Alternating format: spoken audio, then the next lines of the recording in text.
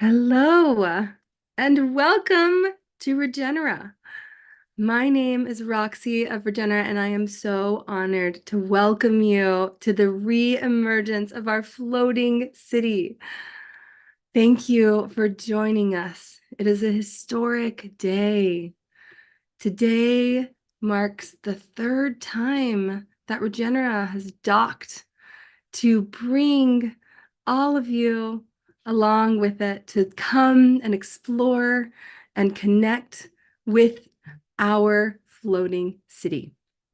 In 2021, a movement had been growing underground for decades, and it started to emerge. And it was carried on by all of those who were tired of hearing, that's just the way things are. Like every revolution, it started with a story, because stories are our tools to model reality, and the future is always first an idea. Now, welcome again to this floating city. If you received this invitation, you've probably already heard of it before, and I'm so glad you managed to make it here. Now, this city is a city like no other. Our systems run through a synergistic balance of technology and nature. Here, curiosity is virtue and kindness the law. Now, the founders of Regenera established the city on the principles of nature, the seasons, the cycles of life, and everything we do in our city moves in harmony with the living world. This city was built through the shared imaginations of hundreds of revolutionary co-creators who all sought to answer the same question. What does a world that works for all of life look like? And so as we began to design the city that answered this question, we quickly learned that it could not be answered alone. Now, engraved in a stone at the entrance of our council library, there's a phrase that says, "A world that works for all must first be imagined by all." And it was around this stone that our city's founders first gathered to imagine a more regenerative world that works for all. And our ancestors gathered thousands of visioning circles to imagineer this way forward. This phrase is fundamental, and it's a guiding principle and philosophy of the culture of Regenera. It holds two key components from our world. One, that the future is always first an idea. And two, that collaboration is the vital energy of regeneration. Welcome to Regenera. You are warmly invited to become a citizen. You can get connected to our citizen process and get your citizen badge, and I look forward to welcoming you there. Now, coming back to this moment in time, this is one of the most decisive moments of all of humanity. What is happening in front of our eyes is social and systemic change. We are embarking on the biggest adventure of our lives, and we have been. What happens in this decade is going to change the course of our species forever. At the Design Science Studio, an educational and cultural incubator for art, we empower creators to imagine a regenerative future that works for all. And together, we decided to create a space that could contain all the stories that bring this emergent movement to life. We call this space Regenera, this floating city that came from the sky to show us what's possible. And what it brought was this movement, the Regenaissance. So allow yourself to get lost in this story universe. Forget the lines that separate reality from imagination. We comfortably flow between both here. We will create the future we want together, and it all starts here. So welcome. Welcome to Regenera, the heart of the Regenaissance. Today, I am overjoyed. Regenera hasn't docked in almost 2 years. It's been a while. And it has been so incredible to connect with all of the creators from all around the world. There are so many coming together. This is a global confluence for creators of regenerative futures, which you are. That's why you're here.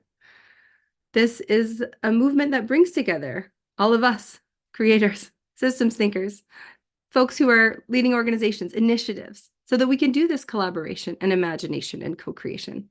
So I am overjoyed that we have mobilized in this historical moment, in this re-emergence, because together we are propelling the transition to this world that we imagine. And so as we are culturally shifting to comprehensively transform the way we think and we live and redefine our relationship with each other and the planet, we have come together in this re-emergence to feel into what's possible in this decisive decade. And this is a journey. We're restoring ecosystems. We're bringing about the principles of the decade. And we've woven the city with these principles of our collective quest, a more sovereign, decolonized, radically hopeful, and inclusive future. I am one of the stewards of this incredible container. I am honored to welcome you. And I am going to bring up one of our fellow revolutionaries who is going to support us in grounding into this present moment. I welcome up Suparna Jibber. Welcome, Suparna. Hi, everybody. Thank you so much for joining. We're so glad you're here. So as Roxy said, a lot of this work is tangible out in the world, but it really begins from within. It is very much a spiritual practice for all of us. And yet we want it to be practical. We want it to be tangible, impactful in the world. I know we're all vibrating today with amazing energy. And my hope for this time together is that we make these butterflies fly in formation. And so with that, I'll say a little bit about what we'll do. So today we'll work with our speech or expression center. How appropriate. It's called Vishuddha, which means purified. And this is the center of our truth, our independence, and our ability to trust others. We're creating a container that is full of trust here. And so that's what we'll invite each other to do over the next few days. And then towards the end of the practice, I'll invite you to do a mudra. You'll see the image behind me. I'll close it so you can meditate on that. But it's called Garuda Mudra. It's the eagle, and it denotes freedom. And how we do it is we bring our left hand in front of the heart like this, palm facing in and thumb facing upward. And then we cross the back of the right hand behind. So basically, they're just flying, birds flying, right? And you bring it, you interlace the thumbs and you fan the rest of the fingers outwards and you bring it up to the throat center. Exactly. And you relax your shoulders and align the spine. So when it comes to that point in the practice, I will remind you of these instructions. Stay inwards. Don't open your eyes. Just know that you've done this. You're just basically making your fingers fly. So with that said, I will close my view so you don't see my face, you see the mudra. And you can actually rest your hands. You don't have to do it the whole time, just towards the end of the practice. All right, so with that, start by softening and closing your eyes, please. And anchor into your sits bones with an easy and long spine. And take comfortable but deep, long breaths. Attune to your body by simply observing the natural flow of your breath. Let go of any thoughts and allow yourself to arrive completely in the present moment.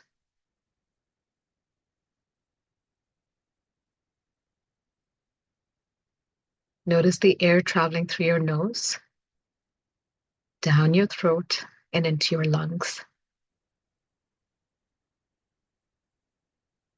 Feel your chest expand as the breath filters through your lungs. Feel the air go down into your belly, into your pelvic bones, and your thighs. Let your body grow heavy.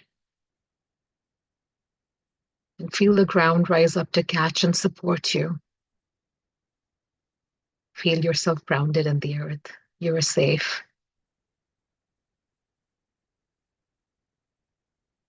Now bring attention to the throat area, your expression center. Imagine a light blue glow arising here. Think of this as an expansive blue, like the blue of the most beautiful, bright sky you've ever seen.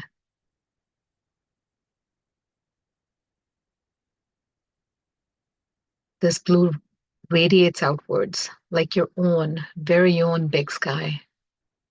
It fills up your throat, your neck, your mouth, and ears. It spreads to your shoulders and lungs. It covers every part of you that helps you listen, breathe, and speak. Send this vibrant blue light into every organ that helps you receive information and transform it into insight and expression. Imagine this blue light clearing out any blocks and feeling worthy in sharing your unique self-expression. It erases emotional excesses like inability to listen to others and excess speaking. Any lack like fear of speaking as well. It balances all the senses between the heart and the mind. See it feeding your expression center, your truth, your ability to communicate with others, your confidence and independence. You feel this energy as expansion, worthiness, trust, and freedom. You can fly. You can fly in this open sky within you whenever you need.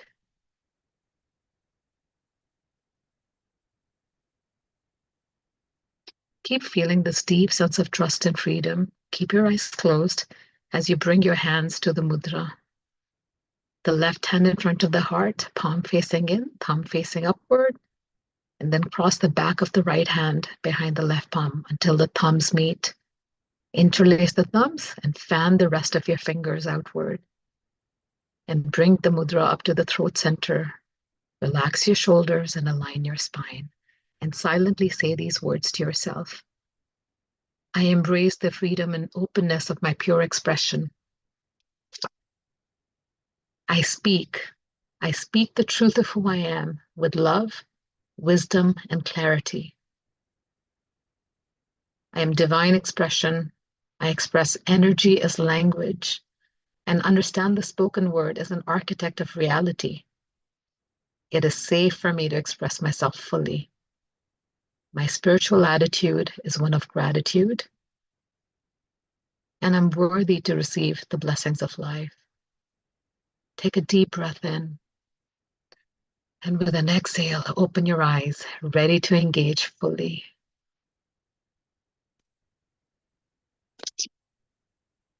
Thank you so much.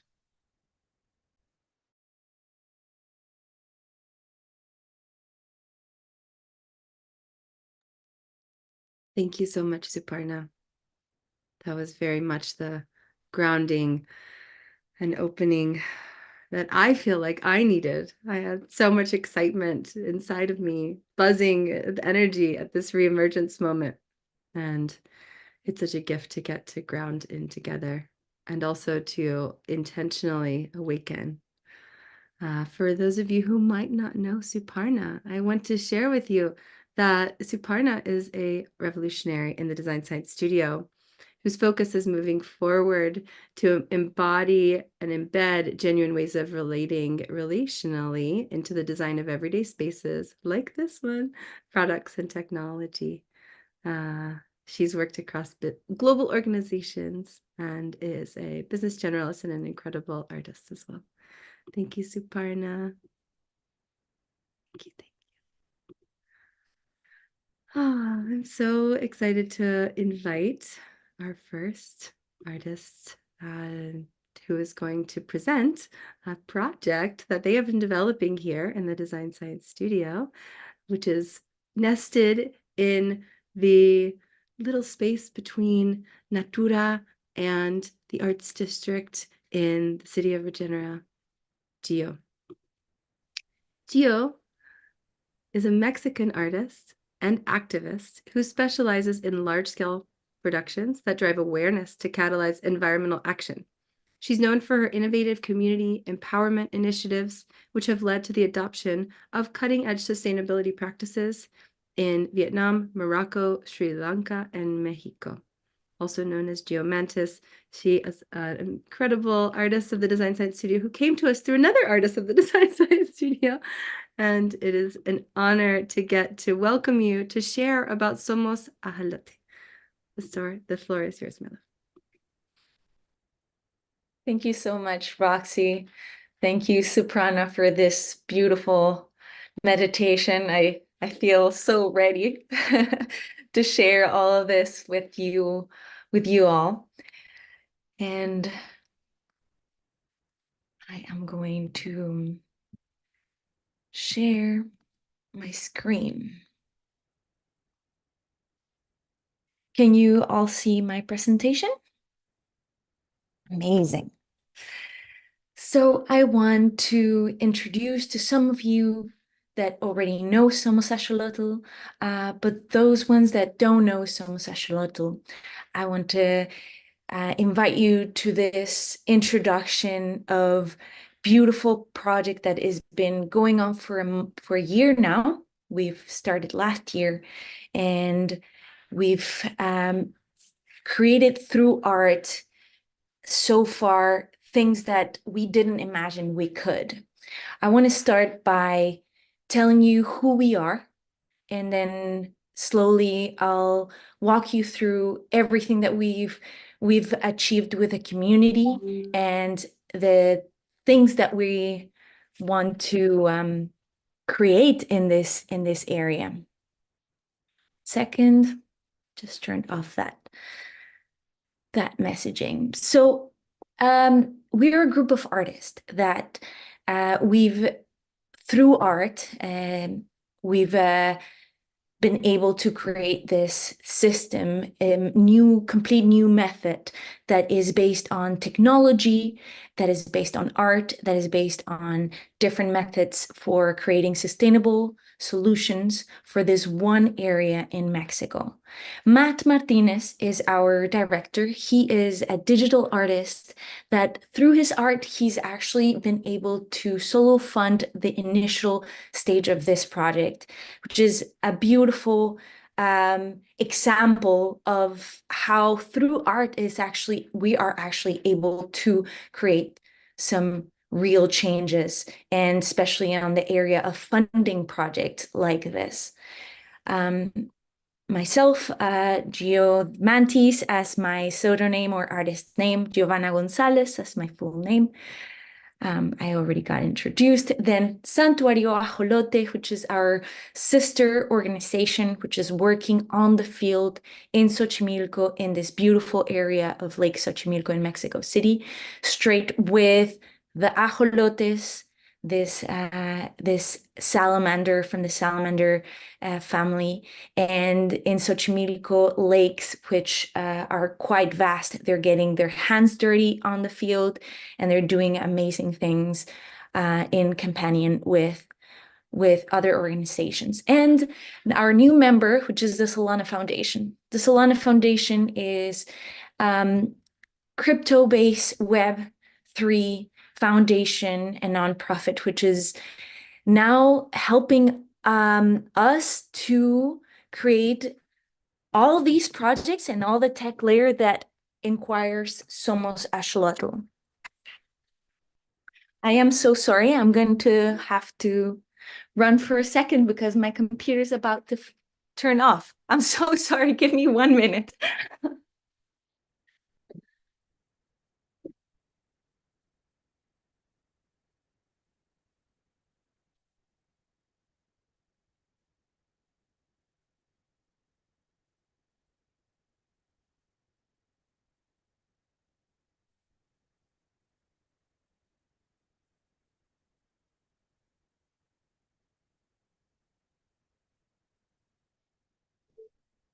All right. Some technical difficulties, but we're back. Okay. So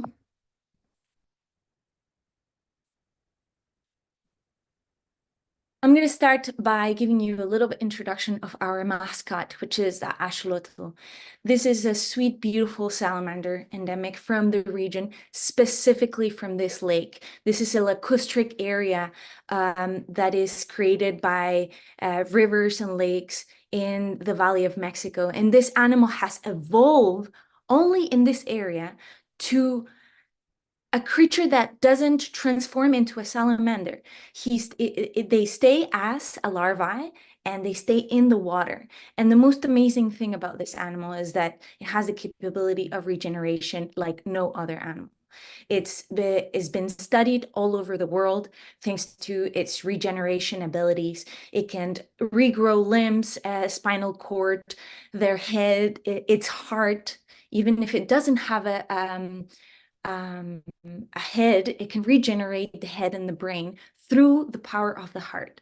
So it's actually a very, very important animal in the science area and also culturally for us, because it is the symbol of the Xolotl god for the Aztec and for the Nahuatl, which is the animal, the monster of the sea, the monster of the water, that it's the symbol of transformation. And it has a lot of importance culturally, scientifically, and environmentally.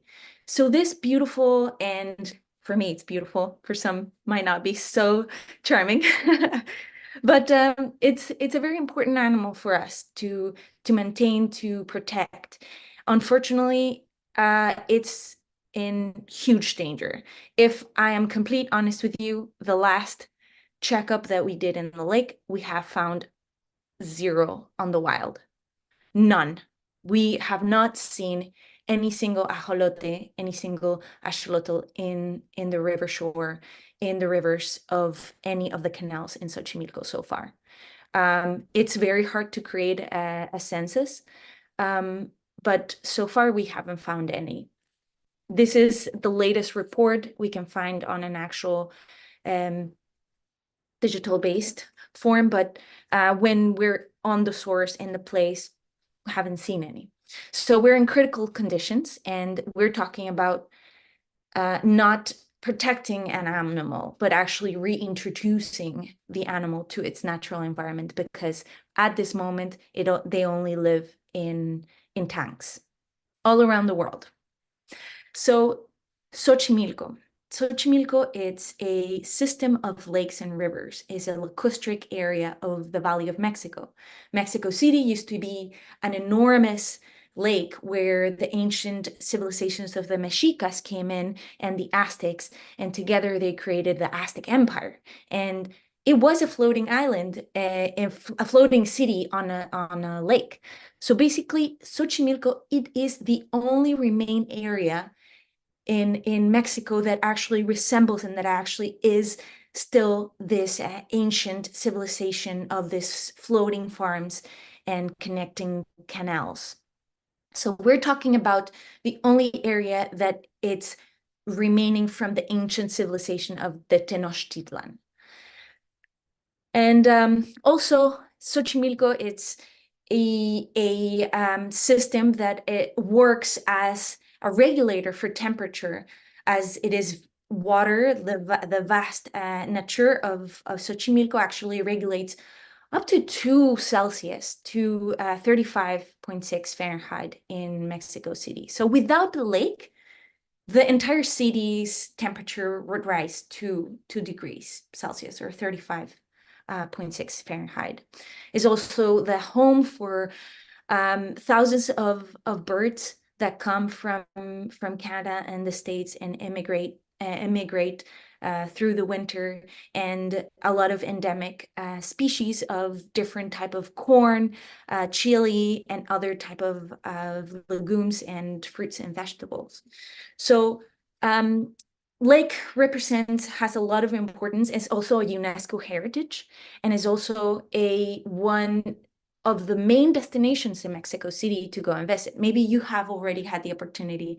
I know, Rox, that you've been there, and it is very fun. You know, you get to a boat, you go up on a trajinera boat, and you enjoy of this beautiful nature canal area. But tourism doesn't really understand or has the opportunity yet to see what Xochimilco really is and it represents, and the importance of the axolotl. So this is where we step in. I want to share first a view area of Xochimilco, so you have a complete understanding of what Xochimilco is.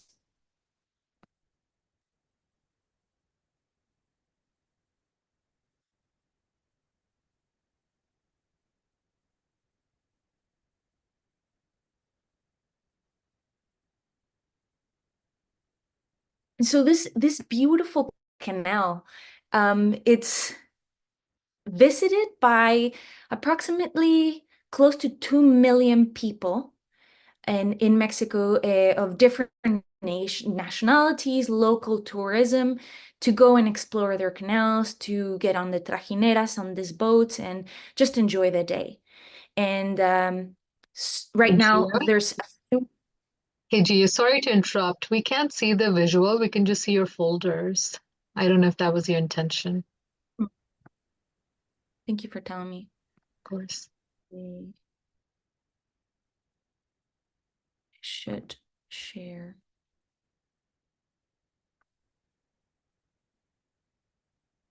Can you see it now? Yes. Thank you. Thank you. So the Xochimilco then represents, it's highly important. Like, we're talking about 1.8, 1.9 million people coming into this area as tourists to see it. There's the Embarcadero, which is the pier, the main organization of the local people that actually work there, that live there, that farm. By law, to have a piece of land, which is a man-made island, you have to have some sort of crop going on there, growing, and this is not respected. It's a huge problematic right now, because there's invasions of people starting to construct there. And one of the biggest problems that we're facing in this area is the carp and the tilapia and the pollution of the water. Those two problems are the ones that are creating the extinction of the ajolote. So right now, knowing the problematic, this is where we step in.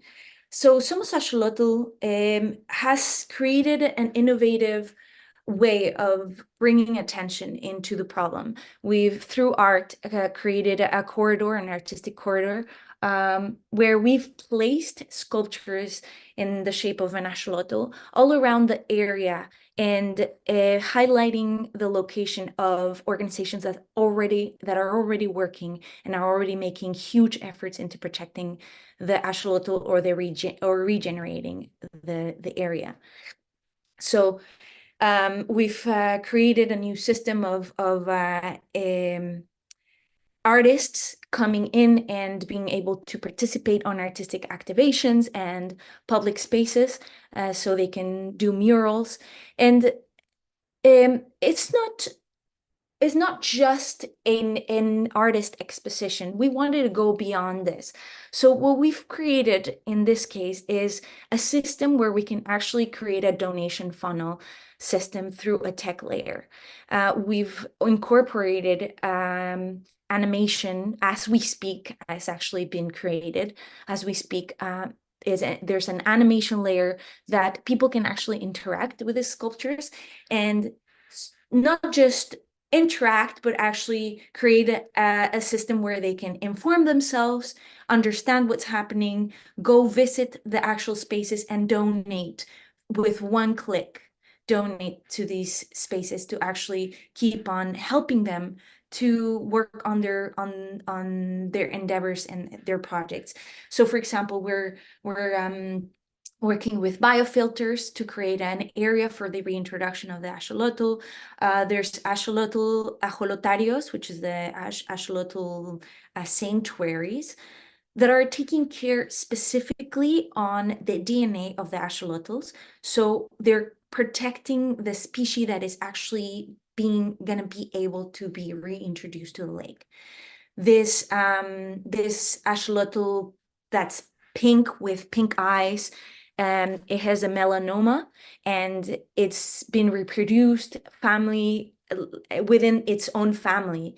And this is an animal that it has no pigment, therefore it's an easy prey. So if we reintroduce the beautiful pink axolotl that everybody has as a pet in their house, that's not going to work, and they're going to probably just last for a week, right? So what we're trying to do is help these organizations that are taking care of restoring and reproducing the axolotl properly, correctly. And I'm not a scientist or a biologist by all means, so I can't really deeply explain you this, but it's basically not, mixing family members. So these organizations are really creating kind of the break, and what we're trying to do is us being the funnel that brings them all together, that helps them economically, and also the most important, I would say, problematic and the hardest point of this project has been being able to work with the community where they all are in agreement with each other.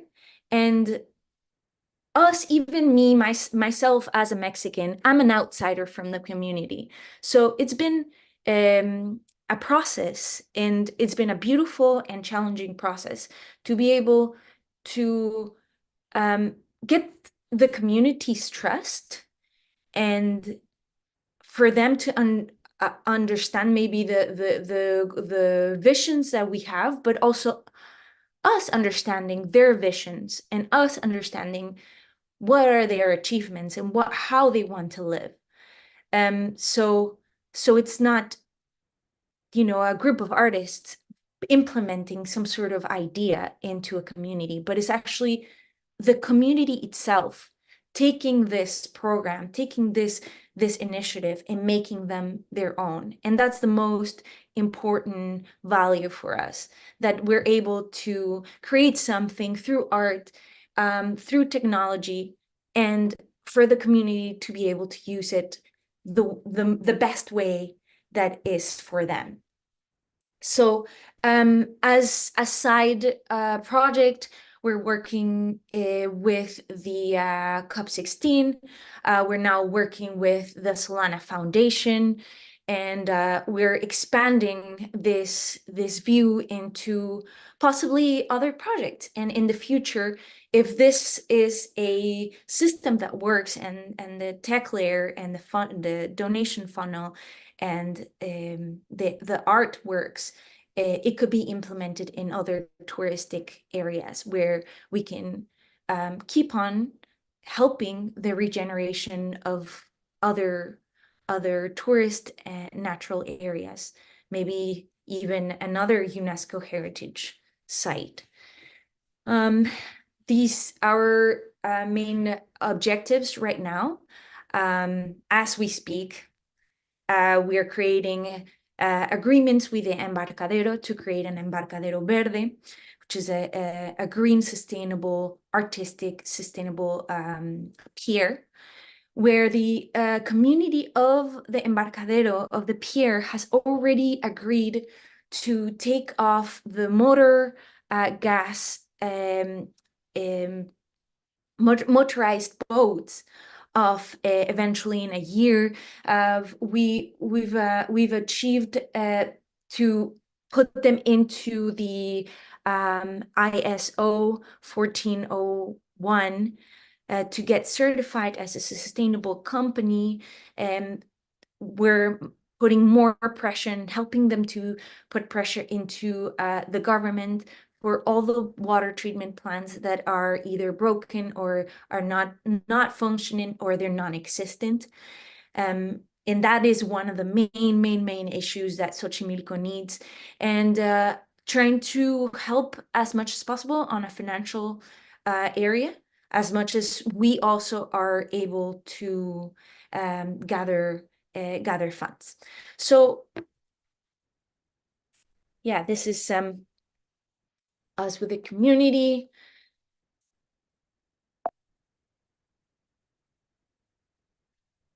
So just to finish up, to wrap up, I want to invite you all to be in tune with this project. Main thing that we would love is that our community support us, that our community is in tuned with every single achievement and goal that we have. That if you are in Mexico City, that you participate on this corridor, you take your boat and go and see all the efforts that these beautiful, amazing organizations are doing. That if this is a topic that interests you, go share it with the people. And even if you want to donate and you want to be more further in the participation in this project, let us know also. We have a volunteer program where you can go and actually create biofilters with the community. You can help with the artistic area of the project. There's so many areas, so get involved.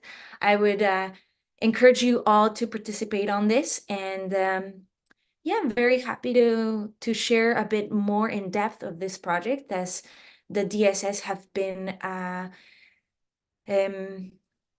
beautiful group that has filled us with inspiration and has been in the back just pushing us forward.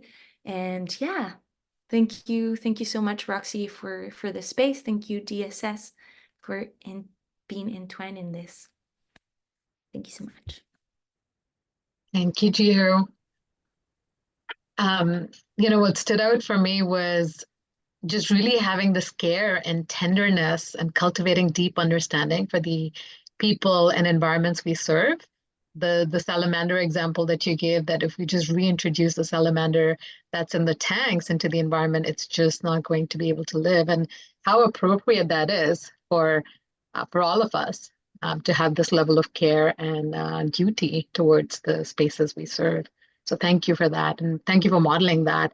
I think we're good on time. So if maybe we can take a couple of questions if people would like to ask. Absolutely, that would be amazing. If anybody wants to add something or ask.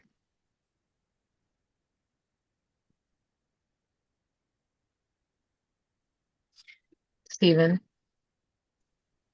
I just want to say what an awesome example of how art can change the world. And I'm so inspired. Thank you. Thank you, Steve. Thank you. We're doing what we can, and I'm sure this project is gonna keep evolving and shaping in different ways, as it has been in every single month, every step of the way. Thank you. I see Stacy's hand up. I'm going to stay off camera, but I have a quick question for Gio. You mentioned some of this already, but just to highlight it for others and for me as well, if we have local people in Mexico City, what's the kind of highlight or top level thing that you would have us share with them about this project to get involved? There's so much to areas that can be helped. But for example, the first and easiest, I would say, to go and visit, to go to Xochimilco and not do the regular tourist attraction trip, but rather go and visit these organizations, go and see the sculptures, get involved in what is the projects that are actually creating a change into the area, no? And of course, if there is any organizations, for example, we're looking for organizations that want to either help or donate solar panels and filters that would help integrated into the structures that are already constructed there for the ajolotarios and the NGOs. You know, it's beautiful what community can do, and people know people that know people. So if we tell the world what we're doing and the needs, I think the world provides. Thank you so much, Gio. That was helpful to just like draw out those top level ideas. Appreciate your work so much. Thank you so much, Stacy. Thank you. Thank you, Stacy. Chris is up next. Hi, Chris. Chris, yeah. Hey, Gio. Hi. Apologies, getting this stuff unmuted. How awesome. You're living like in your practice and in your like dream as well. So that's really inspiring for me as an artist to see. My question for you, you mentioned that you felt like you were a bit of an outsider, but that didn't deflect anything from the passion you have for your people. As an Indigenous Haitian, I do sometimes like I care more about impact than like my how I'm perceived, but I do care to not cause harm. And I'm openly queer, and I'm a couple of things that quote unquote make me an outsider, although I don't feel like it. How do you negotiate with your surroundings, knowing that it's because you have a different perspective that you're able to administer care to different, communities and bridging the gap, but also knowing that perception sometimes fuels how people engage with you. And seeing all of that, how do you proceed with care for those you're trying to help and the communities you're trying to serve? Hmm. Oh yeah, Chris, thank you so much for talking about this, because it's definitely I think the main thing that we've been trying to be very careful with. First off, to kind of give a general background, I'm from Mexico, from state of Mexico, from the region where Xochimilco is. However, I'm not from specifically Xochimilco, and Xochimilco has been an area that is being exploited since ancient civilization of the Aztecs. So they've been used for exploitation of their lands. They've been constantly used. So we're talking about an area of people that have lived for generations, that have been already, exploited in a lot of ways. So the first time that we came into the community and explained what we wanted to do, we weren't an outsiders. They knew what we've been working on, and we've been working with organizations that have been really helping forestation and cleaning of the water. But still, for them, was so strange that we were doing this to help. And I feel that was the first wall that was broken and kind of opened up the possibilities of trust making and any type of work that we could do with them. Just the fact that we really wanted to help and we really wanted to create something together. So it was very carefully talked, and I can tell you as a personal level, being a woman, young, for them, I'm talking with 60 70-year-old males. It's always a challenge, and it's always a process for them to see you seriously, even, or that you're creating something that is tangible and exists. And then obviously the process of creating something with your team that is half American, half Mexican. So it's I think with a lot of respect, with a lot of space, with a lot of time, and we're still in the process. Still definitely in the process. Thank you Thank you so very much. much, Chris. And thank you, Gio. Really appreciate all this insight, wisdom, and just beautiful art and so impactful.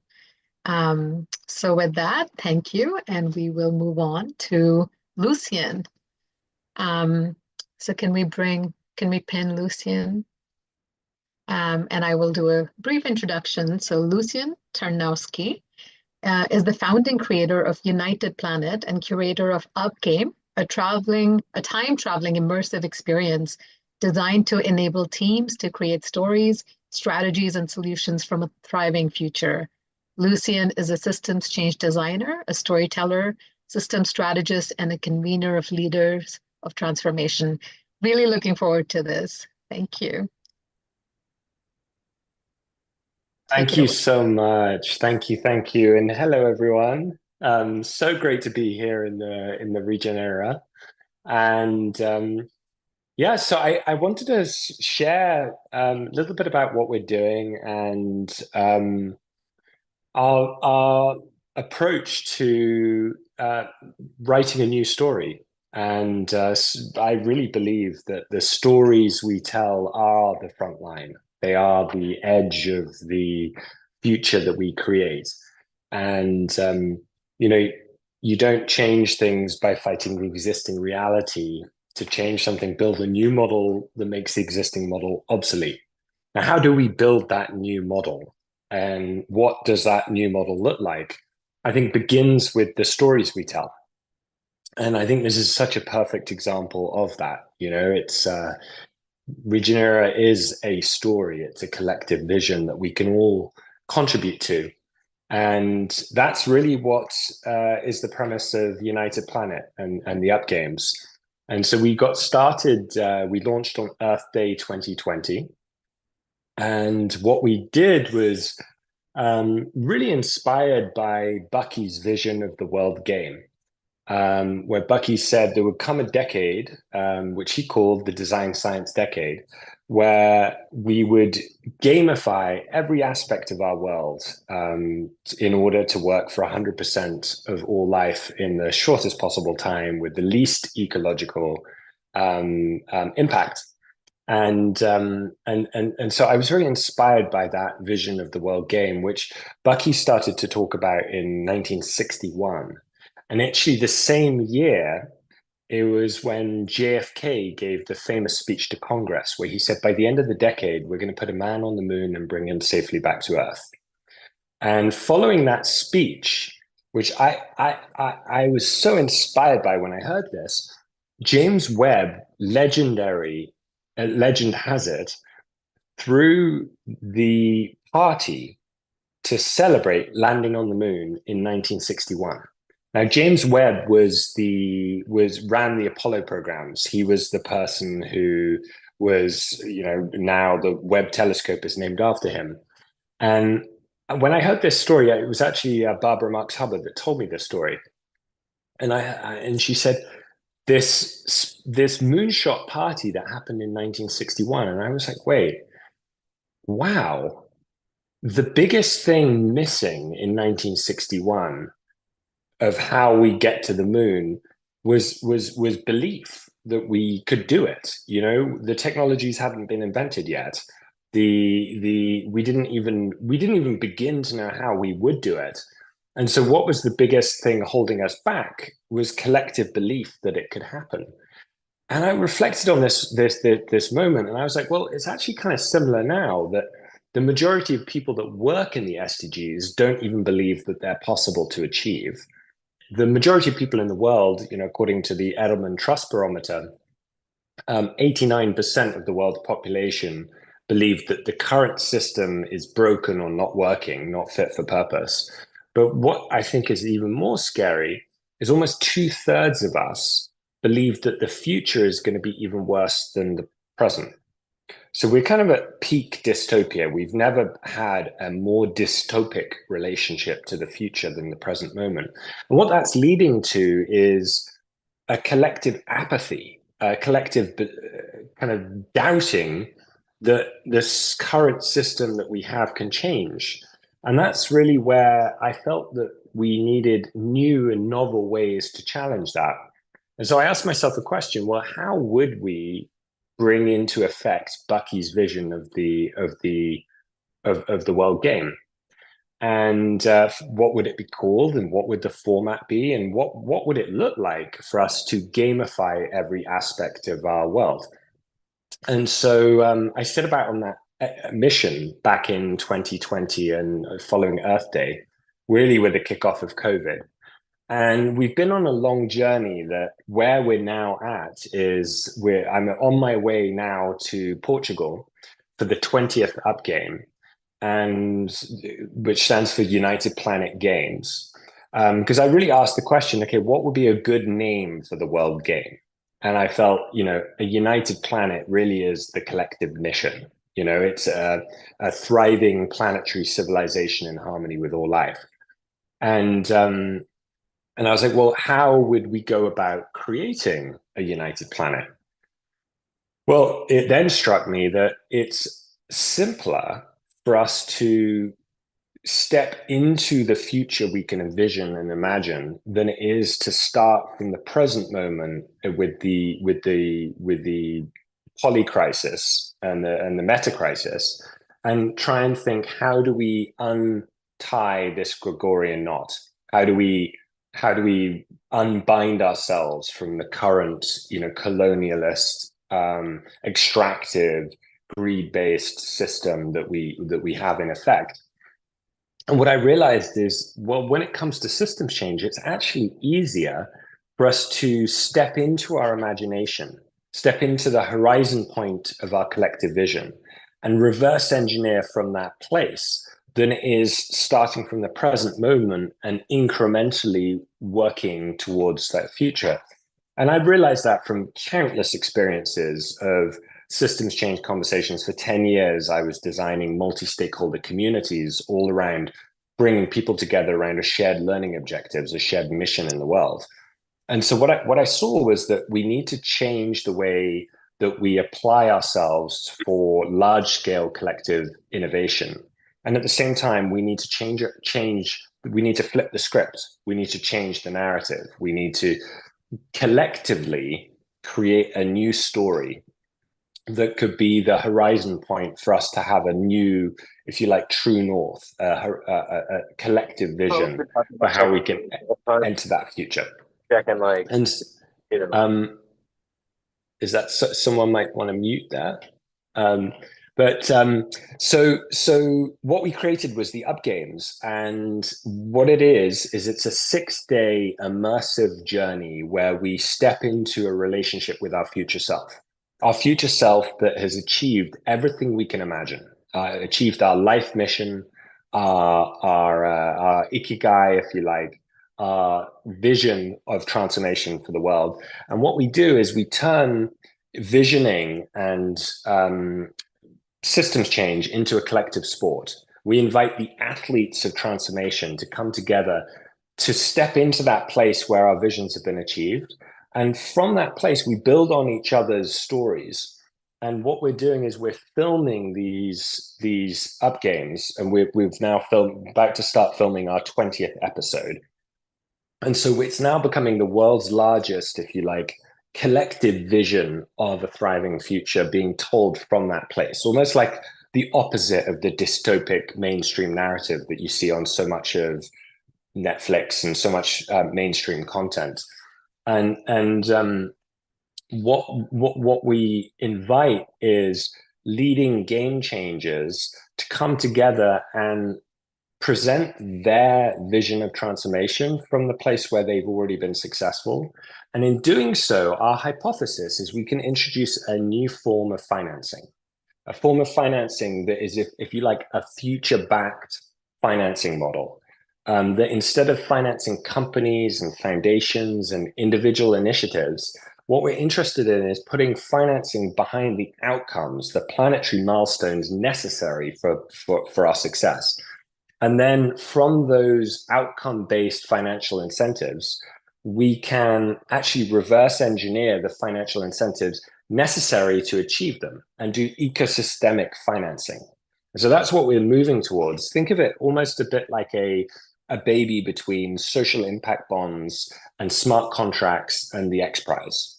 So what if the X Prize, instead of an individual company winning it, it was actually the planet that was winning it, and everybody that contributed towards that achievement was able to share in that in that success. So that's what we're driving towards. But these are 6-day amazing journeys. Roxy's been on one. I know a number of people here have, where we invite up to 48 game changers to join one of 4 teams. And what we did is we formed teams around the elements. So we start with Time Day, where we all step outside of this moment in time and we step into our vision. And then we have the water team, the fire team, the air team, and the earth team. And each team has got a mission, if you like, a vision of the future. And from that experience, they create a unifying narrative of a new planetary civilization that is in harmony with all life. And from there, we can reverse engineer. So that's a little taster into it. I would love to invite, if you're here, you're definitely on the team. And I would just like to hat tip everyone at Regenera. And it's just such a delight to be here among you. Wow. Thank you so much, Lucian, for this amazing presentation. Have so many questions, and I wish we had a little bit more time for this, but I'm sure we'll have more opportunity to go in depth with everything that you just shared with us. And on this note, and following up this beautiful project, I want to introduce Kevin Rosewell. Kevin Rosewell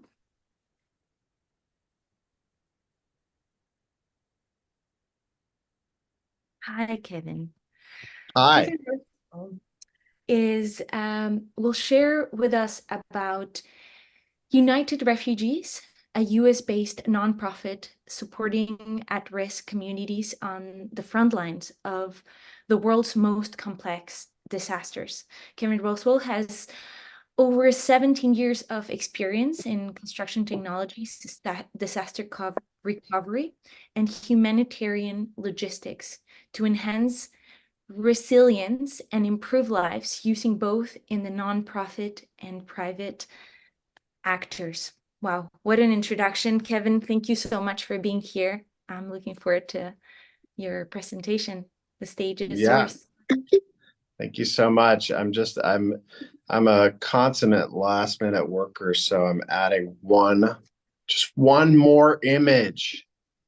One more image. Hi everyone, thanks for having me here today. I guess I'll just cut it out there.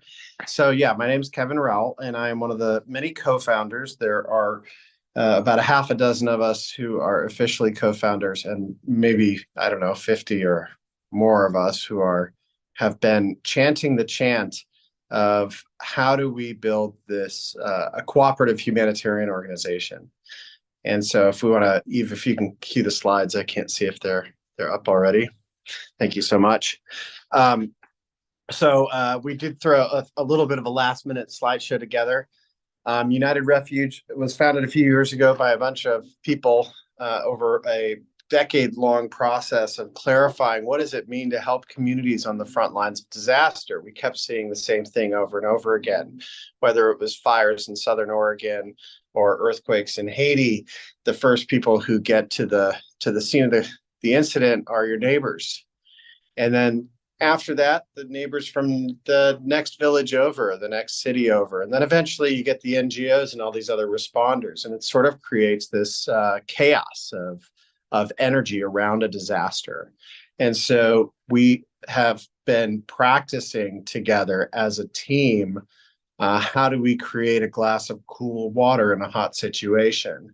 And this is what our working theory is with United Refuge. And so I'm going to walk you through a little bit of what the high level stuff is, and then give you some really acute examples from our very, very, very current project, which is unraveling to support our or unveiling, I should say, to support the unraveling in Gaza.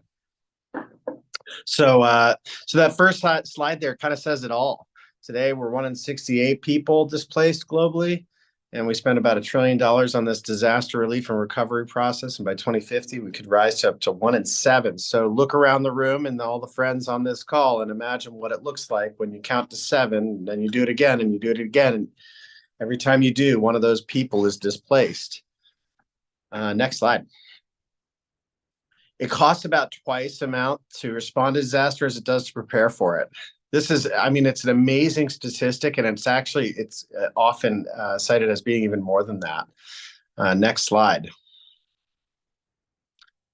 Global spending. This is a huge thing. So this is a combination of monies too. This is the money that we spend on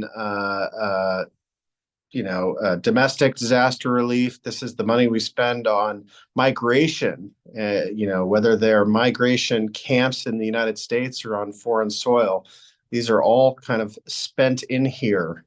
Next slide. So we see this, and we see the response mechanisms that are set up to deal with this, from the commerce side to the technical side to all these different industries, 8 industrial complex, as we call it, UN agencies to the NGOs to the government contractors who provide the support. Next slide, please. And we see this as a giant ecosystem, and some of these ecosystems have interchangeable parts. So for example, you can have a UN agency that operates really well with the private sector, or you could have a private sector actor that serves a nonprofit organization. And essentially all of these things have what we would call like sticking points in their gears, meaning that they, as part of this 8 industrial complex, they have like universal interoperability. So if they deploy to Mexico or to, for hurricane relief, or if they deploy to Ukraine for working on reconstruction, they know how to work together. The thing that doesn't happen, though, is the interoperability at the community level. Next slide. So this is where we came to the conclusion that in every single instance where we deploy, we are going to first ground ourselves. We're not necessarily, we're not like our dear friends at World Central Kitchen who are going to jump in there on day 2 and start distributing food. A lot of our work is in the days and weeks that follow a disaster. And so we just own that. Our first activity is a light touch think tank approach. We start with desk research, even it could be 12 hours of desk research or 14, or it could be 2 weeks. And we start to figure out what's going on. We cultivate feeds from the news, from social media, and we start to figure out what organizations are at play. And we start to reach out to those organizations. We start to ping them through email, through WhatsApp, through whatever. We see who the leaders are, and we build it actually. We build the whole thing in Miro. We build it in Airtable. We really organize our information and start to look at it as a team. So if you want, you can take a screenshot of that and get a little bit more about our think do approach. But the end goal of this, next slide, is to connect with really amazing on the ground actors who are doing the good work and then go become their employees. Basically, we're trying to take our whole organizational energy, find really, really, really cool community-based organizations and say, hey, we're here, we're your team, how can we help you?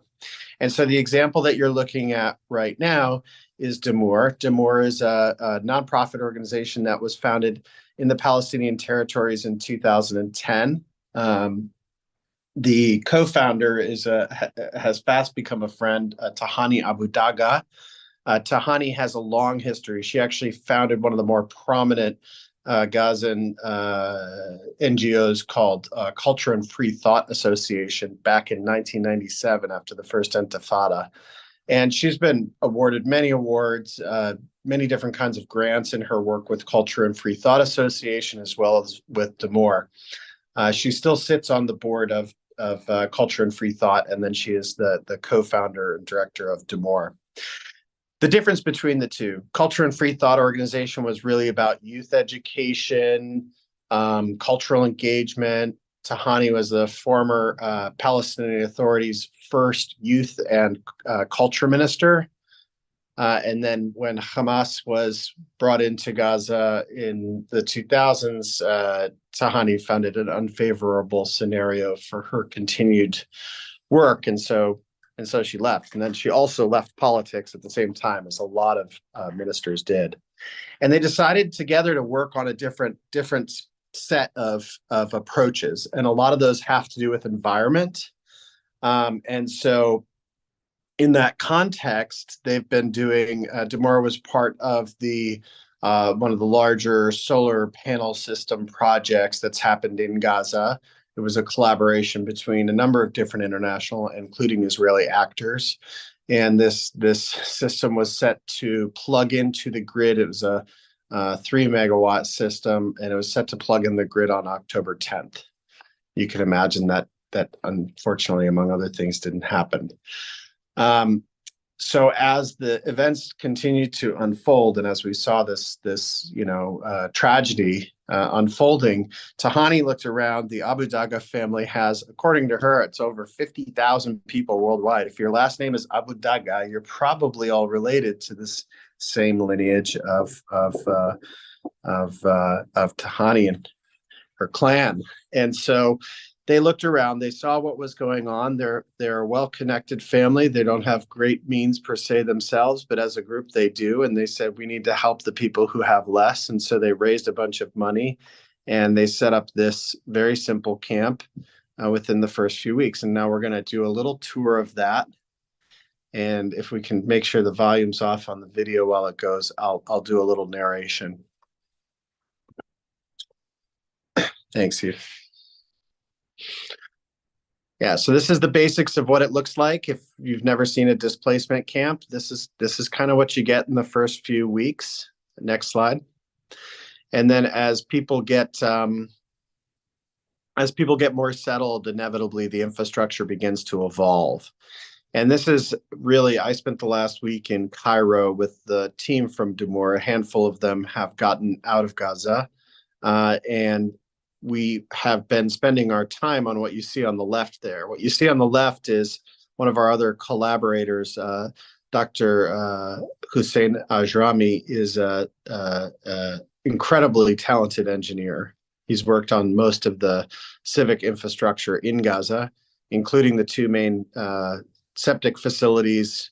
They have basically two huge septic facilities that processed up to 250,000 cubic meters of septic waste every day. So every time you flush your toilet, it goes into one of these kinds of septic systems. Well, the cool thing in Gaza is they also put a biogas digester, a massive industrial scale biogas digester on the other end of one of these septic facilities, and it produced 12,000 cubic meters of gas every day, which ran 3 generators for a total of about 3.5 megawatts of electricity.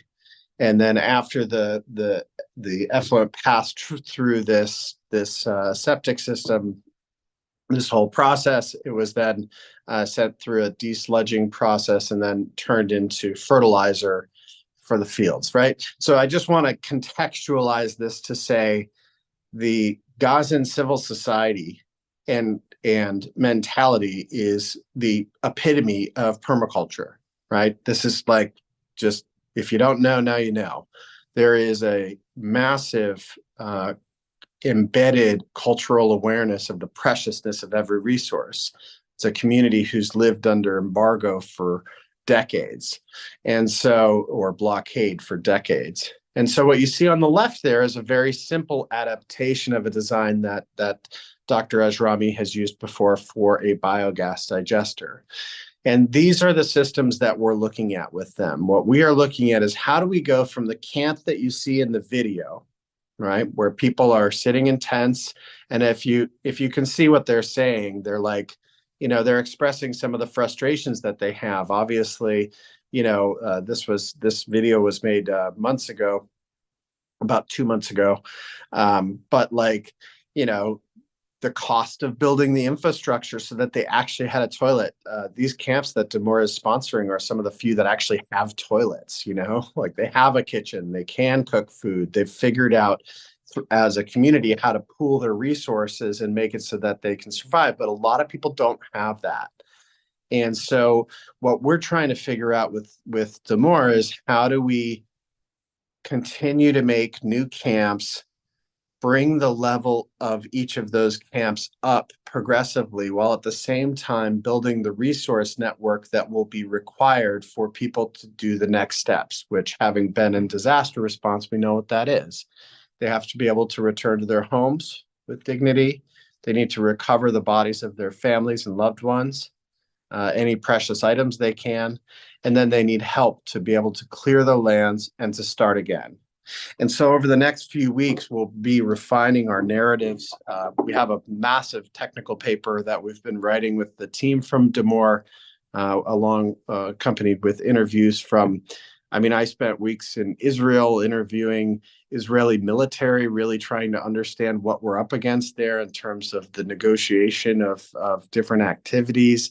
We've talked to rabbis, we've talked to counterterrorism specialists, we've talked to politicians, we've talked to UN agencies, and of course we went to the West Bank and we spent a lot of time with our Palestinian NGO counterparts there. You know, it's really like you're trying to not just figure out, oh, I want to do something cool, this will be fun. You have to figure out what the landscape really is. An opportunity is something that's actually possible. And to position possibility, you need to understand the conditions that would be either a yes or a no, right? Favorable or unfavorable. And so this reporting will be coming out in the next 2-3 weeks. I would be honored. We'll be sharing it through different channels. If anybody does want to stay in touch on this, I'm just going to be bold and just say you can hit kevin@unitedrefuge.org up, and I will help you connect with that info as it comes out. You can see what our full analysis looks like. And then we'll be attempting to raise about $30 million for Demore and other local partners to be able to buy the small little bits of things that they need to get to the next step. So next slide. So this is who we are. This is our placeholder website. That's Kutupalong Refugee Camp in the background of that photo there. It's 1 million people in Bangladesh. I worked personally as the Shelter and Settlements technical advisor for IOM. It's a UN agency. And in that one, which we can talk about another time, we built the largest bamboo treatment facility in the world, rebuilt the supply chain around that bamboo, and have successfully created a long and durable housing solution for our friends there, and it's about to get better. But this is the kind of stuff we're looking at, and this is how we work. And I'm going to take the last, maybe there's time for one question. Last slide, please.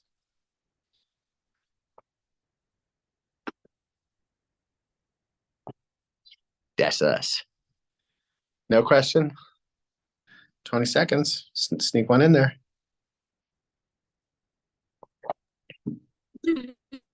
You know Kasha Leclerc in Bangladesh? It's not ringing a bell. I think Danielle's saying something. Could you hear it, Kevin? I heard a name and I didn't recognize it.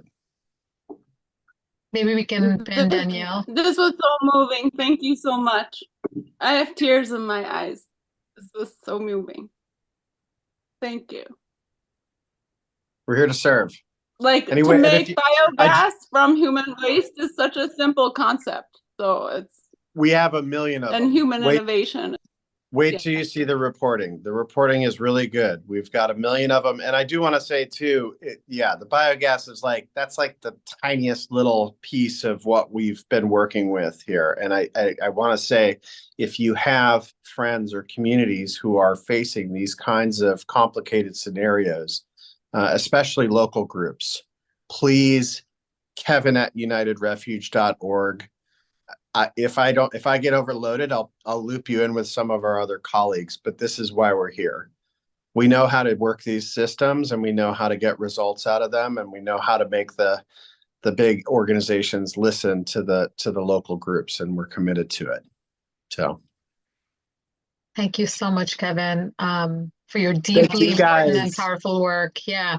I mean, I'm looking at the chat and there's a lot of appreciation and love for your work. Um, the things that stood out were, you talked about universal interoperability at the community level, and that's the hard thing to do. And your approach of like think first and then do, it really reminded me of what Gio shared, in that don't just dive right in, right? Understand what the wisdom that's on the ground and actors on the ground. And I think that part made a lot of us emotional when you're sharing examples of all that wisdom that you're taking in with your work. So very much appreciate that. The other thing was, if we've heard of the thing, slow is smooth and smooth is fast. That's what came up for me. You're taking the Yeah. time, so it's Yeah. smooth, and then you just go at it. So Yeah. really, really appreciate the thoughtfulness. Thank you. Keep going strong. Bless you all. Thanks, Roxy and team. Thank you, Kevin. I can't not come up here and share my gratitude. Oh, I love that I'm not unmuted. I said I can't come up here and share my gratitude and acknowledgement for all that you all are doing and creating, and like the amount of dedication and devotion that it takes to really like respond to this moment and be willing to like use all of our ingenuity and creativity to support the reality of the displacement and like prepare for it, Well, and and just that, I mean, sitting here looking at this circle of people, and then imagine, like I have a superhero set of colleagues like Mike Zuckerman and Isabella Garcia and Tyler Hansen and Julia Rosati, and like a whole, there's a whole team of us who have been meeting in this space together and working through disasters together and really honing these tools so that we can get to this point that now we have this organization that we can invite other people to interact with. And so you're all invited, because as we figured out the other day, our abbreviation is UR. oh, So United Refuge is for you because you are United Refuge. So please see yourself in it. As we say, polish the mirror so you can see yourself and everyone around you. And then we can have a real and meaningful engagement of change. And my love to all of you. Thank you for the time today. thank you. We got this. Appreciate you so much. That gave me chills. Thank you. Yeah. That's Oh, the my vision love. for all of us, right? Invite people Yeah. into the work. So thank you. Yeah. I actually have my little postcard that I made from Mike's workshop of what happens when 1 billion people are displaced, and what is the news headline I wrote? Bioregional collectives worldwide collaborate for local Yes. sovereignty, aiding 1 billion displaced. It's like he and I should work together or something. I mean, it's wait. like probably. It's like we should co-found an organization and work with a bunch of other people who all feel the same way. It's happening. Yeah. Love you guys. Love you. This is the like true embodiment of that protopian future. It's not dystopian, it's not utopian. It's like we are responding to the moment in the most positive and like collaborative way in the reality of where we are. Yeah. So thank you for your ability to respond and for choosing to practice it. Love you. Thank you, my loves. And for those of you who don't know, Kevin's an advisor for the Design Science Studio and has helped me so much support continuing to steward this space. So love you, honor you. Ciao, ciao. Ciao. Well, ooh, that was like a really powerful, like 3 different like approaches to how are we going to use our creativity to harness these changes that are needed to be made in the face of extinction, in the face of disconnection, in the face of displacement. And it's just like, this is it. This is where we're here, to witness the good news and to be a part of it and to participate in it and to celebrate it. Yeah, it's beautiful. And I know that now we have this really exciting opportunity for a little bit of participatory weaving that Suparna and Shelvanaya are going to together facilitate for everyone. Thank you both for preparing this. It's an amazing group of people who have come together I know that there's some folks out there on a stream, and there's a bunch of folks in here. So really looking forward to having a moment to feel each other. Thank you, Roxy. Take it away, my friend, Shalvanaya. Thank you. Right. So we have a question to pose to you all. And this question is about the story or the stories that we are living into, imagining, etc. Do you want to, I'll put the link in the chat. If we're going to use AHA slides, which has been sort of our mainstay for our design science studio experience. There we go. Okay. And I'm also going to maybe we can share the slide with everybody. I'm about to. Yeah, as well. Yeah. Okay, perfect. Oh, sorry. Yeah, I just wanted to make sure that got that link in there. Okay. Whoops. Da-da-da. Thought I was ready. The story. Here it is. Okay.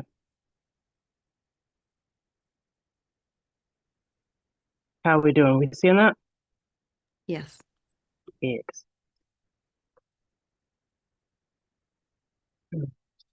Supara, do you want to speak to the question? I will real quick. Go for it. Go for it, Okay. Shalvanaya. Okay, so what we're going to ask is basically that you open up to all of your senses in and sort of thinking and feeling through this question. So as you think about the futures that we are bringing forth and imagining and talking about here in this space, we just had a number of different ways of thinking of that. What is your multisensorial experience of this story, right? And it's capitalized because it's larger than one story. It's many stories that all are collectively the story. Yes. Use all of your senses. What does the story sound like? What does it taste like? What are the aromas? What does it look like? And what other senses that we don't necessarily have names for, maybe we do, that you can call in to experience the story? I see people are already typing. I love that. I'm going to hide this so that we can see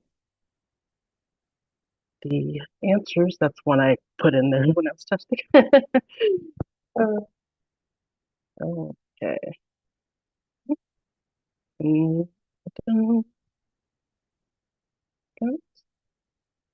I guess I can't.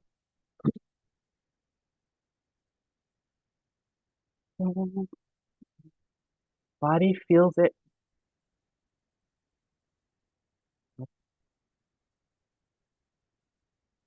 It was a story of all religions and only love for each other matters and nirvana for all. Beautiful. Corvus called ravens and crows. That's so beautiful. They're calling outside in my backyard right now.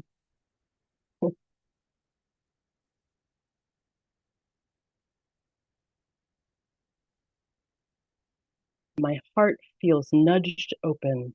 I'm seeing more, imagining more, feeling more than I came in. Oh, I love that.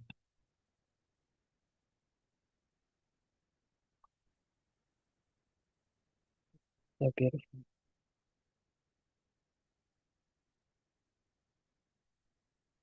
I wonder if I can.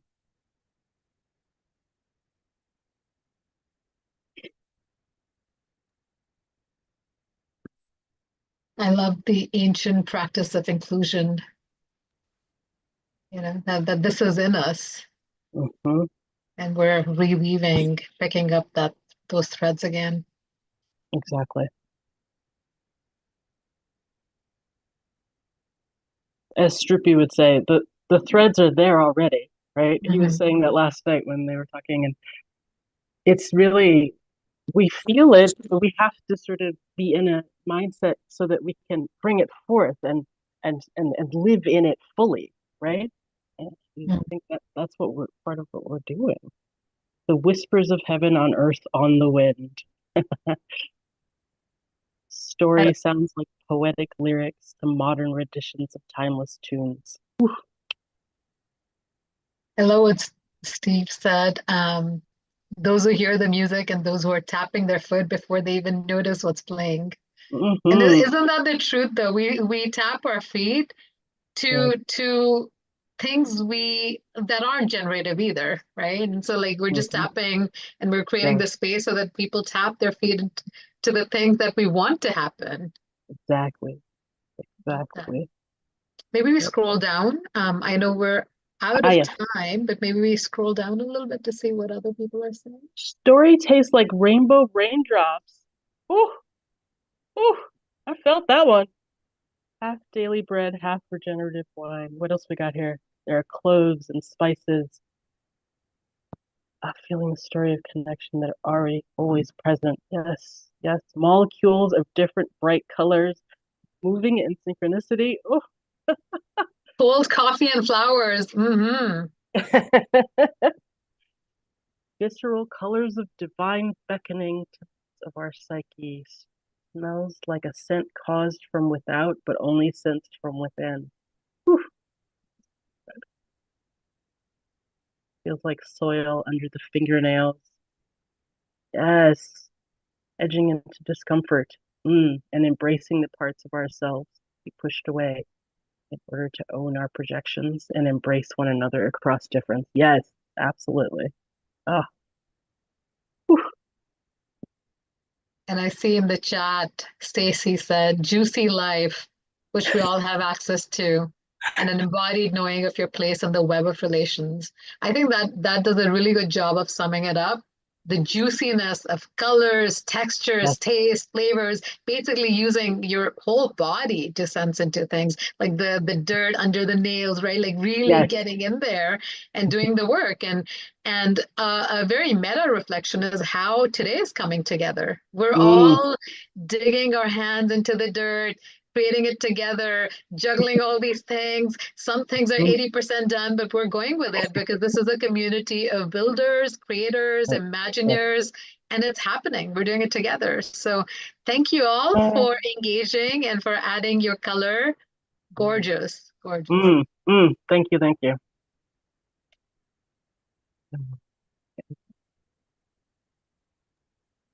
I should probably stop the share. 2020 hindsight, giving you a sneak peek. Love that, Chris. Oh, yes. So good.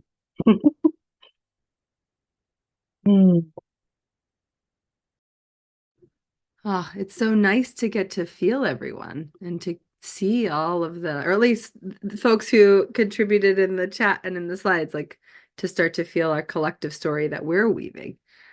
So I'm really grateful that you all facilitated this participatory weaving, and it helped me also get into my body. I feel like because we're also like, whoa, all right, the city has reemerged. Okay, we got to bring everyone in. There's like this energy, this big kind of like bright, buzzy energy. And I'm like, oh, how am I feeling? What am I sensing? Like someone said, like I felt like the soil in my nails, you know. And it was really connecting to the broader like sense of being in this web and weaving this web together. So super grateful for both of you for facilitating and weaving everyone in and making visible the vision and intention and care that's in this space. All the citizens of Regenera who have come to play. So nice. So nice to get from this to the talk with Timmy. Let's welcome Timmy Villers. Timmy Villers. Is that how you pronounce it, right? Villers, yeah. Villers. Timmy Villers will be discussing two fundamental geometric systems that led themselves to the optimization of wind turbines, solar collectors, and electric aircrafts. Wow, this is Very interesting. Timmy is optimizing the design of both structural system and energy generation systems guided by pure geometric patterns. Timmy, the stage is all yours. Thank you for being here. Thank you. Let me get my presentation up real quick. Such an appropriate presentation. Solar sailboats in the sky. Yeah, it is incredibly serendipitous the way that our imaginations have led us to the same place. All right, you guys seeing the nice big screen? Perfect. Yes, we do.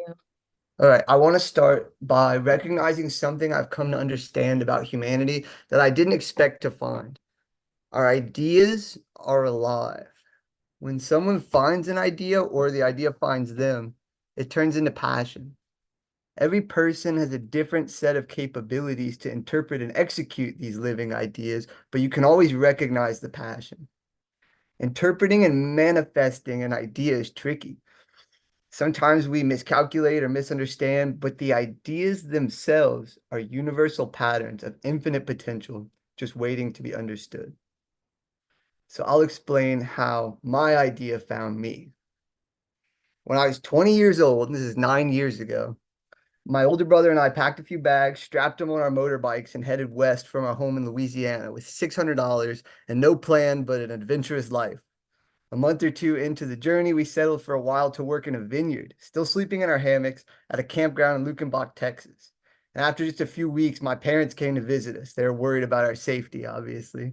My brother decided to head back with him. It was really more my plan. He was coming because he was worried about me, but at this point, my brother said, "I've had enough." But I couldn't be dissuaded from my pursuit. I just had this feeling that there was a purpose and an adventure out there waiting for me. So I told my parents bye, and then I was alone. I settled into my hammock life working at the vineyard. This is when I began to develop a desire to fly. Motorcycling from town to town was a fun life, but what if I could fly from town to town? Now that would be an adventure. At first, I thought something would be available that I could save up for, but as I searched the internet for my flying machine, nothing was quite right. The options mostly needed a big runway. Every option was constantly loud, and they all required too much energy for too short of a flight. In my research, I came upon the Atlas project by Aerovelo. They built this expansive ultralight helicopter. It's a little loud. But they built this thing, and for me, this was evidence that the propeller was limited. So that technology was basically the furthest that you could take the concept of a traditional propeller. And it showed me that if that's the best geometry for creating lift, then what I wanted couldn't exist. So I started to visualize something better.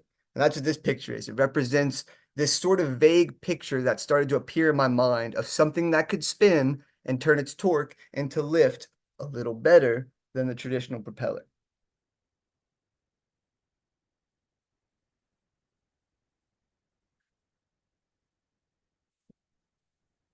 So my vision was this more voluminous sail-like geometric rotor, cleverly designed with the most optimal surfaces for converting its rotation to lift. I didn't see myself as having the capability to design such a perfected contraption, but the idea felt unusually powerful and exciting. So I made this funny prayer.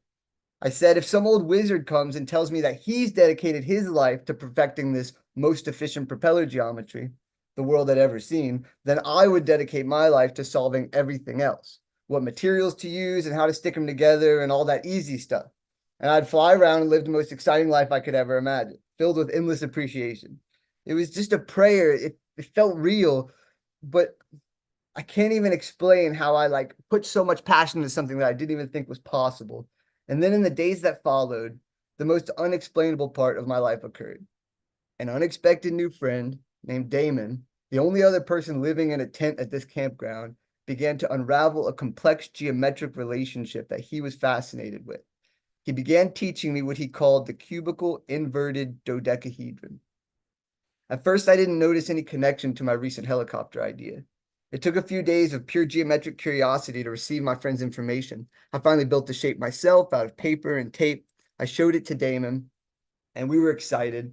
And then I went home and laid in my hammock. My home was this little spot in the campground. Laid in my hammock. I looked at the shape, and then I remembered my prayer. I was surprised to find that this strange geometry did have some potential to move air, so similar to the potential I had perceived. It simply appeared to have spaces for air intake and exhaust at beneficial angles. So I began studying the physics of helicopters, building more models, and searching for other information that could help me determine if this was a good idea or proof that it was just a fantasy. Enrico Forlanini built the first rotor aircraft to take flight in 1877. Strikingly similar, but lacking the geometric stability. I learned for a traditional helicopter rotor that an increase in the volume of air affected by the rotor directly relates to an increase in efficiency. I also learned that a slower spinning system is associated with an increase in efficiency. At lower RPMs, less energy is lost to heat, vibration, and turbulent airflow. I was learning that a natural trade-off existed between air volume and rotational speed, and a system focused on maximizing air volume while minimizing rotational speed is a clear winner. I spent a few years building scale models of the inverted dodecahedron propeller and testing various surface orientations. After these specific tests here, I felt confident in its ability to convert torque into lift. This is my favorite one right here. I had to learn to attach these long poles onto the sides of them to hold the torque. Before I was doing that, it was a mess. It was dangerous.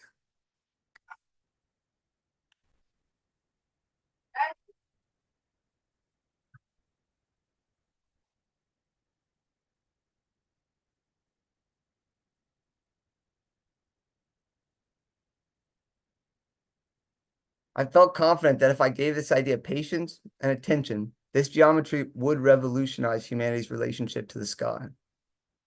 As I began planning for full-scale tests, a few significant factors adjusted my initial helicopter concept. I realized that an aircraft should be balanced by two propellers spinning in opposite directions. These propellers needed to be supported at both ends, and also that wings, like an airplane, are a necessary component of any efficient aircraft. So I began a quest, searching for the most optimal shape to serve the purpose of scaffolding the two propellers along with supporting rigid wings. At first, I tried triangular prism-based wing frames because it was a common kite design. This was a long process. After throwing many models with various wing orientations off the roof and studying to apply purely structural systems,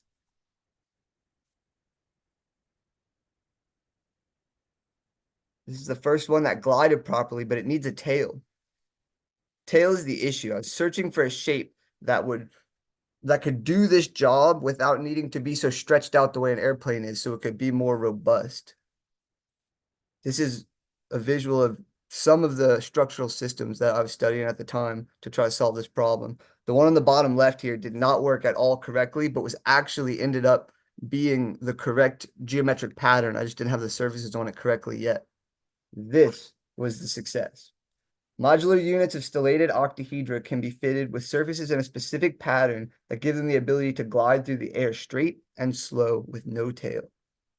This unique trait allows the wings to be integrated into a much more naturally stable structure when compared with a conventional airplane wing. This exciting ability of the stellated octahedron is magically matched by its already widely recognized affinity for structural material distribution. And this is a picture I took from a research paper I was reading about this specific geometry and some evidence that it really is the most efficient way to distribute material. All right, let's take a minute to cover some fundamental geometry so we can understand what's really happening here. Let's just take 4 deep breaths first, because geometry talk can get complex.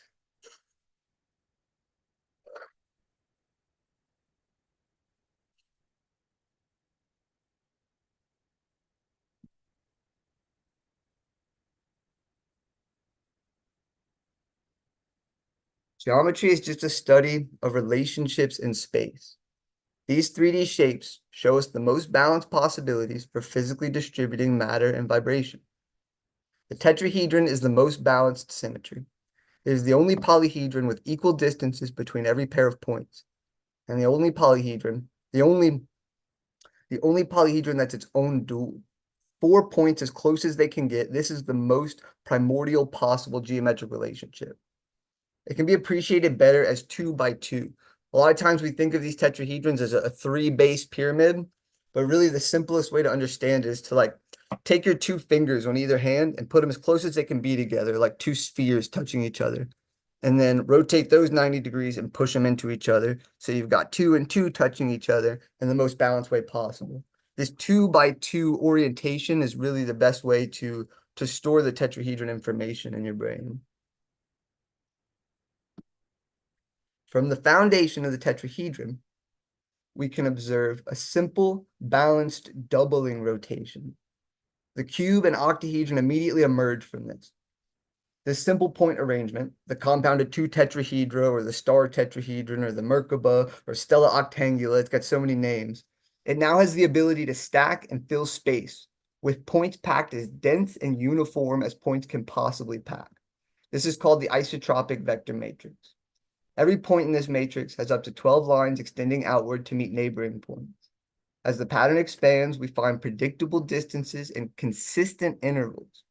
Out of this infinite expanse, consecutive symmetrical complexifications radiate outward.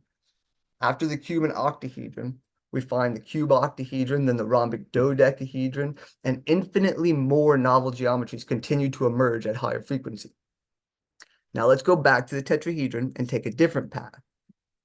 When we observe a dynamically balanced 5-fold rotation, we get an entirely different pattern. The dodecahedron and icosahedron immediately merge instead of the cube and octahedron. This complex point arrangement, the compound of 5 tetrahedra, now has the potential to expand into such elaborate spherical symmetry that diverse radial clusters emerge and blend with each other in a beautifully unpredictable yet completely coherent network. This is called the physotropic matrix. And that is a word that Struppy came up with. And I love it. Physotropic. Because the phi ratio is at the core of all this, whereas in isotropic, iso means a singular ratio, so number 1. Every point in this matrix has up to 30 lines radiating outward to meet neighboring points. As this pattern expands, we find unpredictable distances extending in multiples of the phi ratio with increasing or decreasing intervals. Beyond the dodecahedron and icosahedron, we find the icosahedron, then the rhombic triacontahedron, and infinitely more novel geometries continue to emerge at higher frequencies. This is an image I drew in a model that I built to understand these patterns. These are a few models that other people built. The one in the middle here by Dan Sutton, he's going to be doing a talk this week too. And that is one of the most elaborate and beautiful and accurate representations of the physotropic matrix that I've ever seen. This cubical inverted dodecahedron that my friend Damon taught me is the most simplified representation of this matrix. Every 3D polyhedron with true spherical symmetry can be found in one of these 2 categories: matrices, patterns, energies. It's all encompassing. Every symmetrical 3D shape falls in one of these 2 categories. These 2 fundamental patterns represent the most primordial concepts. Concise names for them may be stable patterns and transformative patterns. Notice how these categories are not exclusive. Each pattern immediately splits into 2 potential forms that favor one or the other initial concept. I find this same fractal interpenetration existing in the physical world.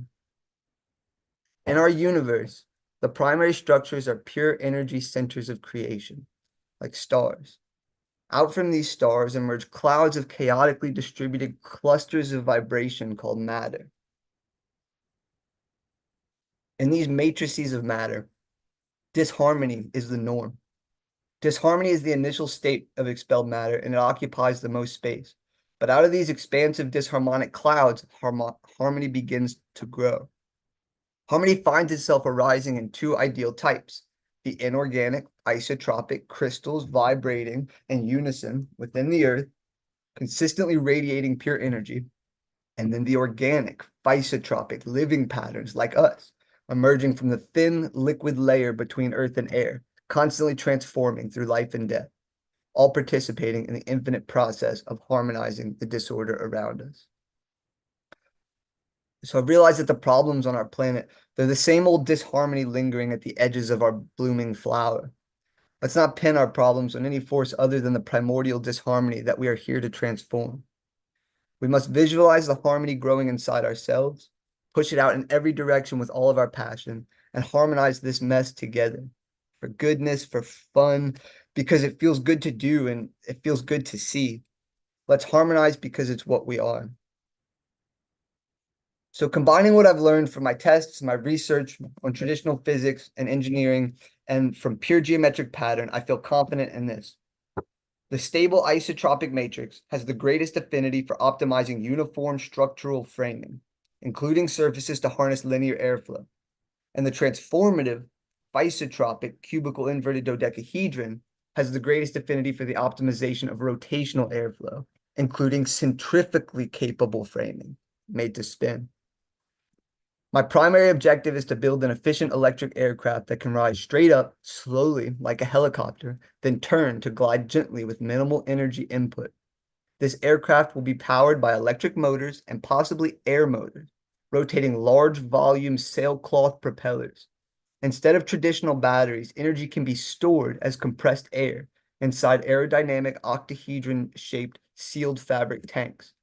These air tanks can be compressed directly by the sun through clear or black fabric, like a solar balloon, as well as by pumps powered from printed photovoltaics mounted on the fabric surfaces, along with high altitude wind current when the aircraft is exceeding the necessary speed to maintain altitude.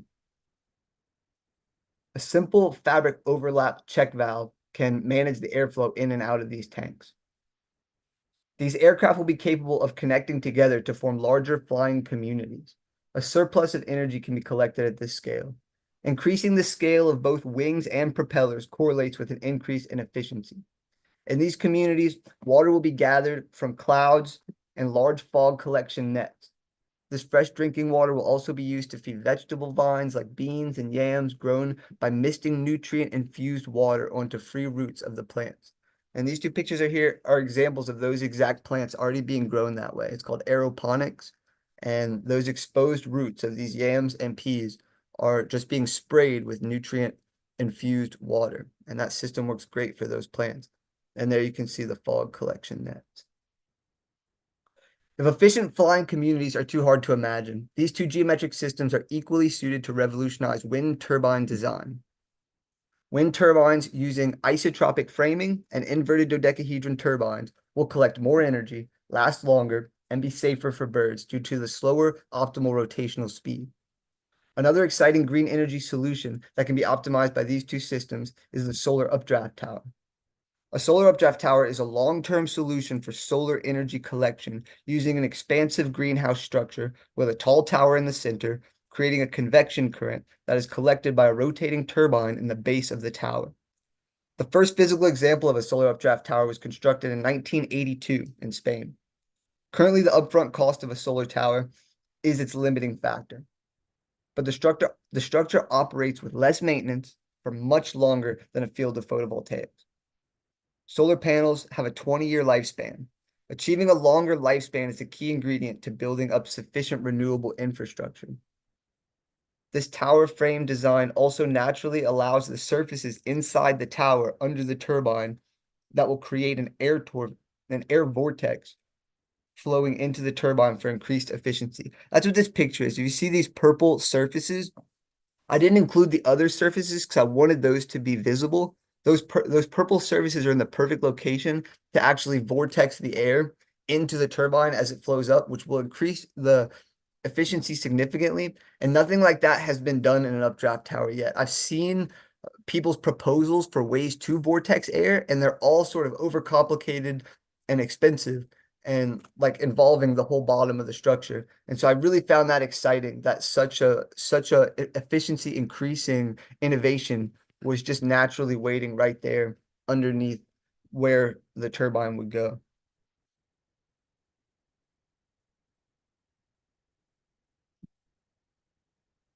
So let's talk about our current status in regards to actually constructing these geometric systems. Space frame and octet truss are the common names used today for structural isotropic matrix lattices. They're mostly applied to single-layer large-span roofing structures like sports stadiums, airports, and bus stations. The efficiency of these structures is well documented, but the current assembly system requires welding cones to the ends of each tube, as well as expensive CNC machined hubs, and still these threaded and bolted hub connections are the weak link of the system. These drawbacks have limited the widespread applicability of this system. I've spent the last 3 years with my daily focus set on finding the most durable, efficient, and affordable method of building full-scale frameworks with the isotropic matrix. I was unable to find any system available for building IVM lattices that fit my intuitive criteria for simplicity and efficiency. My search transitioned into a process of designing one from the ground up. At first, I was studying materials like carbon fiber and fiberglass because they had the best strength to weight ratio of all commercially available structural materials, but after a few iterations, some serious weaknesses surfaced. Composite materials like these are weakened by sunlight. UV degradation eventually leads to serious delamination, and these expensive materials are not directly recyclable. I also worked through a simple design using bamboo and an isotropic matrix lattice. This was really successful. I think these bamboo space frames have many affordable and exciting applications, but they do suffer from a much shorter lifespan. This is a layout here of how that would work. You build these tetrahedrons at the top left, connect them to each other, that's 2 tetrahedrons, and then connect those to each other, that's 4, and then 8. And then those 8 tetrahedron units can be connected to each other like bricks to fill space. This is an extremely efficient way to distribute material using bamboo, and I'm excited to see this system applied to things on the ground like wind turbines, updraft towers, housing, mixed with fabric surfaces or layers of bamboo for surfacing. As far as things in the air, when I began to consider aluminum, many dots connected. Its strength to weight ratio is exceptional. Aluminum does not rust. It's infinitely recyclable. This is important here. Plastics can be recycled, but only once or twice until they're spent. Aluminum only has to be extracted once. Then the material can stay useful to humanity indefinitely. The major drawback I found with aluminum is the bauxite residue that is left over after aluminum extraction. This residue is traditionally stored in lined ponds with a high bank around them to keep the waste product contained. This type of storage is unacceptable. Many refineries are beginning to switch to an improved containment process called dry stacking in order to better neutralize the waste. Research groups working on this issue have found that dried bauxite residue can function as an additive to strengthen cement, and that it's an excellent thermal energy storage material. This is promising for use inside of the solar updraft tower. Heat generated during the day can be stored and slowly released through the night, sustaining the convection current. Participating in the development on safe storage and integration of bauxite residue is a huge priority of mine.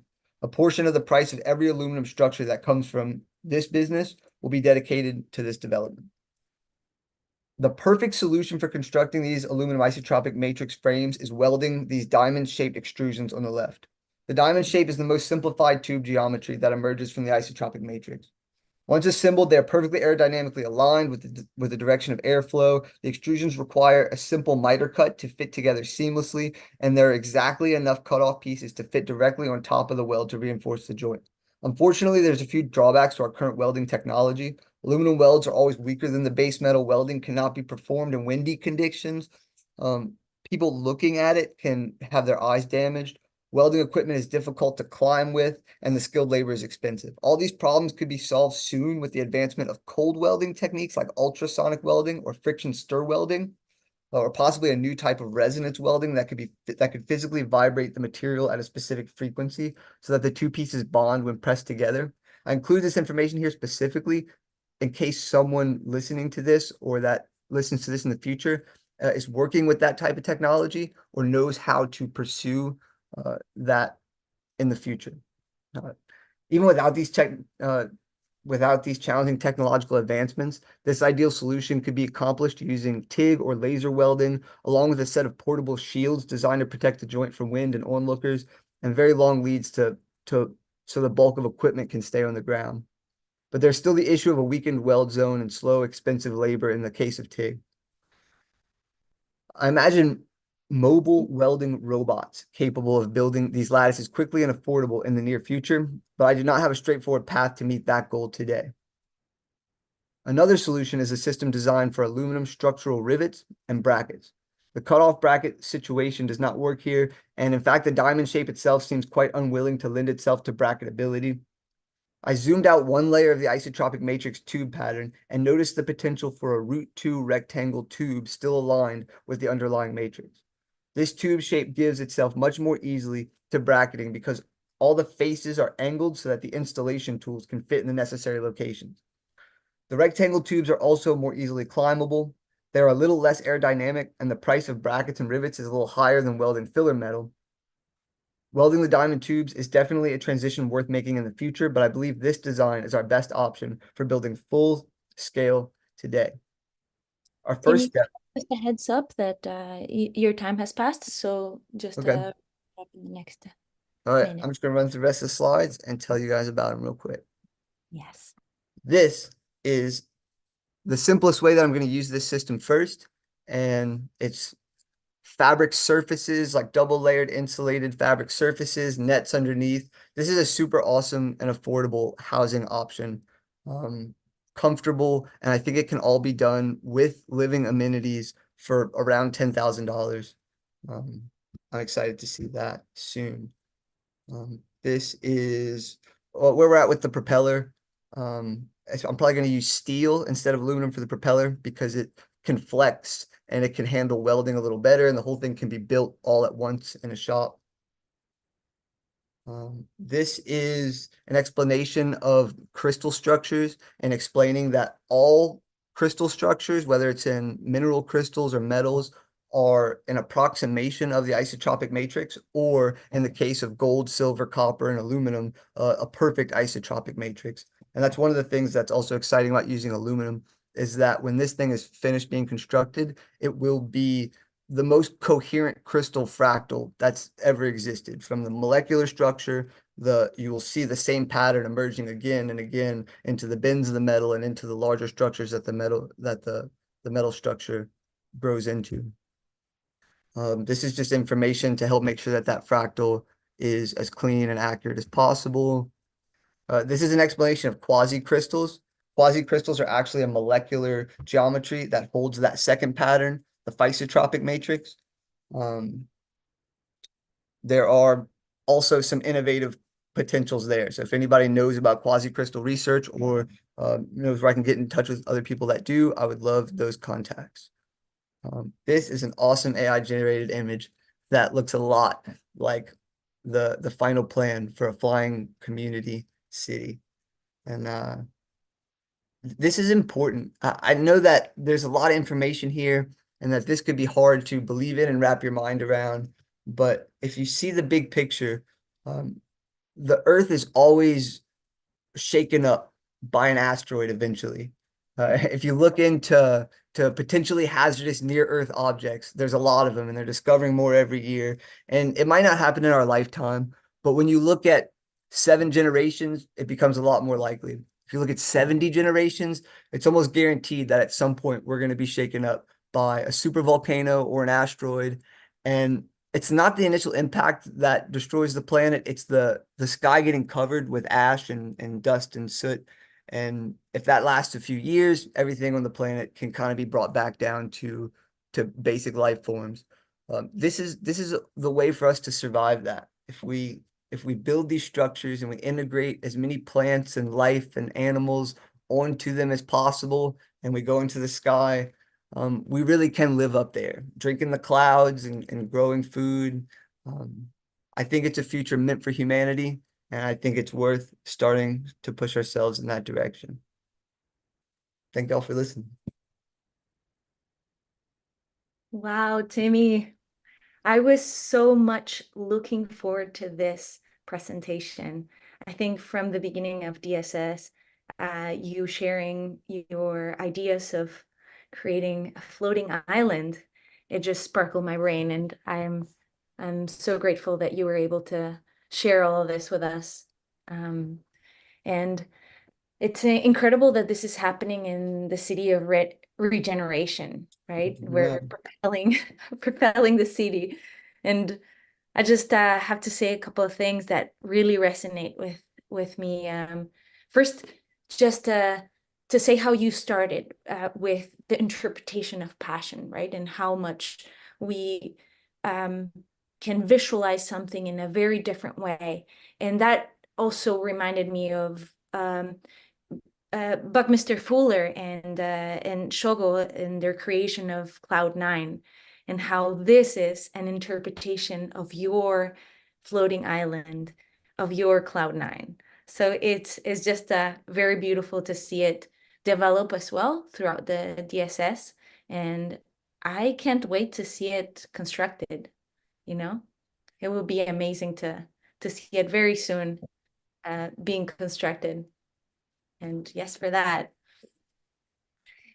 Wow. And on this spirit, we want to introduce Upcycle Miss Velvet Cream. Miss Velvet Cream.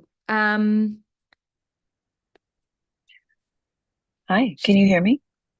Hi, yes, we can Okay, see. good. I'm Let gonna me do give you some. a little bit introduction about yourself. Okay, Miss Velvet Cream, nurture in an ultra femme clothing handmade by artist Sakath Scatha, Scatha, Sakafa Scatha. Scafa, sorry, Hmm, Scafa G. that's Allison. okay. These one-of-a-kind pieces are cut, upcycled, remade, and constructed from vintage dead stock and off-cut fabrics. MVC was founded in 2003 in San Francisco. And we're gonna see this vision training. And it's thought for vision train that we were it was through vision training that we were connected with Miss Velvet Cream. She's an inspiration in couture on cutting, and she will share an introduction of handmade sustainable fashion and infused with our wearable. And something else added. I can't read that one. But thank you so much for being here, and we're all looking for it. Thank you. I- Okay, and I will make it quick. I'm sorry if I can't see you. So do we have a clear audio? Can you just reply with Very well. verbally? Yep. Yes. Okay, good. I don't have the capacity to see you. Okay, while I'm going to do this presentation. So any directives, I'll just need you to give me an audio. So the images are going to load up, and I'm just going to start and try to move real quick. Okay, we're just going to wait for them. My name is Scatha. I have a clothing brand or whatever called Miss Velvet Cream. And I started making clothes, I guess it was about 2003. I started Miss Velvet Cream. I'd only started making clothes around that time. And so I connected with the DSS through Amanda Sage, who has some of my clothes, and we've done some like upcycling and recycling projects together. So I have a screen. Okay, there we go. It's like taking forever to load it up, but it's okay.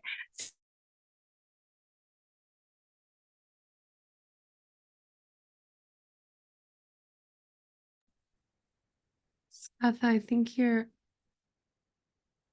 glitching a little bit. Are you still there?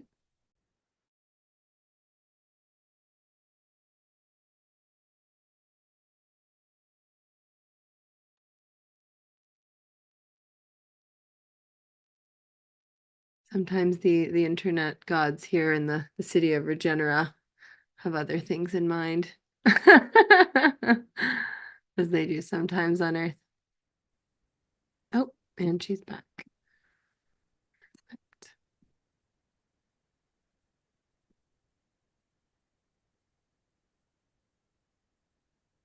All right. Hi. Okay. So we're not going to do any visuals because obviously that doesn't work. Miss Velvet Cream. Scott, that your visual is sideways. Can we turn you Oh, somehow? you can't see me? Is Oh, there that we better? go. Okay. What I see is not what you see at all. So, I'm just going to talk to you then. Why do we want to upcycle clothes? Well, first of all, everybody's wearing clothes, unless you're at home or at a nudist colony, you're fully dressed right now. So clothing becomes like a really, not just a form of human expression, but actually a means of our living, right? It's whether it's sheltering or whether it's a form of communication that is silent. In all cases, almost everyone's wearing clothing, right? So why do I do upcycling? Upcycling, first of all, I'm sure because you might all be familiar with the idea of upcycling, which is not just a recycle, but an upcycle means that it is lifted and put up. So the components that come in are reconstructed or remade, and this can be about anything, into something that we would call like a higher, right? Whether it's like, oh, it's more quality, or it has a value that has a meaning, or it's just transformed. Like all of those things would qualify as upcycling. For my work, because I started a long time ago, and when I started, I didn't know how to sew, so I taught myself to sew, and I did that by like working in a clothing store and buying fabrics and learning fabrics. I worked at a place in San Francisco where they would like let me like credit my paycheck towards towards fabric, and when I left, I had to give them money. When it was like the end of my job, I had to give them money.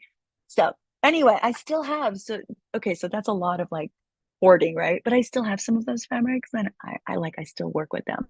But because in 2006 was the first Maker Faire Bay Area, and someone had sent me a message saying, "Hey, do you want to do Maker Faire? Hey, this is what it is. It's the brand new, and would you like to do an upcycling denim workshop?" And I was like, "Sure. I don't can't be that hard." So I did an upcycling denim workshop, and that's when I started, making clothes. And because of that actual like making upcycle, so I'm going to show you. Then I got a book deal because of that, which is kind of amusing. So there is a book called Gene Therapy, which you can still buy. And the economy imploded in the Bay Area, and I moved to Sacramento. So this is my 15th year here. But I didn't stop making. And I would say the networks and communities of independent designers that were around at the time, in terms of just making clothes, I'm like one of the only ones left. There's a few of us, but very small amount. And for myself, I continue making the clothes by hand. When we talk about like future visions, because that's right where we're here, and then we're envisioning futures. One of the things is like the value of things, right? The value of what we do, and the value of the craft, and the value of, everything is so commodified that things become so disposable.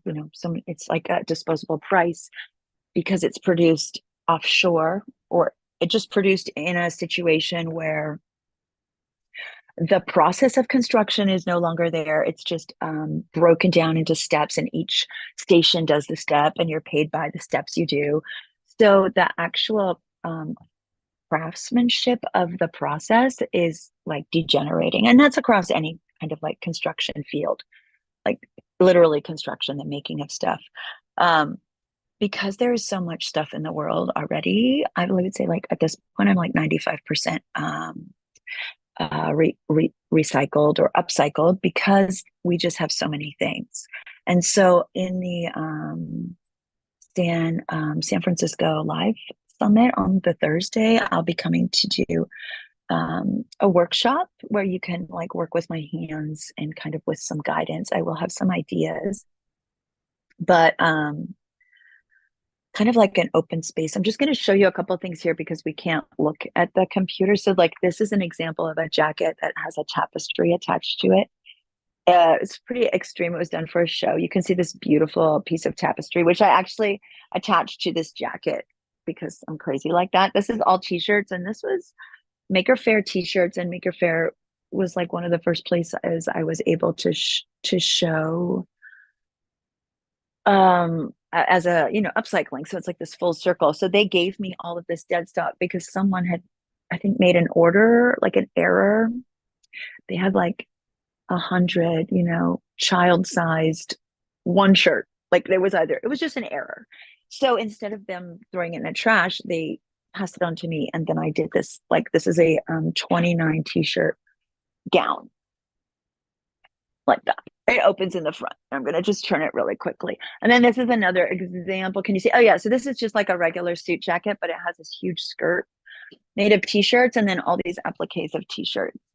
Why do I think it's important to, like, one, be making clothes, and two, upcycling? One is reducing the waste and kind of reducing all of the stuff that's already in the world, and then also sustainability or regeneration.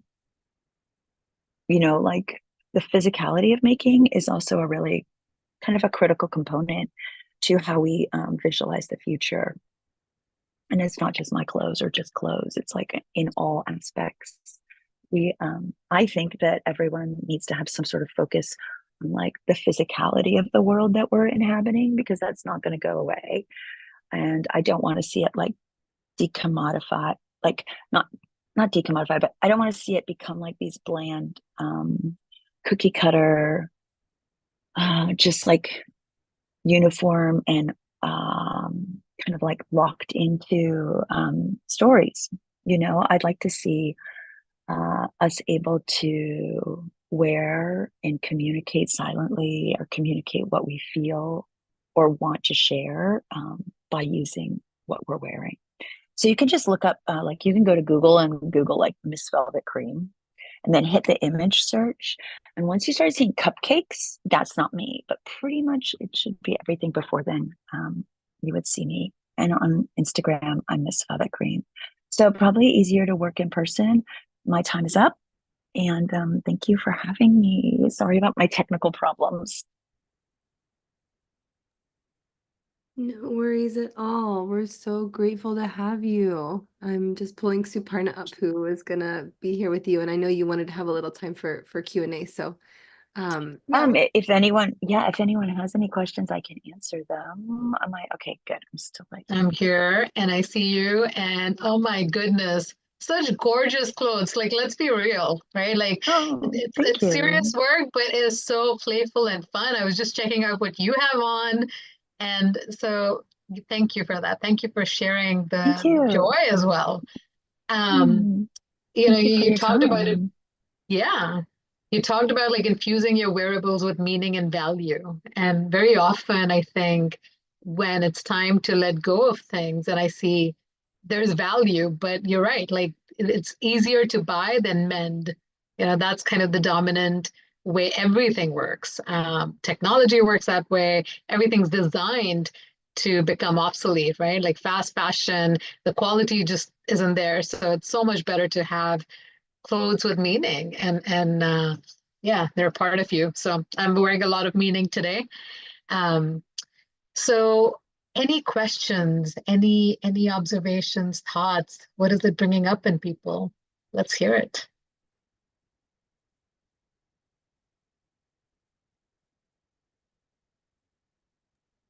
I am so excited to make a costume and meet you on Thursday. This is so exciting. An outfit, anyway, with recycled, upcycled Miss Velvet Cream. Yay! Thank you, Danielle. I see Gio has her hand raised.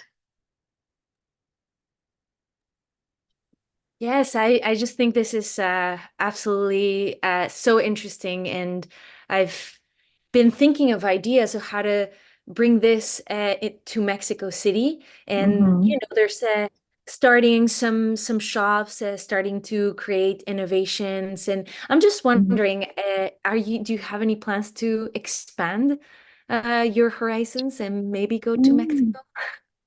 One of the things about like why I'm so small is because I control like the means of production, right? Because I want it to be an ethical production. So I think that like I like the idea of little worlds, like these existing in little worlds all around, because everywhere there are already independent designers. They are already there. I am certain of it because they're everywhere. The hard part is like, how do you keep longevity and how do you keep going? And so when we're like thinking of futures, right, making space for the craft, whatever that craft is, becomes part of the design, right, of this designing of the future. I don't know if I'd be traveling too much, but I really love the invitation and the idea. But I promise you, there's locals already doing it. We just have to find them, Yes, I think what would be interesting is maybe bringing the concept when you show people that there is already something created, it just brings inspiration to start a path, right? And it would just be beautiful to see kind of this movement more present, especially on. I love it. Thank you. Yeah. Thank you so much. Thank you, Gio. I see Roxy's hand up, and I also see a question in the chat. So, Roxy, do you want to go first? Yeah, so I just wanted to share with you, Scott, that one of the things that we've been experimenting with in the city of Regenera is that every neighborhood has an upcycling center.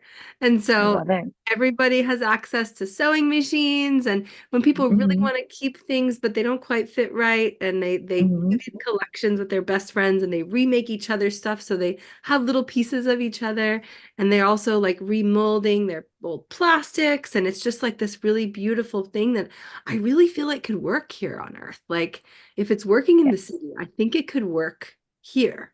And then if every neighborhood had these upcycling centers, then it wouldn't have to go into the landfill.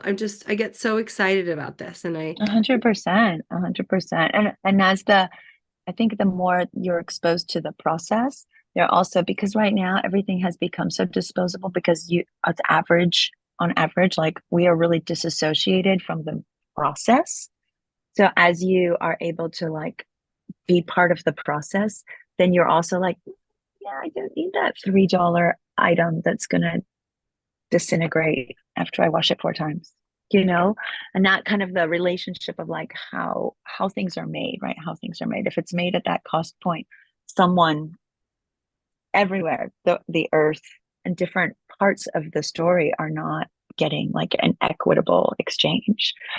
So I think all of that kind of change can also change like a whole like culture, Yeah. Thank you, Roxy.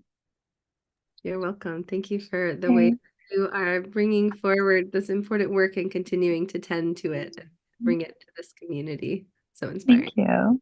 Thank you, Roxy. Just a quick question from Stacy in the chat. What is the invitation to do in person?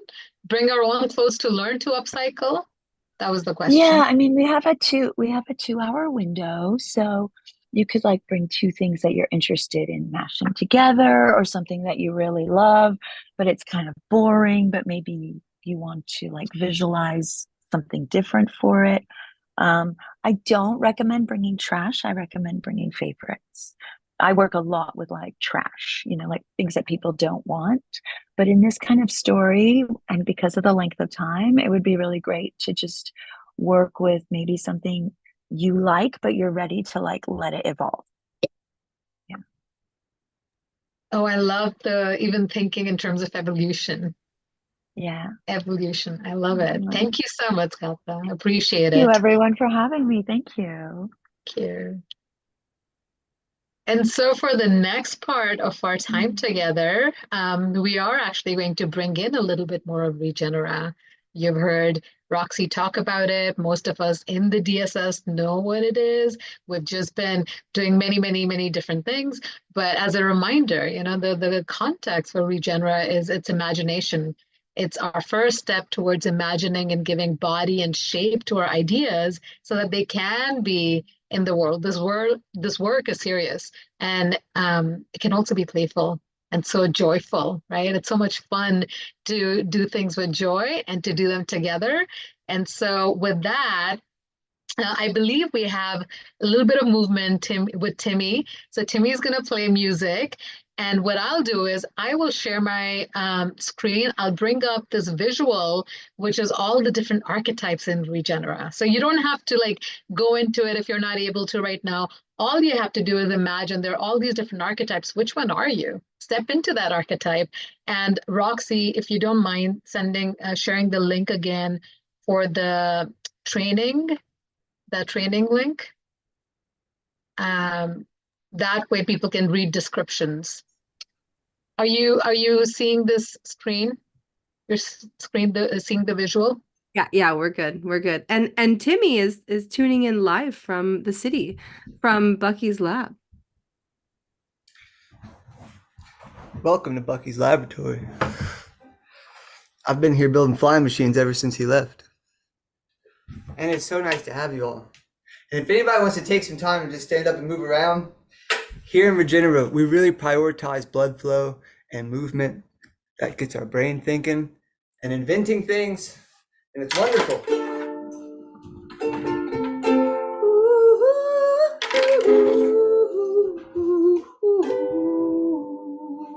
Sometimes you gotta move.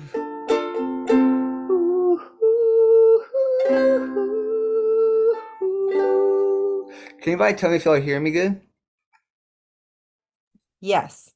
Yes. Excellent. You sound great. Y'all sing along? It's a good thing to be together. It's a good thing. Start flying forever. And wiggle your bodies. Please wiggle your bodies.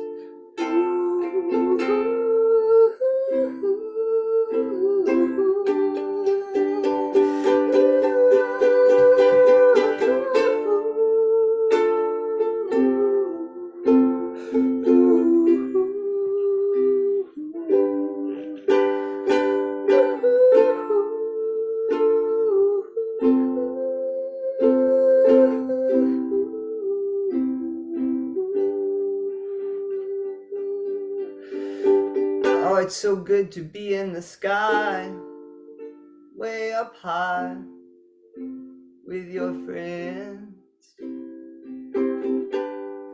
Finally got our weight off the ground, and so the world can live.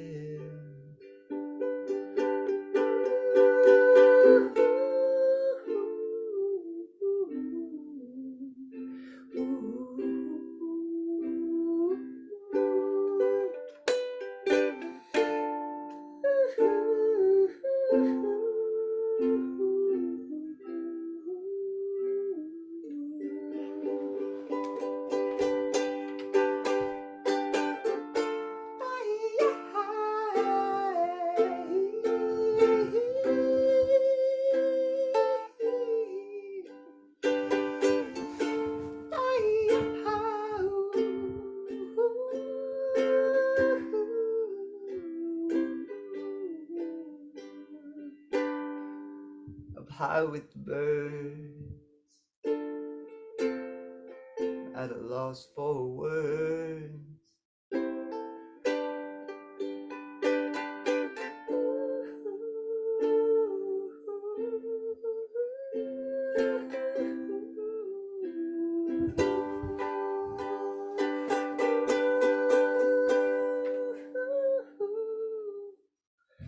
Propel yourselves higher and higher, higher and higher.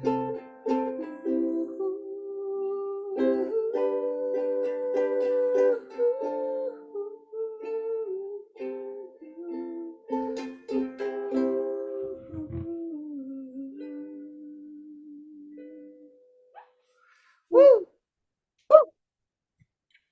Should we do a sing along? Yeah.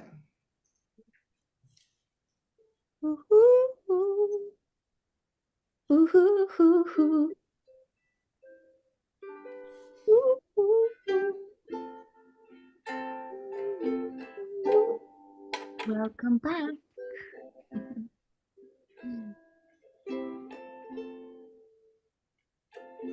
And in this beautiful note of music, coming to another beautiful project, a fun,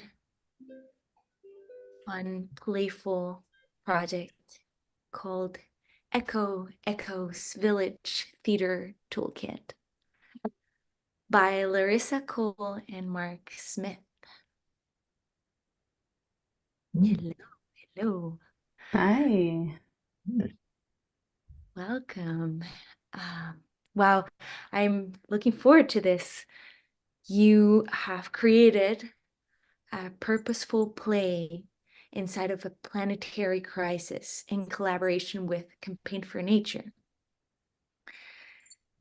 So Larissa and Mark are re-evolutionaries, featuring a project from the recent Pathway program of the hackathon with Campaign for Nature. Larissa is a non-dual animist, artist, facilitator, creating vitalizing experiences to shape culture. And Mark's myth, making the invisible visible throughout the design science decade with the design science studio, Electrocon King Beam, Echo Earth, and the heart of the Renaissance. Wow. Yay. Welcome, Mark and Larissa. This is your stage. Thank you so much. Thank you. Thank you to the MCs. You all are doing it, weaving everything together. That's such a big labor on here. For those of you that don't know me, I'm Larissa. I use they, them pronouns. My people are from India and Europe, and I'm tuning in from Chinook lands, so-called Portland, Oregon in the US. Mark, you want to say anything about yourself? Yeah, I'm Mark. I've been with the Design Science Studio for 3 years now, and I am on the other side of the Cascades from Larissa in the land of Inside Out, as I've learned it is. So. Great. So we're going to throw you right into a video that we made animating a very special artifact and transcript that is part of our toolkit. So Mark, whenever you're ready, let's go ahead and show them. I think Roxy's on that or somebody. Oh, okay. No. Roxy says nope. Oh, I can. Yep. Do.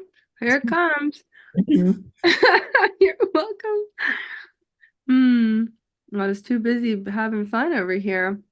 Just totally doing singing along to Timmy's song in Bucky's lab. Got distracted.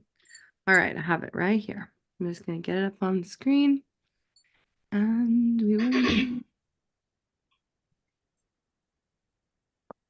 will echo. You know, while this pulls up, I'm curious if we can share, or if you're planning on sharing a few words about the hackathon. What's it inside of the... That's coming. That's all Oh, coming. good. I'm so excited.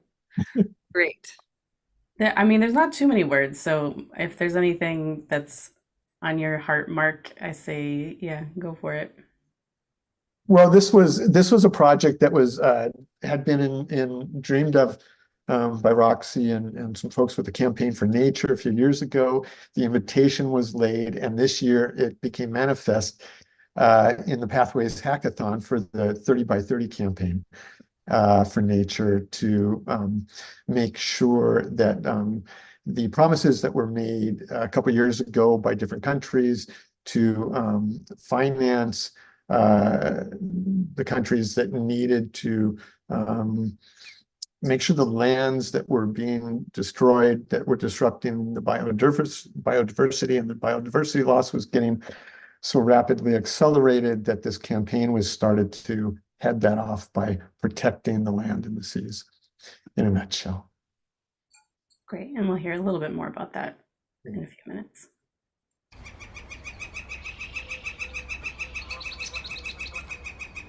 Meet your hosts, Eco and Echo.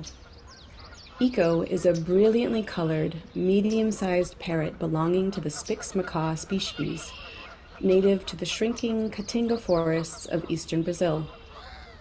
After going extinct from the wild due to loss of habitat and being hunted for pets, they have been reintroduced.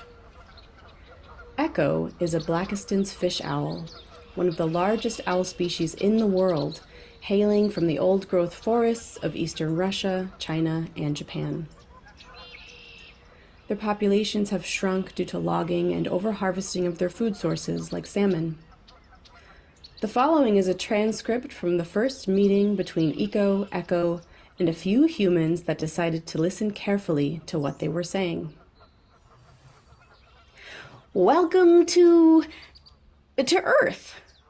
Have you looked and sniffed around? It's an amazing place. There's so much going on. Flowers are blooming and insects are swarming. There's high-speed chases and narrow escapes. Life forms that have been around for millions of years and others that are just being born. There are tiny things and big things, life and death, beauty and blood. Yes, yes, yes. Our Earth is really something, Eco. Incredible variety and creativity all in one place. And every one of us has our part to play in helping it to continue to maintain a perfect balance on our planet. Maintain balance? You mean like how I can balance on one leg? Oh, sort of, but except instead of just you balancing, it's like we're all in a big circle, balancing on one leg and leaning on each other to stay upright. Right. If one of us loses balance, we will feel the effects all throughout the circle. So you're saying we are all balancing life on Earth together, and when something changes in one place, the entire planet will be affected? Huh. Wait, so I can't just take my family and my friends and the creatures that I like and hide out somewhere if things get really bad? Well, you could, but eventually you'd be affected too. There is no escaping from what happens in our shared world. We're all in it together, forever, till we die. And then, even after that, according to some people. Huh. So, are we doing pretty good then? Everything's nice and balanced? Well, what do you think, humans? What do you think, humans? Take a moment to answer Echo's question out loud or to yourself. Is life on our planet and society balanced? If you answered no, our planet and society is not in balance, then you've been paying attention. Well done, well done. Indeed, there are many ways our planet and your human society are struggling with balance. One imbalance is that some humans are taking away more than what they need from our planet and being irresponsible with their creativity, making things that pollute our air and waters. Another imbalance is that many humans who have been helping to take care of Earth have been harmed and forced off the land by other humans who have forgotten their role in nature. Because of this, we've had to say goodbye to many creatures. Goodbye. Whose species have died out without all of the amazing plants, animals, fungi, and materials on our planet, minerals and all. All this beauty on our planet won't survive, including humans. Humans will also be really sad and lonely, oh so lonely. Geez, you humans better get your act together. while it's true that humans need to take responsibilities for their actions, we are all in the same boat. We're all on this big spinning green ball in space together, together. So we can't spend a whole lot of time just pointing fingers. Ugh, but I like pointing fingers. I mean, feathers. Hey, I have an idea. Helping to keep things in balance isn't just about leaning on each other. It's also about communication and passing on information like stories. What if humans use their voices to tell the stories of our planet to other humans? And through the stories, they could call on other humans to show up for Earth. They could become the voices of Earth. Hey, I think you're on to something, Eco. What do you think, humans? Do you want to become the voices of Earth?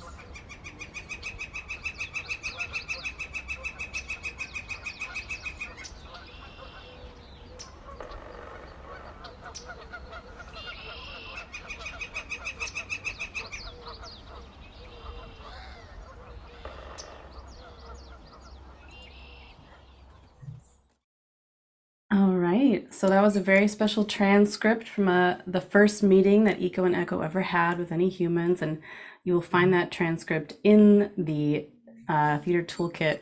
So let me talk to you a little bit more about what the Theater Toolkit is.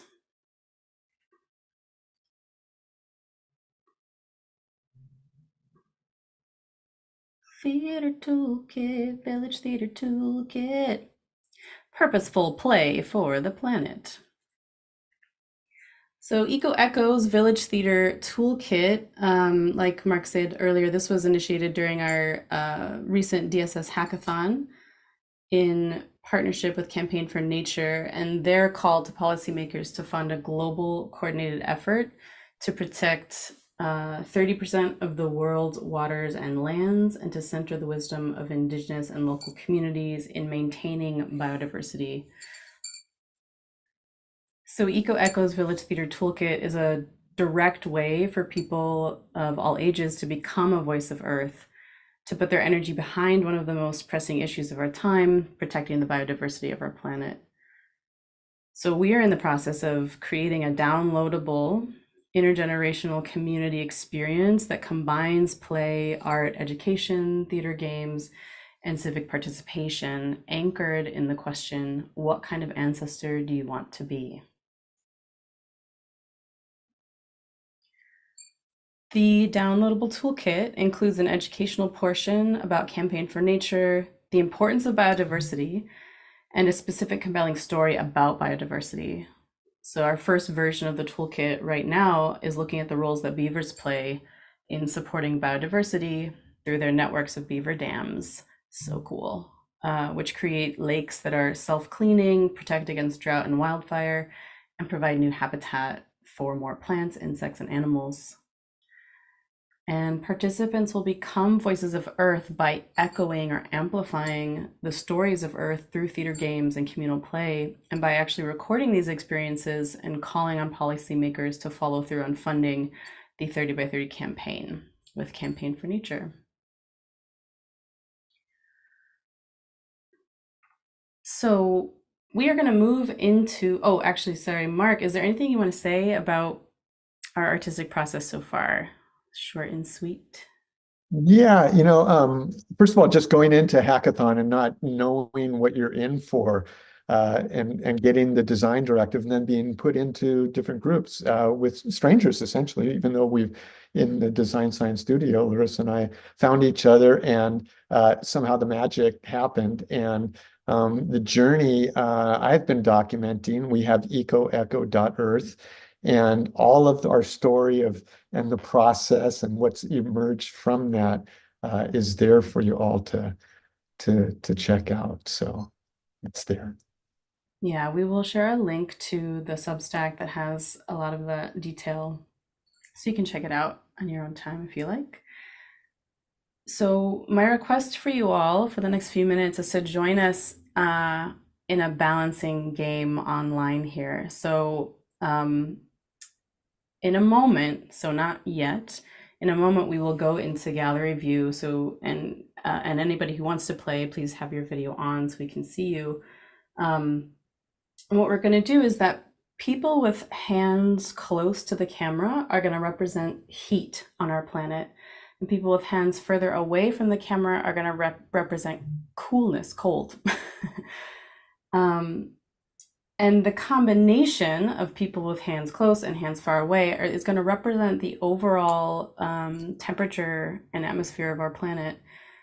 And if there's too much heat or too much cold, then life on Earth is not going to survive, right? We have a very specific range of temperature that can sustain life as it is on Earth right now.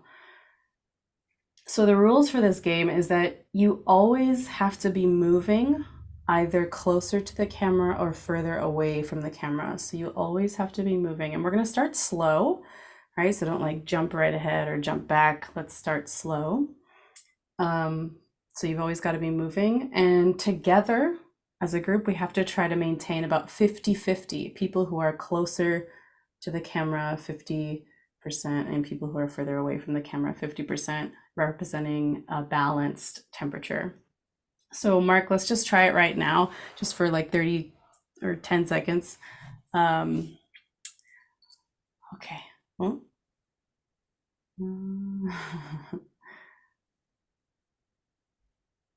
Mm-hmm. Yeah. Come on camera, folks, and join us in this. It's a balancing act. Great. So let's get everybody in gallery view and put your videos on.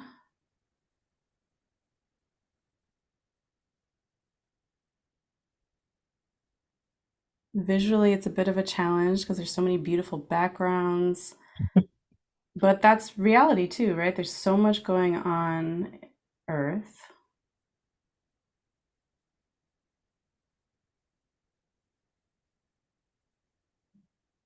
Right, so you always have to be moving towards the camera or away from the camera.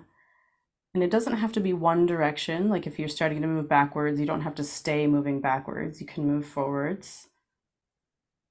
You can change direction anytime you need.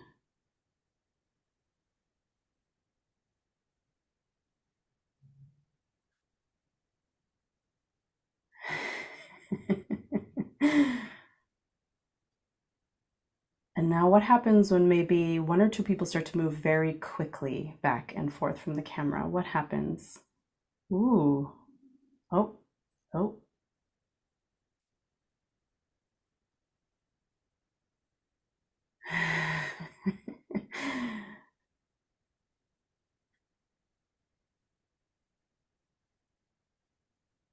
Seems to be the challenge is to focus on everybody.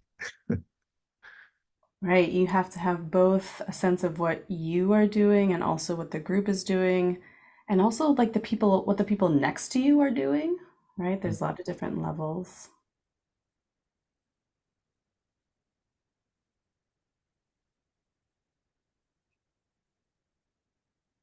And also how long it takes to get a sense of like what the overall balance is. So let's play for, were you going to say something, Mark? It's just the pace really slowed down. Oh.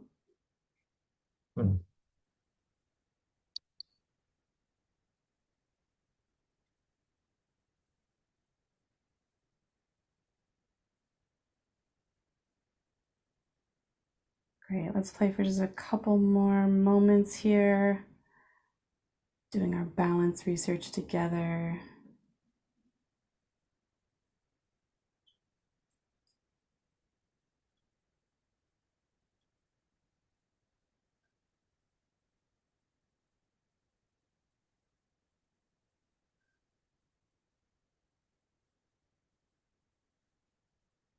Okay. Awesome. Thanks so much for playing that. Any brief words about what that was like, either in the chat or probably on the chat is easiest for time. How'd that feel?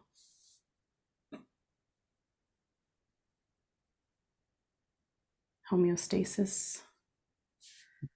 It was a tool to sense the energy of the group. Yeah, yeah. Connecting. I was stressed. I was a little stressed. Balance made more sense when I put the gallery view on. Yeah, yeah, Nora. Too many variables to keep track of. Yeah, arms got tired. Okay, yeah. Such fun practice for embodying collective balance. Yeah. Cool. Yeah, I agree. It was harder than I thought it would be to actually be able to like track it, but I think I found myself surrendering the idea that I could really track it visually and instead had to actually feel my way. Um, which once I crossed that bridge, then things felt a lot better for me. Awesome. Well, I hope you do play some balance games when you all are in person together. Mark is going to be there. Um, thank you so much for trying that out. And we've got one more thing to do with you all to close us out. Mark, whenever you're ready, offering the ancestor question to folks. Yeah, when we started this initiative, it was based on this idea, this question, which is, what kind of ancestor do you want to be? And we've got there's a QR code. You can actually go to the AHA slides, and there's two questions. The first one is, how would you word that differently in your own sensibility that would be meaningful to you? And then the second one would be to actually think about this question and share with us what comes to mind. The question itself is a curious one, and it considering that we are all here in Regenera, a moment of time that's actually slipped out of time. We're somewhere in the middle of the design science decade, and we're pondering how we're going to survive on this beautiful planet Earth as humanity, and this idea that if I'm an ancestor, that must mean I'm living in the future. And that's not, in essence, what that necessarily means. It means you're alive right now, and you have the potential to affect the future in your behavior, your life, and what you're doing. And so to answer that question, what kind of ancestor do I want to be? It's not so much about the legacy that you're leaving, but what you're doing to support life on Earth, whether you have children, grandchildren, or dogs and pets or whatever, but how we show up in this world to be the ancestor that we can imagine that would suffice to make this a more beautiful world our hearts know is possible. And that's the kind of the ask that we will be looking for with this project, is how is that carried forward to affect change and to make sure that the leaders are following through on their promises. So keep an eye out for the 30 by 30 campaign and see how you can help out. And the Village Leader Toolkit will be manifesting. We're still in flow process and of creation. And this was a milestone for us to share it with you all. Larissa?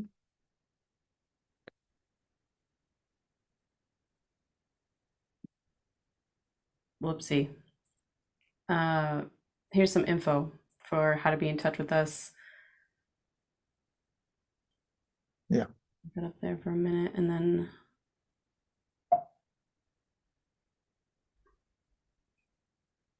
There you go. And of course, you can always go to ecoecho.earth. Find the story. Hi, Suparna. Hi, Larissa and Mark. Thank you so much. So this provocation or prompt, what kind of ancestor do you want to be? It is my lock screen, Mark. You shared this image in one of our chats, in our group cohort chats. No joke, I saw it and it resonated so deeply that I want to meditate on this every day. So it's on my lock screen on my laptop. So thank you for sharing that. It's super powerful, and a great way to like step into your intention repeatedly. Um, and I love what you said. You know, it's about supporting the cycle. It's not about being self-important. It's not to say in a self-important way, right? We're part of that cycle. And you also said earlier, together on earth and after we die. So it's kind of a zoomed out view, literally, of life. And then you see your little part, your little drop in the ocean, a very important drop. And so it creates this level of agency, I think. And then reflecting on the exercise too, I think I felt more regulated when I knew, what my intention was for a second, because I was juggling a few things. I was like, okay, what am I doing here? So when I figured out the intention, it was easier in my body. And also, like, of course, it's a long game. It's an endless game. And so just knowing that, right? Like just knowing that like you're regulating yourself for a long thing, and it will never be done. So yeah, there was a lot of wisdom embedded through the whole process. And so thanks for giving us a flavor. I wonder if others have any thoughts, observations, questions. I just want to mention real quick too that all the text and the artwork, and since they invited artists into this campaign, Larissa and I brought it, so it's all original content, and we'll be presenting the artwork at Gray Area in San Francisco. So if you're there, stop by and yes, I'll be there. Effects, yeah.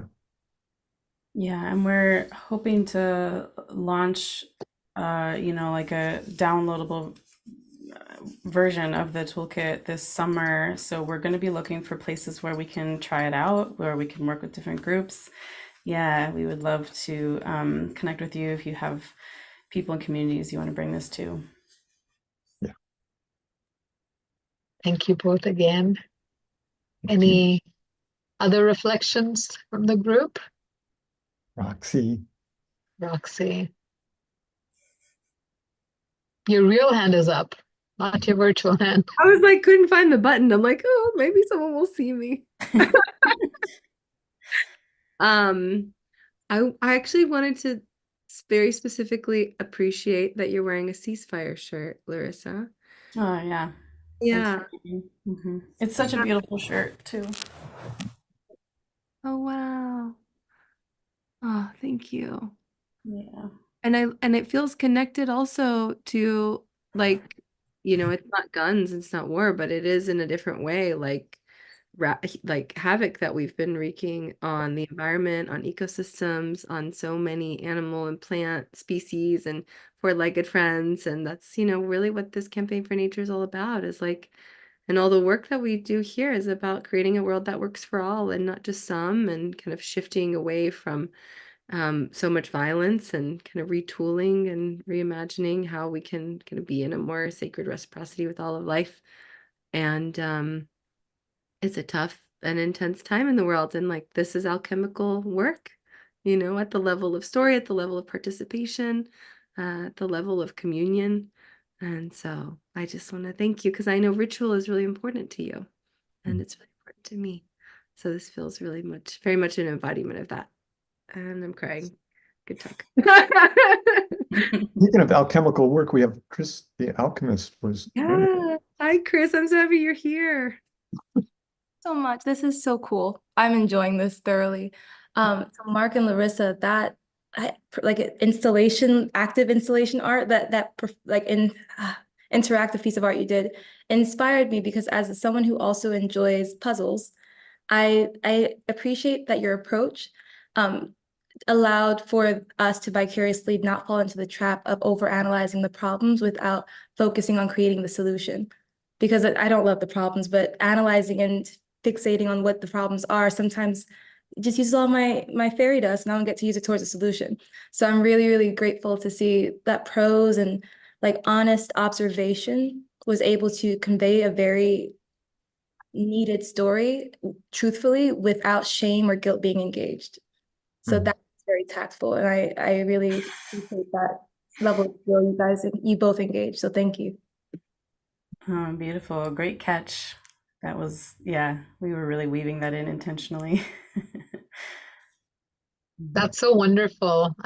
Fairy dust coming from the alchemist, right? Don't want to use up all our fairy dust and just fixating on the problems. We're gonna save some for the solve, a lot of it for the solve. Thank you for that, Chris. I think with that, we can invite in the next person. I believe Eve is next. Yes, next up we will be having a video from Arana Krautonis, which is called I can't find you. You can't find me. Can't find I'm you. kind of like hiding. I'm like blending in with my background somewhere. That's great. It's not your background, it's your scenery. Oh yeah, that's right. This is where I currently am.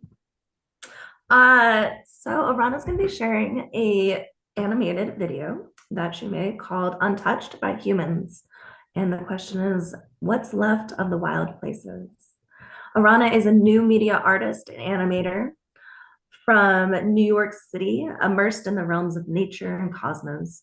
She crafts imaginings and new perceptions and speaks for those who don't converse in human voice. And I love all of the art that you have shared so far over the DSS course.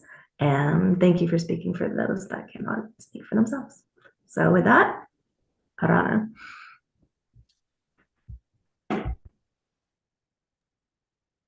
Oh, we can't unmute. I have your video, Arena, and I can play it for you. I see you nodding. Yeah, you ready?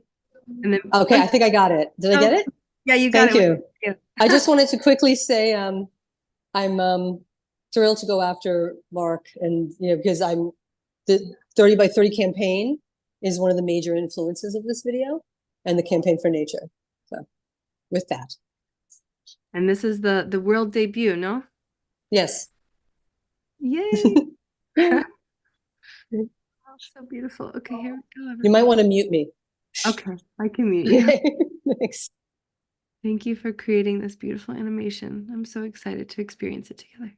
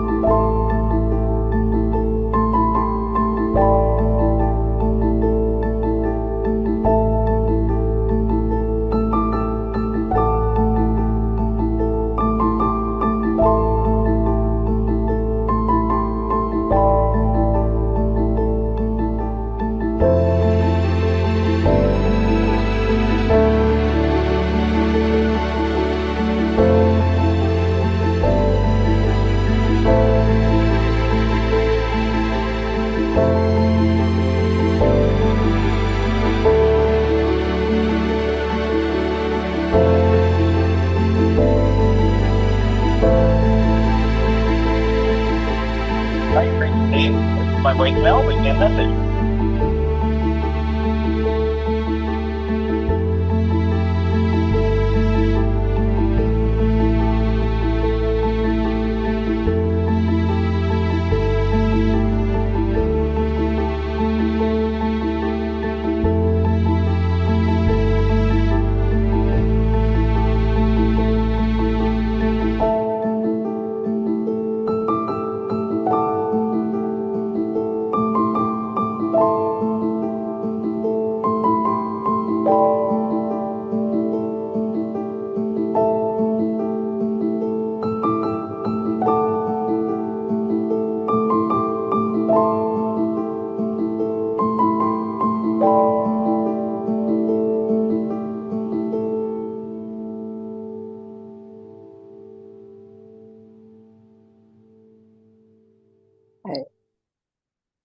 Am I unmuted? Nope. Yes, you are.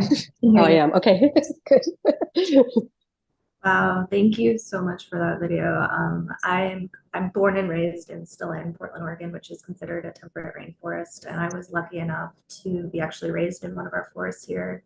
So as someone who grew up amongst the trees, I really appreciate that you're amplifying the message to protect the wild, because it's really, really important. It's where we're able to connect to that part of ourselves again. Absolutely. Also, I love your work. You are such a brilliant artist. Thank you. Thank you. you. Thanks. Speaking for the Thank you animals. and thank you for the stage, and thank you for DSS, and thank you for all you guys. Yeah. Love it. It's all good. You're amazing. You seriously are. Really, every time I watch one of your videos, it makes me cry and resonate so deeply. So thank you for your artwork and your gift to the world. Thank you. So it looks like next up, I'm going to bring Shelvanaya to the stage.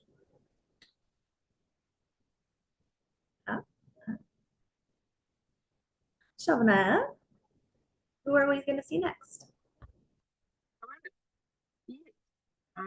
Well, it looks like we are going to see Della.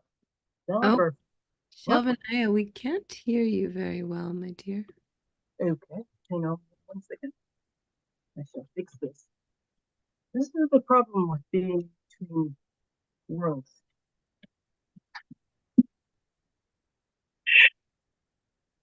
All right, there we go. Is that better? Oh, it's so great. I can hear you loud and clear. Wonderful. So what I was saying, what you weren't hearing, was that next up is Della Burford, and I have here.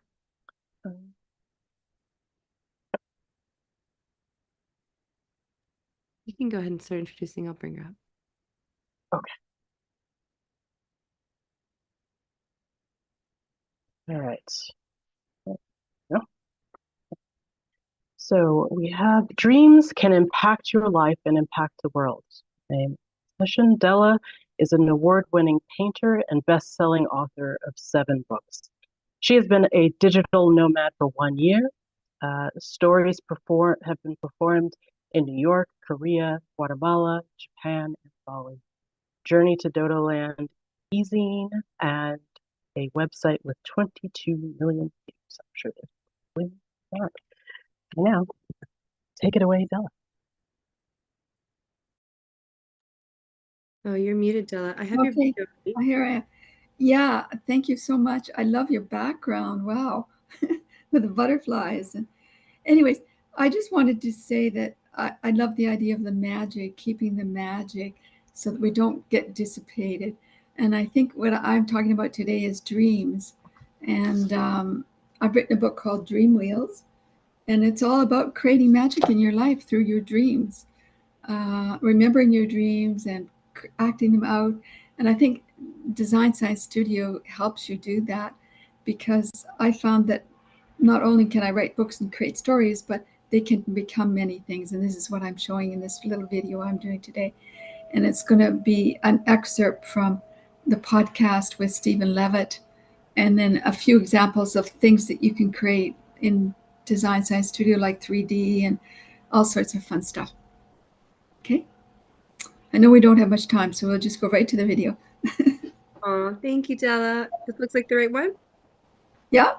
Okay, perfect. All right, we'll start to play it. And thank you for your beautiful presence in this community. It's so inspiring. I'm really excited to see this together.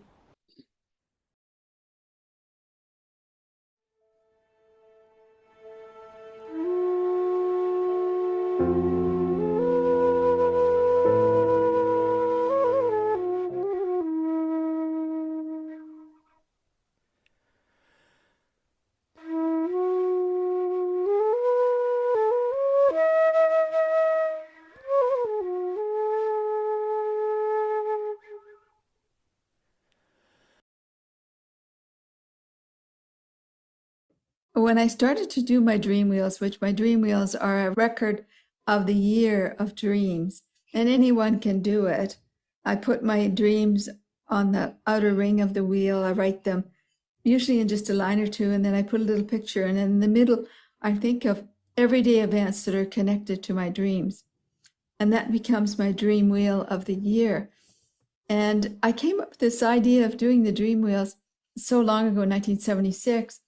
And I said, I'm going to do many years of these. I didn't know it was going to be 40, but I said, not until after 30 am I going to share it with anybody in the world.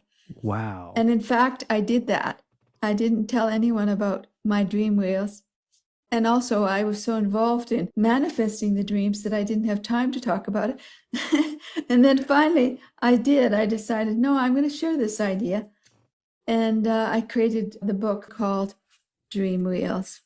And it goes into telling the different periods of time in my life. And I sort of, the initiation one is the first one. That's where it all began.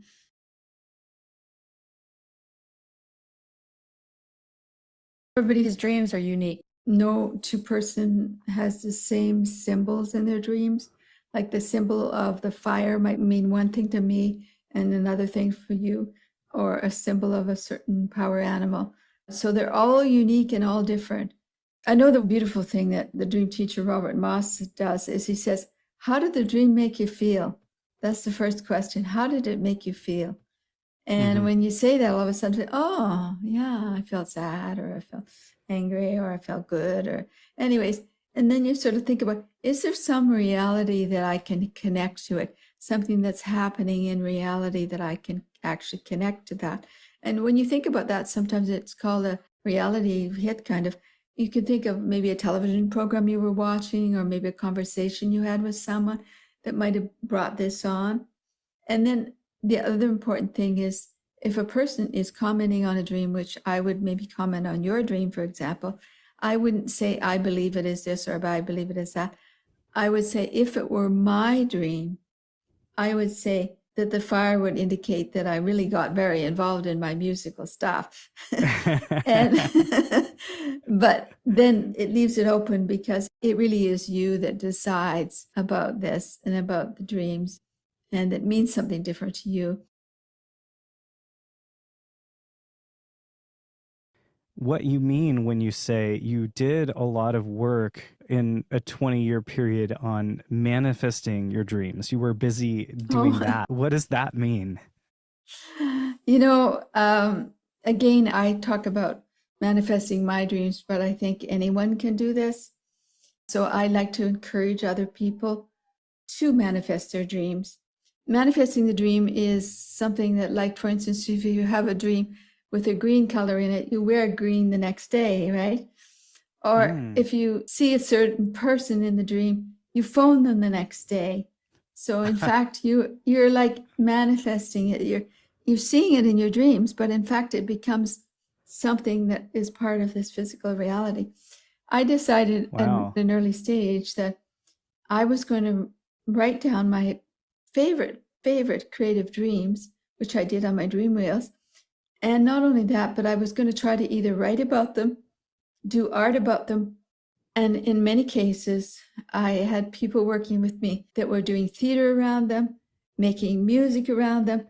So as soon as that happens, then it's manifested, right? Like it becomes part of this reality, and it feels really good. And actually, it's an incredible way of honoring the dream.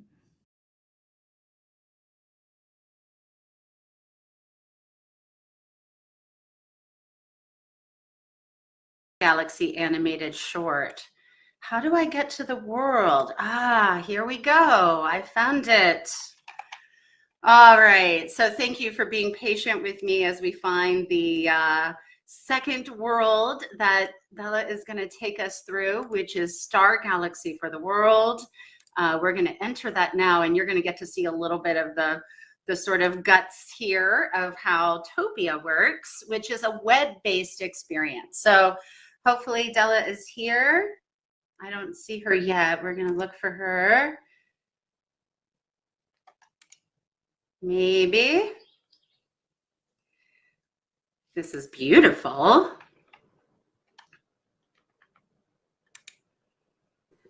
And I have not found Della yet. You know, I feel like I'm walking through a comic book, or I'm walking through like mist. or something that just evokes childlike memories when I'm walking through this. It's amazing. Right?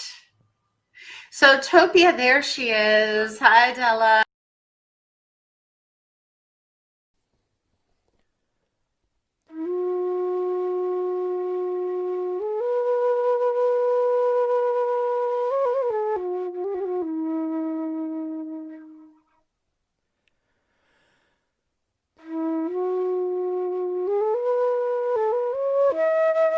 Us a little bit of how this came together creatively as a collaboration. Could you tell us just a little bit of how you went through the process of taking what was a book and making it into an immersive exhibit?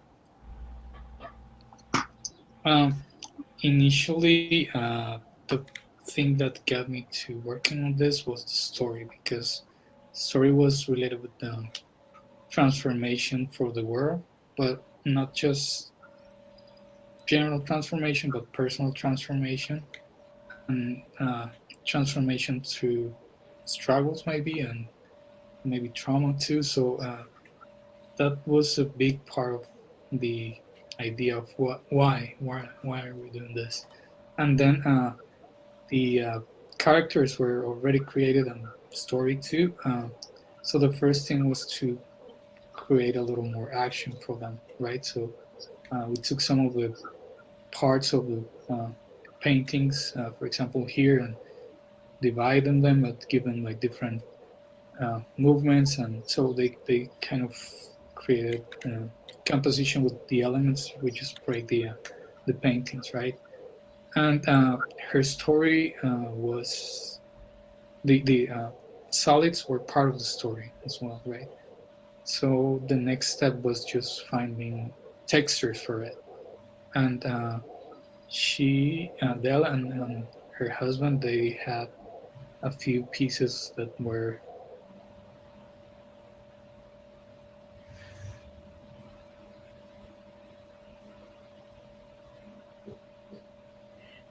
It's kind of a combination of, well, you can see right there, it's actually a journey. It's actually a vision journey. It might be one car on the train, Amanda. And this is our traveling, and I realized when I talked about our traveling that below, you'll see below the image of all the places is the Bucky map, because when I put all the places that we travel to and do our workshops, it turned out to be on the Bucky map.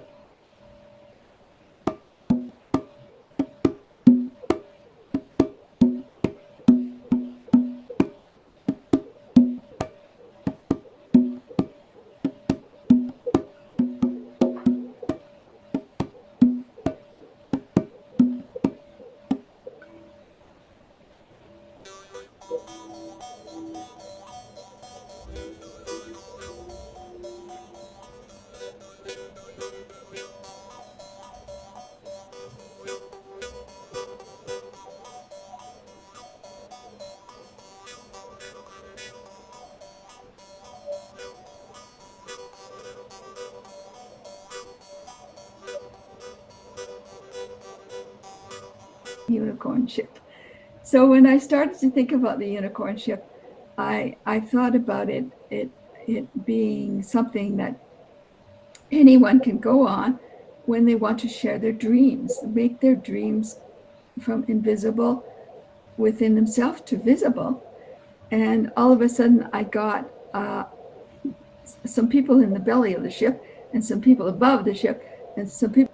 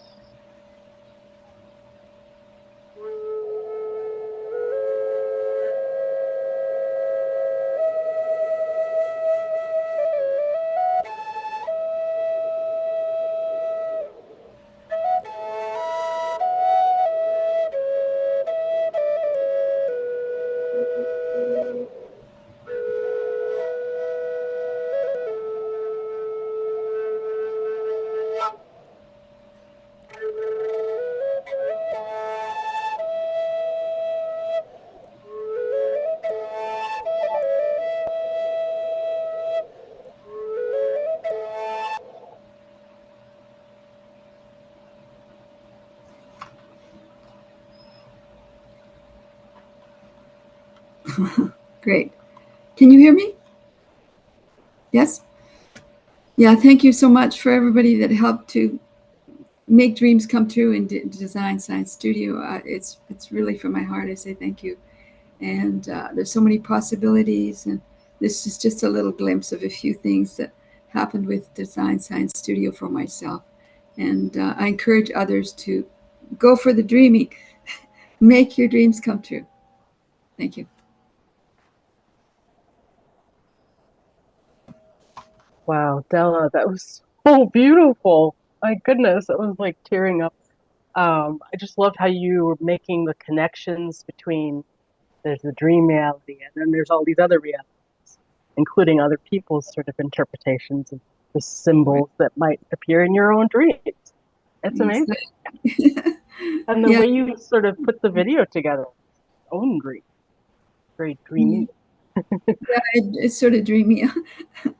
Yeah. Life is a dream, and love sharing dreams with others and seeing other people dream. In this cohort, we're working in New Art City doing a Bliss Pegasus ship, 3-dimensionally. Ian McIntosh has been working on it. I'm so excited about it. And of course, Julian's backgrounds are totally amazing. Anyways, thank you. That's great. Okay. Well, thank you so much. And Roxy, I think you are up Yeah. I totally pushed on mute as I was saying unreal.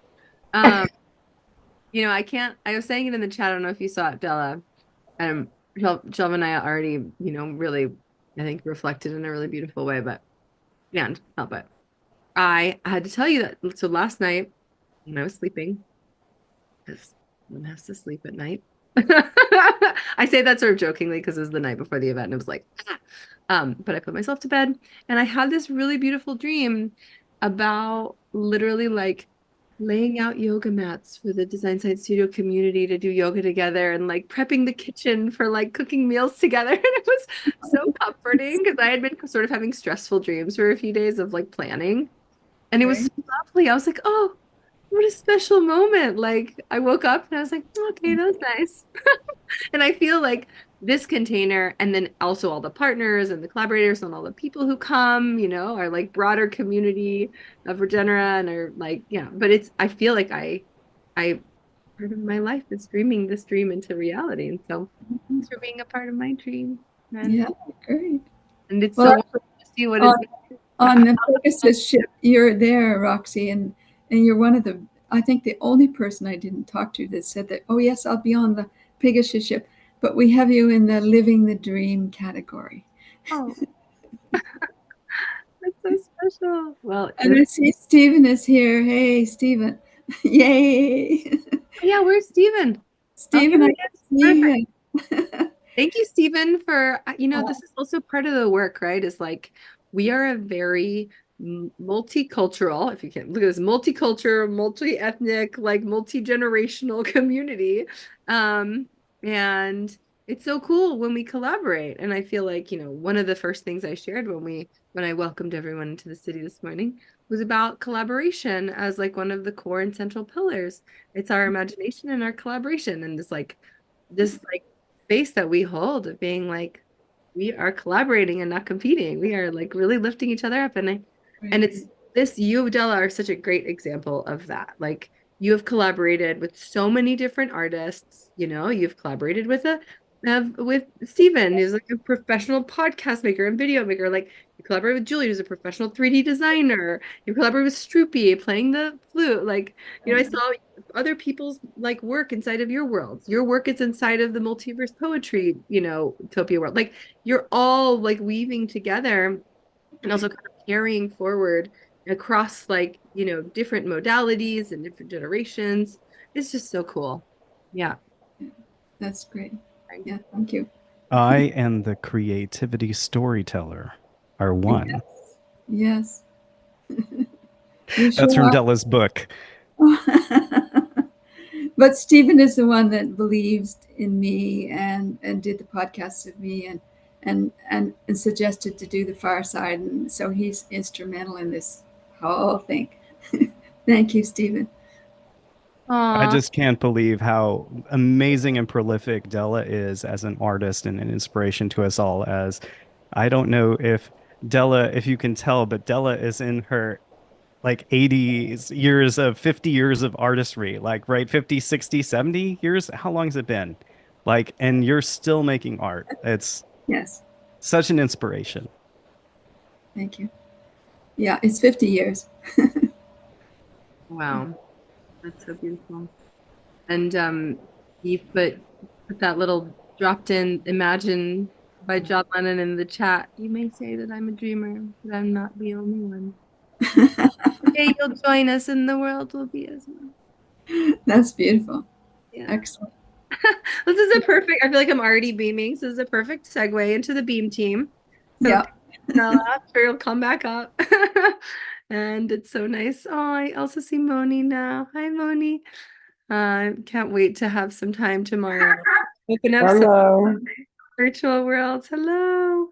Tomorrow we'll be opening up some of the virtual worlds, some of the new exhibits. It's going to be so fun. Exploring some of these different spaces. But first, I am going to introduce some of the beam team. And I got all carried away with just beaming already, so this is appropriate. I think, Mark, you said that we had yet another beam team member here, no? Hold on, wait, I'm coming, wait, I'm almost there. Oh, beaming in. Oh, wait, what happened? There I am. Hi. Hi, welcome back. Yeah, nice to be here. It's a little tiring traversing all these time zones and years of transporting our molecular structures through these moments of time and years. And hi, I'm here. Hi. Oh, welcome. It takes a lot to beam over here, and we are transitioning now into the celebratory portion of our time together today here in Regenera. So I just want to celebrate the beam. The beam has been the backcasting evolutionary alliance mediums beaming straight from the heart of the Regenaissance, was definitely born and stewarded both within the Design Science Studio and by Mark Smith and many others. And so this session is all about igniting the beaming beacon that we lovingly refer to it as. And you, Mark Smith, you have been doing this work of making the invisible visible throughout the Design Science decade as the Leprechaunkin, beaming this echo earth from the heart of the Regenaissance, and you have beamed some friends with you. So I am so excited to be here with Stephanie Schwartz and Stephen Levitt, and thank you all for igniting the beam. Right on. Thank you. You know, As Roxy said, it was initiated as a project in the first cohort of the Design Science Studio at the beginning of the Design Science decade. And the goal was for this project to carry on year after year and evolve and morph and change. And this is a very special year because, as you can see, there's no beam sign behind me. I am taking that and handing it to Stephen Levitt, who will tell you a little bit about himself and how he's landed here. And then we'll speak with Stephanie and we'll give you a sense of beaming and what's coming and why we're here this year. Take it away, Stephen. Well, I guess it all started with a call inside my heart and a call inside the collective hearts of all of us to find others who could envision a future that works for 100% of life. And in that desire, there was the medium. We have suddenly this opportunity to communicate with each other across this electronic medium, which is carried on electrons in the electromagnetic spectrum and actually affect reality and how we interact with each other. So the medium and the message, and also the mediums, the ones who are carrying the message and beaming from our hearts the intention for the future that already exists, that we want to, in the eternal now, connect with. How did we get here? How did we get to this world that already works for 100% of life? How do we live in the world of the future that we can bring in now and imagine and say, what did we do to make this happen? And that's the backcasting. So Mark has been an amazing progenitor of this idea of how the world is changed by our interconnection of these electrons, the leprechaun kin, as he calls them. So I want to invite everybody to be the medium. We beam to each and every person around us the knowing and the heart belief in what the world can be. And as we've seen from many of the evolutionaries that have presented here today, the things that can be done through the power of creativity. I was blown away by how the sculptures that were in the plaza near the river were able to bring awareness to the actual ecology in the area. And that was an example of art that was like Geomantis, the art, that project that was literally changing the landscape and helping to bring communities together around action, but give them a visual representation of the life that was already there, the life that existed and needs to continue to exist. So as I beam to you my joy in the assembling of this collective group of dreamers who are able to affect the world by our heart dreams and making those into a reality in the littlest and the biggest of ways. I invite you to know that that is felt here by all of us, and it's being broadcast out throughout the internet, and it's being broadcast into the ether, as you will. Like as we dream it, it begins to take shape and it begins to gain weight and reality. So now I'm going to pass it over to Stephanie, and Stephanie can beam with us for a minute. Yeah, happy to beam with you all. I've been here at the Design Science Studio from the beginning as well, and I'm really grateful. And Mark has been a leprechaun kin of mine from the moment I met him, and all that he's bringing, and seeing the invisible in making it visible has been something that we both love to do as well, and doing it for all life. And so the beam, I think the beam really, I feel like I was there at the beginning of when the beam even was ignited into Mark's dreaming mind, pulling it all together, because we were all beaming. We were all smiling so much that it was beaming. and wanting to share that. And I know that Mark wanted to beam it all over and like created different ways to do that by sharing all of it and bringing it in all different kind of ways. So it's grown, and it's so great to have and see and be part of it. And I just wanted to share this laser beam for the reason that this is a laser beam made up of particles pulled together. And when we come together, we're all coming together, and the power of a laser beam. I mean, let's we can pull it together. So as we're backcasting and we're being, I could think of be and am, like I am being a beam. We're being in our being, we are beaming, and we're just like, just like I think that they've been learning about DNA and how it's made in the moment, kind of by the environment around it in a sense. We're making it as we go. So while we're talking about beaming the future to the past, when we're thinking of all life and including it in everything we design and everything we do, then we're making it while we're going. So we don't have to go back and do anything. It's happening in real time. So thank you. Happy to be with you all. And we're going to share and bring back great things and share as we go. So thank you so much. Yeah. Thank you, Stephanie. Thank you, Stephen. Today's theme is actually change the story, change the world. And that's how I got here from over 40 years ago. There was a story that was imparted to me by these two guys here. I'm sitting with them. You got Marshall McLuhan and Buckminster Fuller. And the books that I read were both designed by the same designer. And one was I Seem to Be a Verb by Bucky, and the other by McLuhan.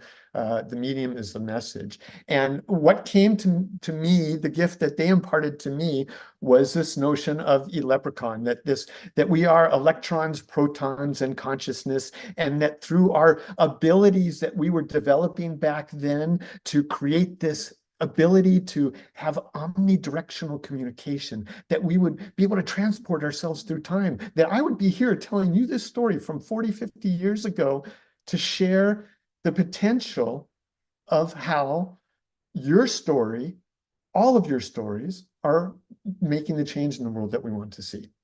And so it brings me great joy to being with you all.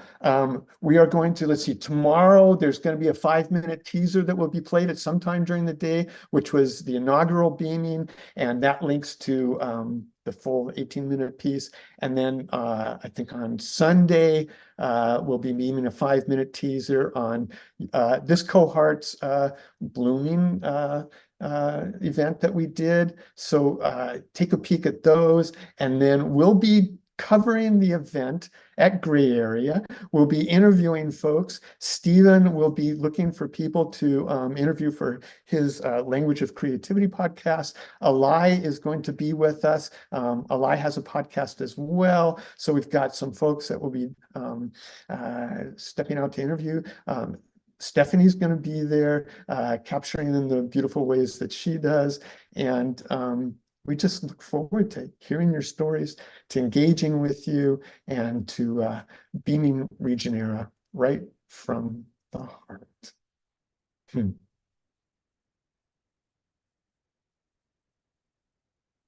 Yeah. Doesn't it feel good? I want to hear more about the backcasting Evolutionary Alliance mediums. Yeah,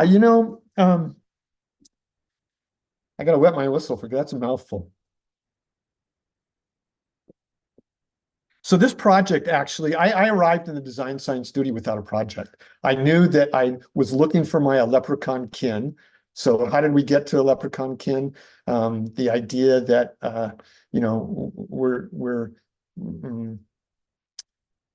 we're living in a new time.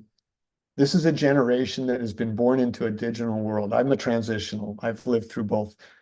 I've actually helped this personal computer industry come into being and saw it, the ideals behind it. And now I show up years later into the design science studio, and here's Tom Chi doing a rapid prototyping project. And then there's Tony Patrick, who stepped in for a world building project and talked about backcasting. And somewhere in that on the first Miro board is this big BAM, BAM. And I looked at it and it was like, backcasting alliance mediums. And it was like, but I'm the E word guy, leprechaun and electromagnetic spectrum. So threw in a E and it was like, of course, we're beaming. And so the backcasting evolutionary alliance mediums. What does it mean to backcast? This idea where we have an idea, that potential future. So all these stories that you're hearing about where we've come from, this future that's willing us forward. How did we get there? How did we do it?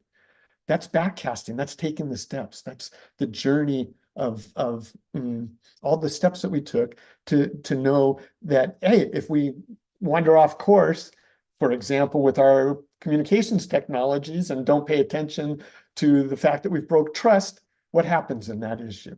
And so we have a lot of things to consider, right? A lot of things to choose between the pro and the con.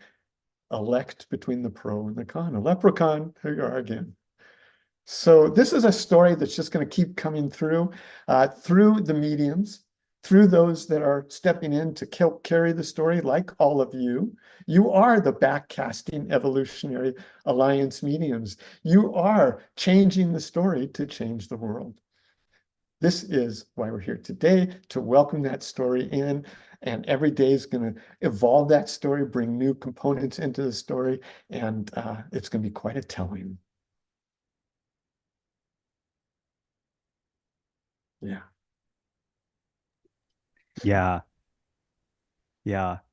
And it's such an honor and such an encouragement to know that there are people who are doing things in a world that are making a difference. And I know one of the things that I've heard a lot about lately is this idea of like paralysis that comes from all the negative news that we have and everything. So when we share artistic projects and amazing visionary technologies and those things, it creates hope.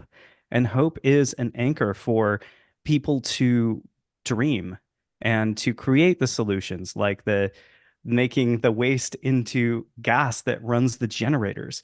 These are real things that impact the world. So be encouraged and beam your light to everyone around you. It's like each one of us is a lighthouse that is brightening up the planet, creating a node on the network, the mesh net of good things happening. Stephen, out. Don't go anywhere, my friend. One of the things that became really apparent to me by joining the design science studio and finding my leprechaun kin is what the electromagnetic spectrum taught me through the rainbow. And that's quite simply, you have all these different water molecules that are falling out of the sky, and the sun hits them, and then we're all in a little different position to see them differently, and bam, you've got this rainbow, right? And this refraction of light.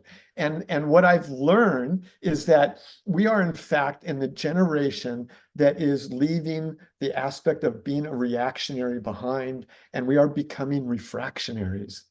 And with that, I would like to invite Stephanie in to share, because Stephanie is somebody who I met who lived this experience of being a refractionary and interpreting and sensing the world in a way that most of us don't. So how does that apply to beaming for you?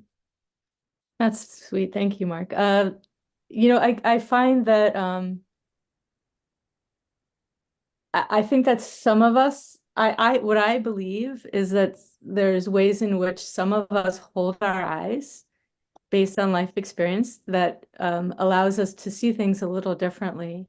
And I know that, it's not something that I have to try to do in order to see beams of light coming. It's like that the way that my eyes work will see that. So that tells me we all can, because it's how we hold our eyes. And some people can't not see it, and some people are learning how to see it, or see it but don't focus upon it. So it's really like what we focus upon. So if I'm driving and there's cars in front of me and behind me and everything, and it's the middle of the day, I can't help but see the highlight on the car in front of me, and it's I can't even, this is like a very small experience of what that feels like where it's just undulating beams of light. And I really kind of think that Van Gogh saw that way, because there's a way that I understand that that I see that way when I look at things, and I know other people too do as well. So, you know, if you're like walking in the woods and the light is coming in and out, you can just like look at it by, you know, because a lot of times people say don't look at the sun, and people really take that seriously, and sometimes it should be taken seriously. I'm not trying to say go look at it. But when it's coming up or going down, like I do look at it, or I look at it on the water bouncing, and I see more colors than I can ever share, you know, that happen, or dimensionality of light and beams of light. And I think that is so much beauty and just fun looking at it. And I am so grateful that I know how to capture most of it. There's a lot of stuff I'd love to have new technology to, you know, people to help me make the designs of new technology to capture how I really want to capture for dimensionality. But thank you for bringing that up, because I think that when we just like look with our eyes softer, or if we squint and look at light, we see, or, you know, a lot of times I can see the light bouncing on my own face, or my eyelashes have rainbows, and like, that's not just me, like we can. So like, you know, if you're squinting and look at some light and close your eyes so you don't get too much sun in your eyes, then you'll see all those rainbow, like refractions, I should say, those aren't rainbows, but on your eyes, and it's magical, you know. And it's kind of like, it's magical, but yet it's every day, it's every moment possible when the light is out. And when the light's not out, you could do it in the dark with lights. So enjoy and have fun. And thank you for asking me to talk about it, Mark. Thank you, Stephanie. You know, when you're speaking of that, I think I think of humans, and I think of how, you know, we're so blocked by the shadows that are happening in the world right now. But we're squinting here and we're seeing each other. We're seeing the light, and each of ourselves a beacon that's calling to another that recognizes that light.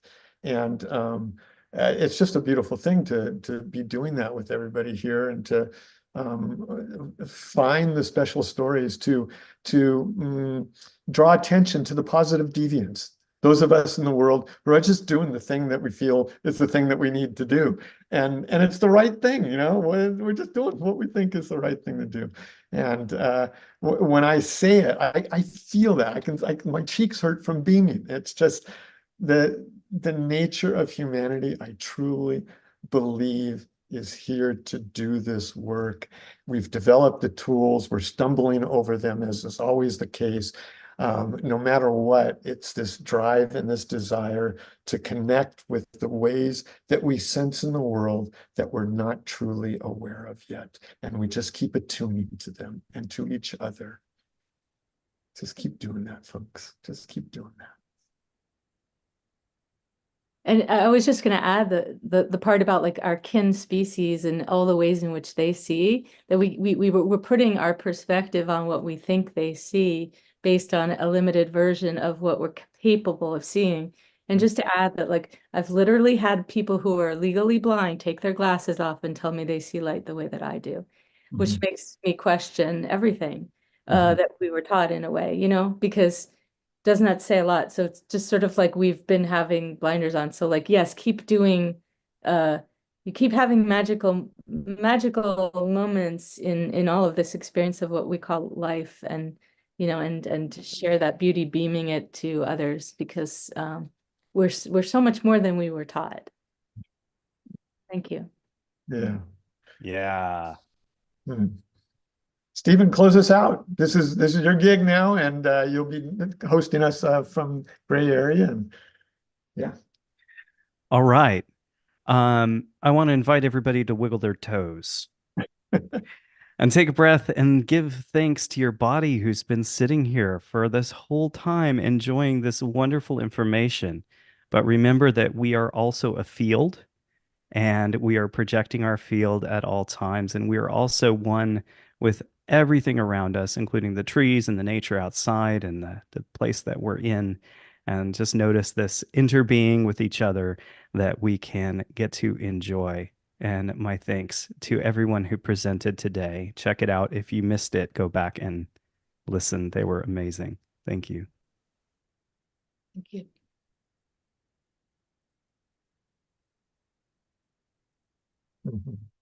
Party time. Party time. Yeah. Incredible. Thank you, thank you, thank you. Yeah, let's see some hearts. I don't know if I have too many patterns. Oh, here they are. What a gift. You're also incredible. And this invitation is for everybody. So let's beam together. I'm going to bring up Eve, who is definitely part of the beam dream. Hi, friends. So next up, as we go into our celebration, we are going to be watching a video by Bridget, who is also made a beautiful intro for us. So here it is. And I think as an extension to what Stephen said, right? Like the point of this time of celebration, which includes music, and the Beam team is also part of the intro to the celebration, is that like we did just go through like a lot. Like we went through refugee camps, we went through like ecosystems going extinct, and like we went through our manifesting our dreams. Like we literally moved through the futurescape, the backscape. We like learned how to upcycle. We thought about like new ways of orienting to our energy systems. I mean, it's just been like an incredible journey all together. With Lucian taking us through the United Planet, like what is this collective world game that we're in, to help make a world that works for all. And so this is time to integrate that. Yeah, it's also, I think, like as we talk about these more difficult subjects, it's important to remember why we are educating ourselves, and what we're like loving and fighting for is to be able to bring positivity and justice and share the happiness that we feel when we celebrate with the world. Yeah, and this music from Bridget Guiza. So Bridget is an Indigenous artist in the community, and she's also a systems engineer and visionary. And she's actually going to be doing another of the celebrations live. But she prepared this video for us and also an intro video. So let's all like enjoy it. And it's an extension of the Ishkodeweke and the Awakening, which she writes: as we dig deep, take a dive, and soar high, we remember who we are, the stewards of this planet who bring our ancestral wisdom in the recreation of our collective revolution. The veil is lifted to the truth. We are the warriors that carry the future. I like that last sentiment. Definitely going to sit with that one. Hello, good morning, buenos dias, minogigijeb.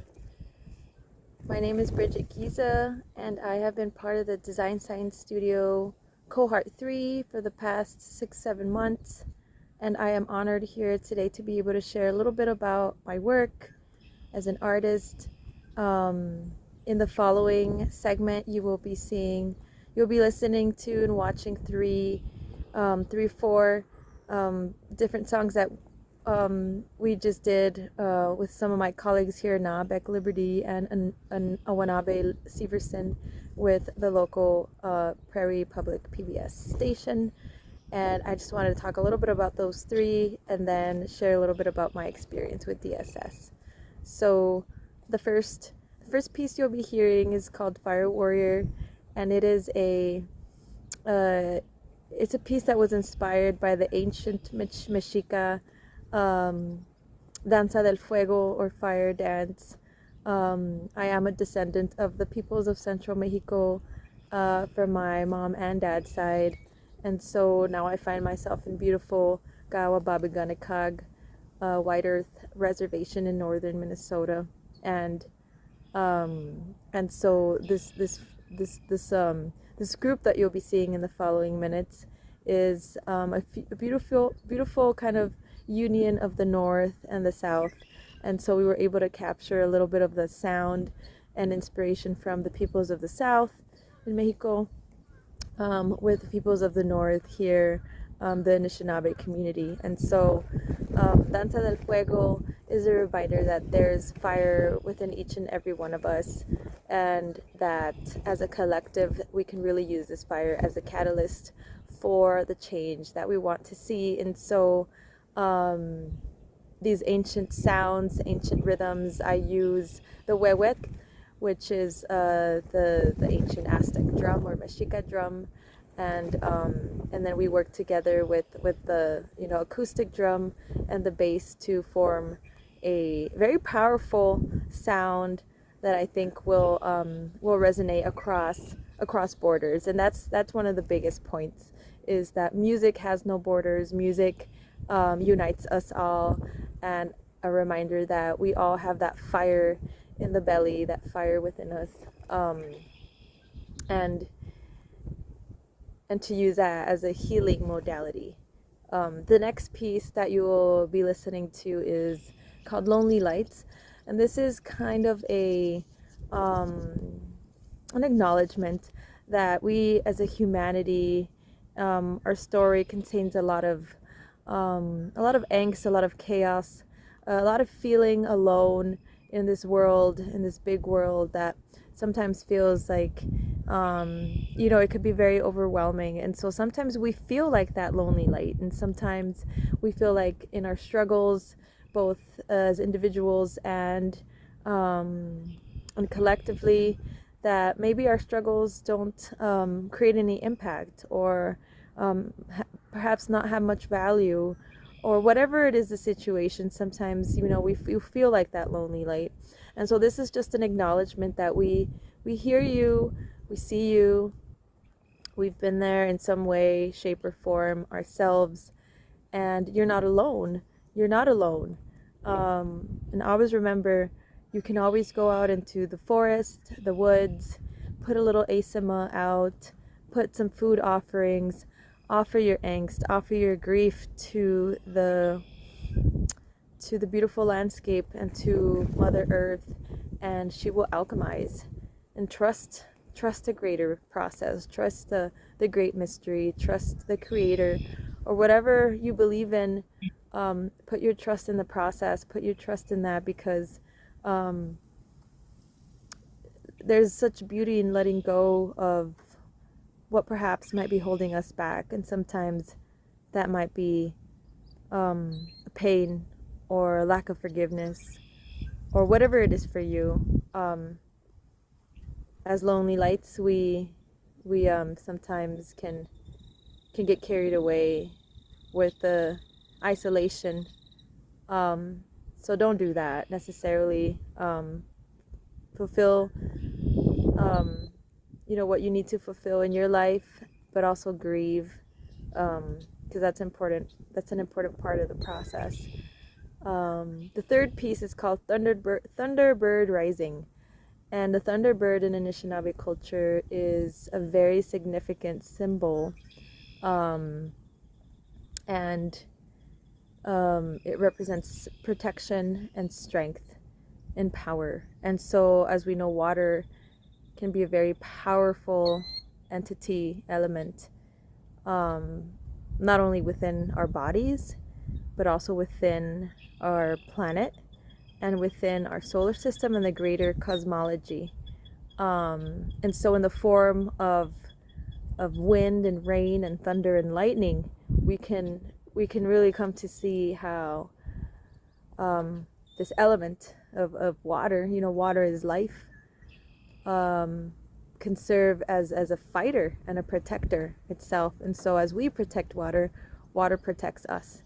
So as you drink water, as you use water, we are water. We remember that there is incredible resilience, and there's a fight. There's a good fight in there. And so let the song kind of remind you that that water, that even though we might be a drop in the ocean, together we are the ocean. And so let that carry you in the highs and the lows. So again, I just wanted to share my gratitude for being part of cohort 3, being part of the amazing conversations and activities and projects and all the connections that we've made. I want to give a shout out to the staff, to all the people behind the scenes, to the people who've made this container happen, all of us, all of you, for your energy, your love, your commitment, and in sharing your beautiful light too, with all of us. So we're all fighting the good fight. We all have a long way to go, and we all know that the world that we envision in the future, we embody in the present. So I want to leave you with that. Miigwech, gracias, lasokamati. Thank you, and I hope you enjoy the performance. Bye-bye.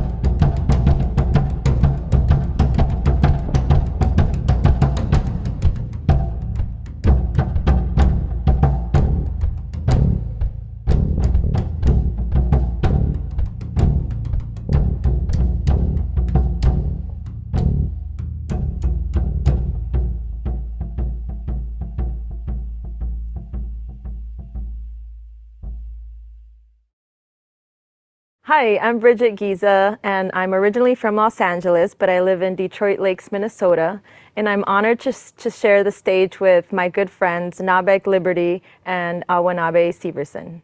Together we are Eshkodeaks, and that means fire in Ojibwe. The meaning really stems from having that fire in the belly, metaphorically, but also physically. Nabek has his thrash metal background. I kind of come in primarily with my classical training background, and Awanabe has different styles of rock. So as we started exploring each of our sounds, just my current influences, the current state of where my mind is, where my life is, and then meeting these two amazing people and their worlds too, we started realizing that it was kind of a meditative trance rock music. The coming together of our three individuals to create this group is a symbol of our resilience, of our strength, and of our collective healing journey. And music has brought us together.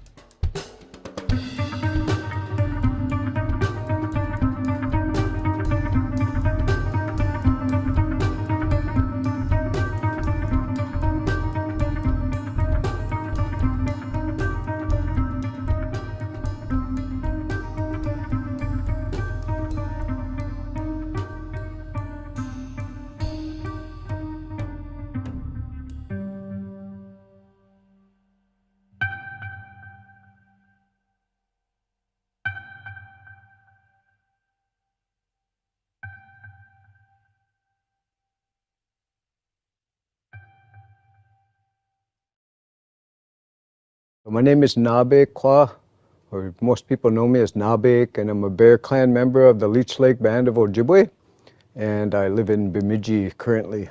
Music in regard to Anishinaabe culture is, of course, huge.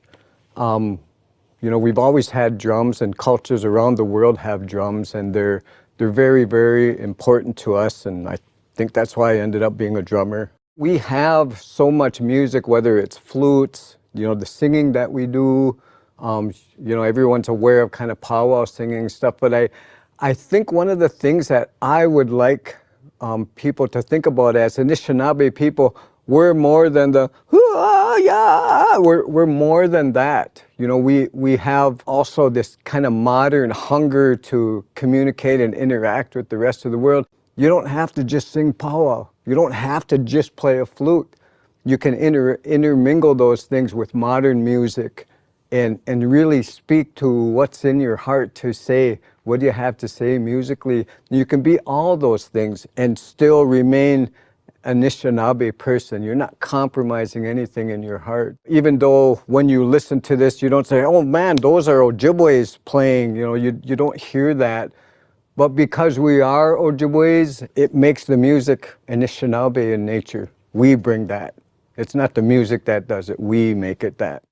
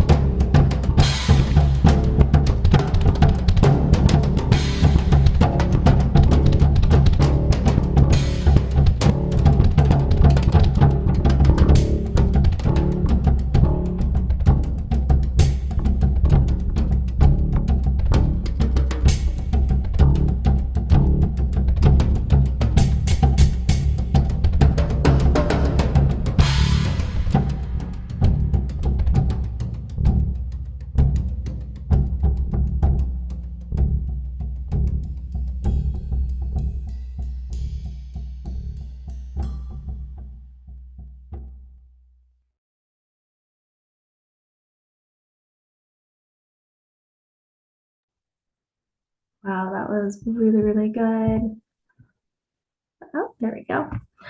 Wow, thank you, Bridget, for sending in that video and sharing how you're blending your culture into modern day music. I was very tranced out. I was cross stitching and dancing over here and really enjoying that beat going into my heart. Next up, we have Timmy with Sing for the Revolution. Hey, everybody. Yeah, let's do it. I'm gonna sing y'all some songs. I wrote this first song because of the diagram that Stephen Bao made. He was breaking down like the elements of life or of a person into 4 components, and he named them mind, body, heart, and self. And I really loved that and it stuck with me. So I ended up singing it and writing down some words that go with it.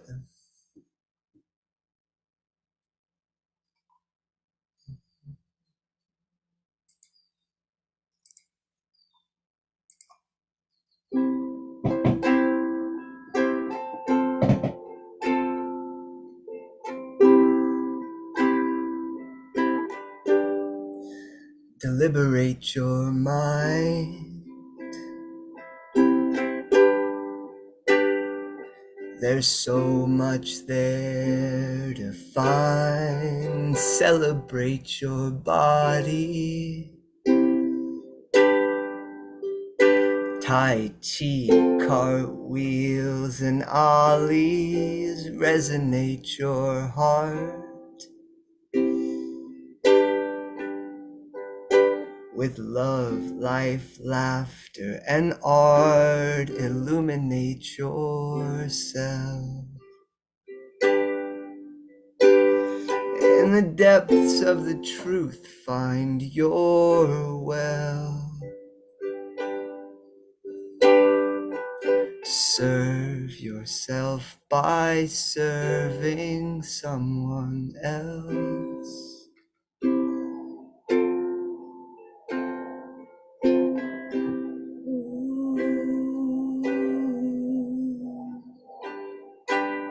We are the one.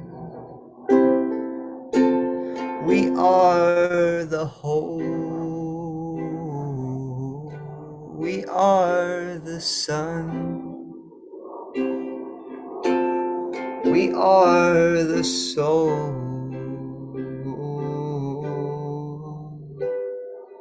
Living like the world is ours to hold. And growing old.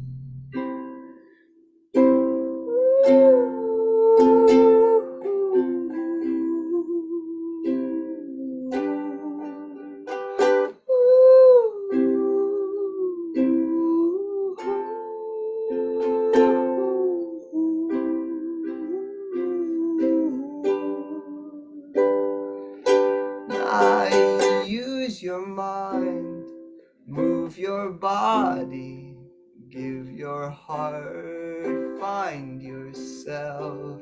Use your mind, move your body, give your heart, find yourself. Oh, serve yourself by serving someone else.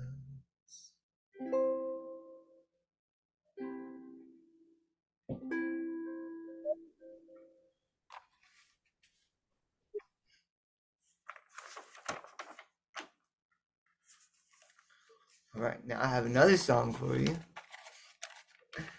And this one I wrote for a friend of mine who started a conservation organization in Louisiana, which is not so common there, but he's really making a movement about conserving some of our wildlife and trying to get basically people and money organized to buy more land that will be turned into conservation forest instead of subdivisions and whatever else we find to do with them. And so I was inspired by his organization, and I actually wrote this song to sing it at some of his fundraisers and stuff like that. And here we go.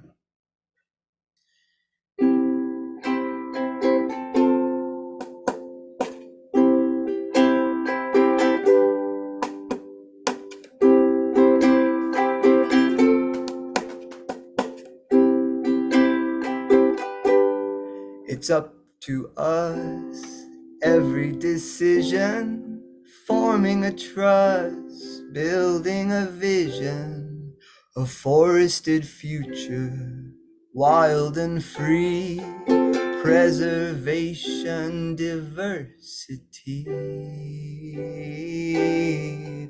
We are blessed to be bathing in sunshine and breeze.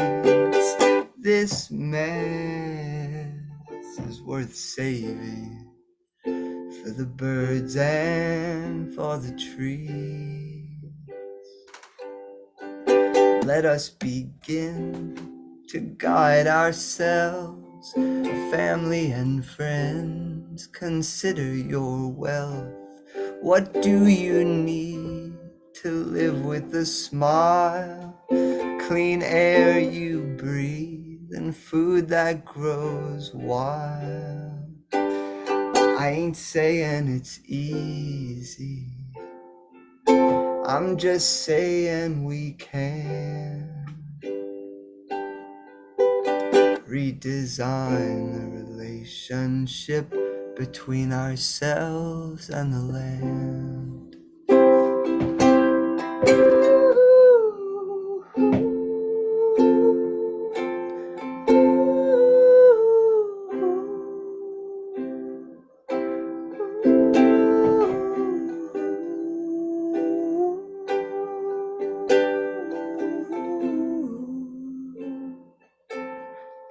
A seed has been planted and it's growing, bringing light to a world in the dark.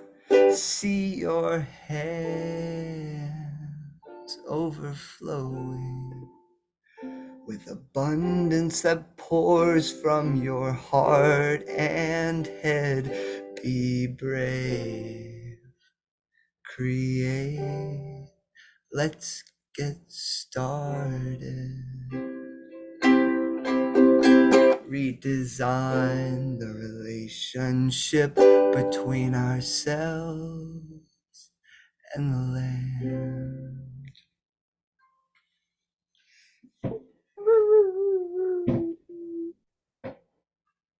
We do a little unmute clap moment, make sounds. Oh, ow. So beautiful. Ooh, that lyric though. I ain't saying it's easy. I'm just saying we can redesign our relationship with ourselves and the land.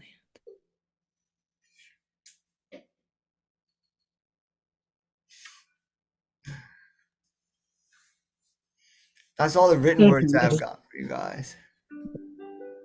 So I think I'm just gonna start playing stuff, and you guys can sing if you want. You can send me words if you want, and I'll sing those words, and we're just gonna have fun and move around a little bit. Play together.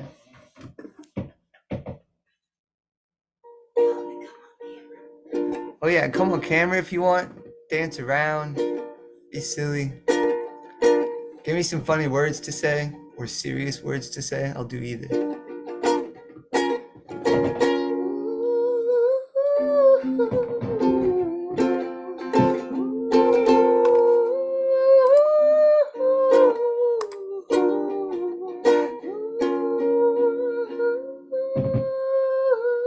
Yeah.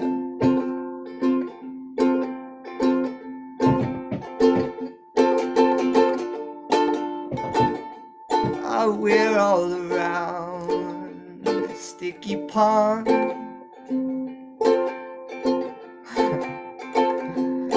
And we've all been found by our wands.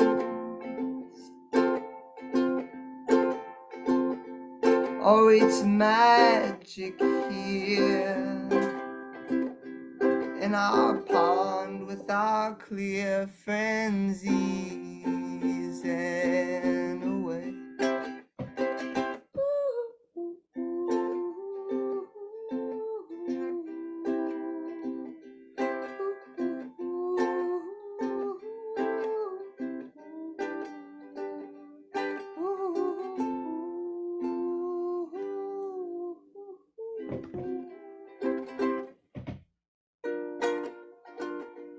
Will we find ourselves open up to the changes coming around?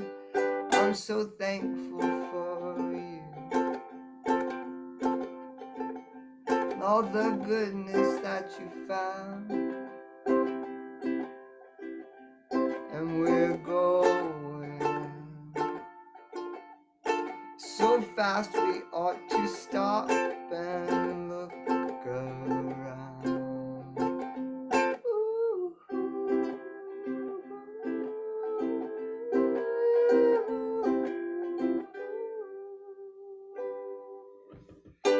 And we might see dragonflies, dragons, and hiccups in our teeth.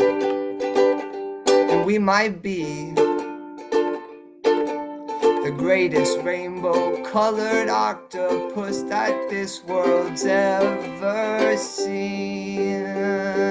Drinking fancy with our pinkies in the air and our teacups everywhere. We'll be smiling ear to ear. Activate yourselves, activate as well. Laying in the moss is soft, and I like softness, makes me well. Overjoyed, like blue jays above the clouds. Overjoyed, 'cause my inner voice is singing loud. Open yourselves. We've got so much goodness overflowing wells. Open yourself. There's a bright light beaming from within, and we can't help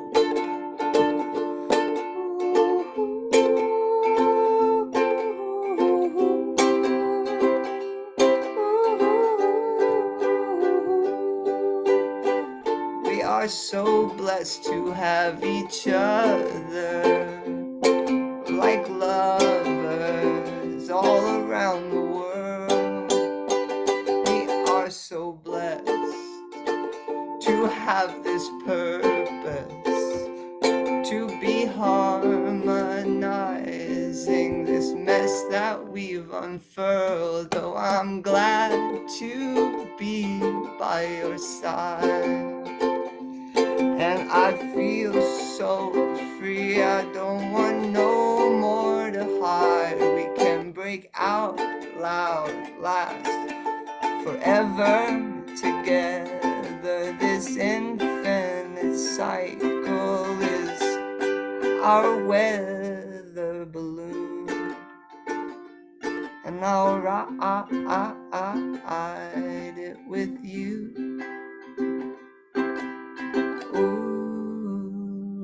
Over the clouds.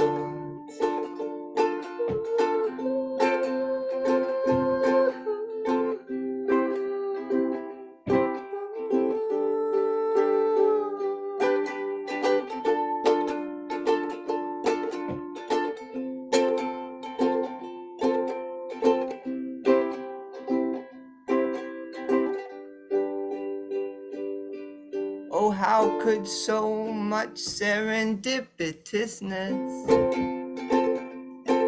be blessing us? It's like someone's come to visit. Brilliant light and peaceful nights. We're overwhelmed with all that's right. couldn't have gotten here ourselves.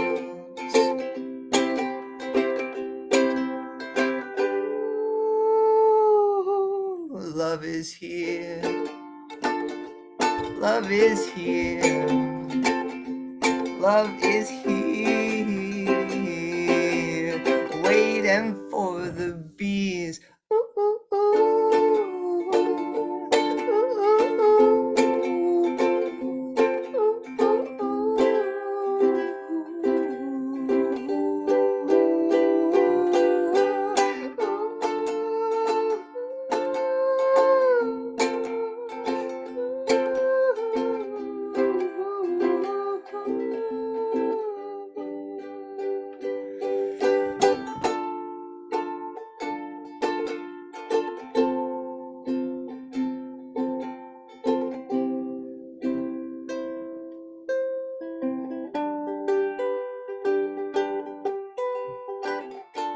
There's a complex pattern and rapture in us. It's deciding the things we don't understand. We just keep pushing ourselves over the edge, push out in every direction and feed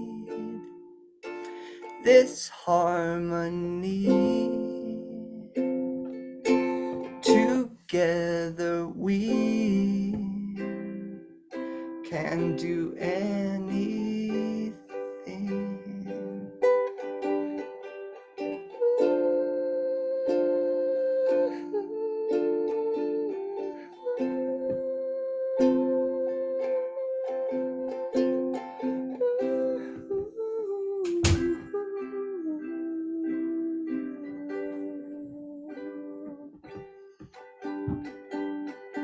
This is the best hour, wholesomeness. We find each other and over blessed together.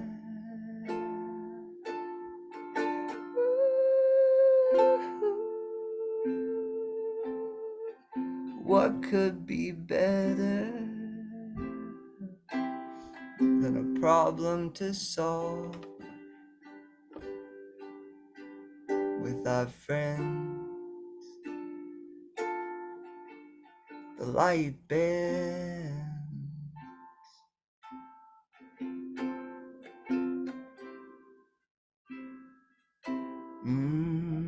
filled with sweetness.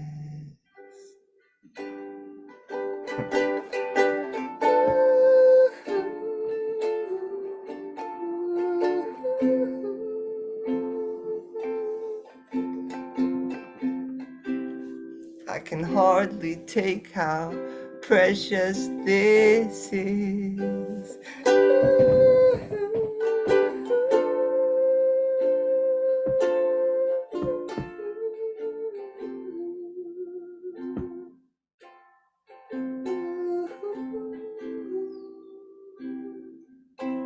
We love you, bliss. Na na na na na na na. Ooh. Bliss is love, and love is this. We love you, bliss.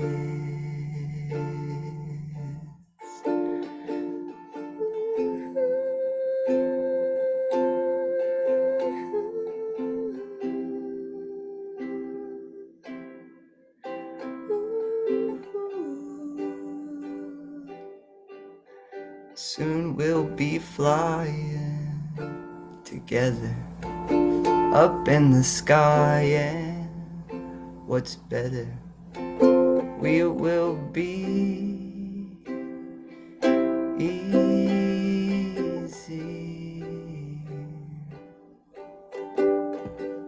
together. All is white. We've got work to do. Our species is only a child.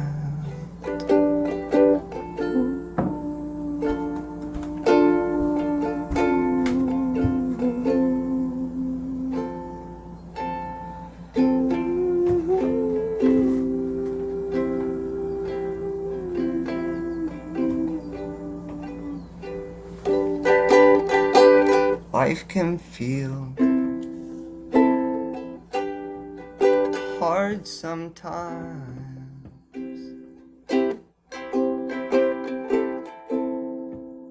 but it's less hard when we're together. And this love is metaphysical gravity. Thank you, Stephen, for being an inspiration to stay in our spirit and our heart and in our dream space. Our work is our love made visible.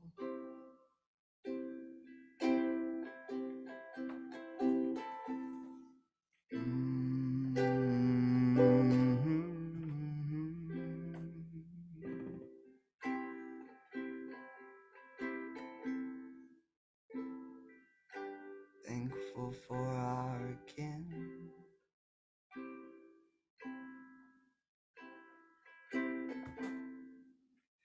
Thankful for this light that's pouring out from within.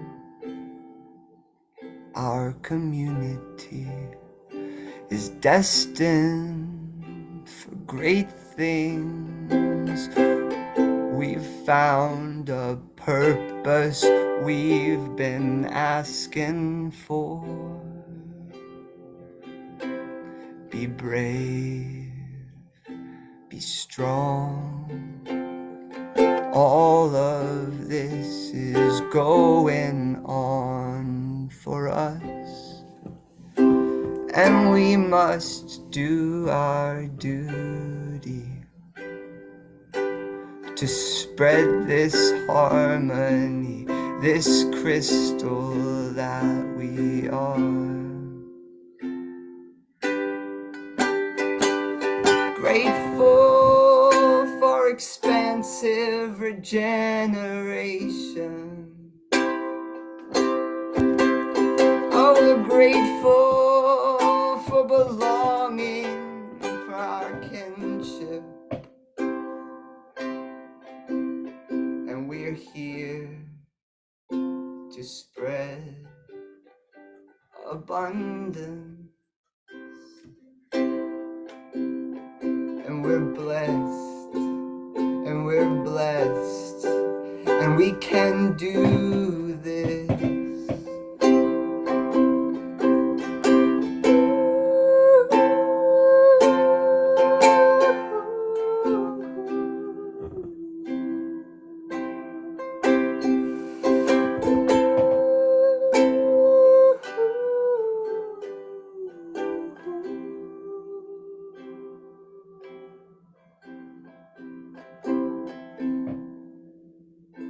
This world is turning around.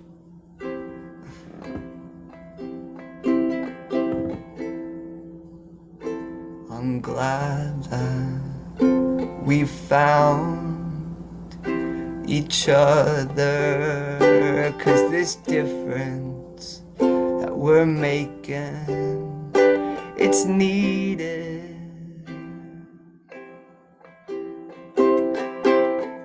There's so much we can accomplish if we're working together.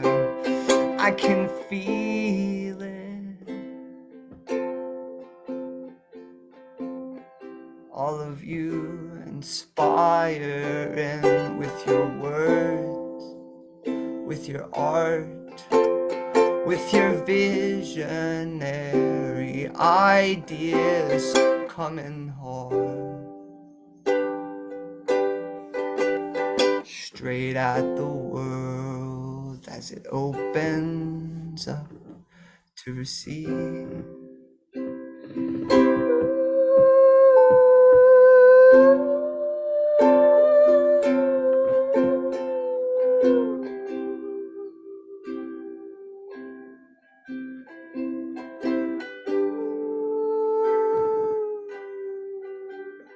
We are free.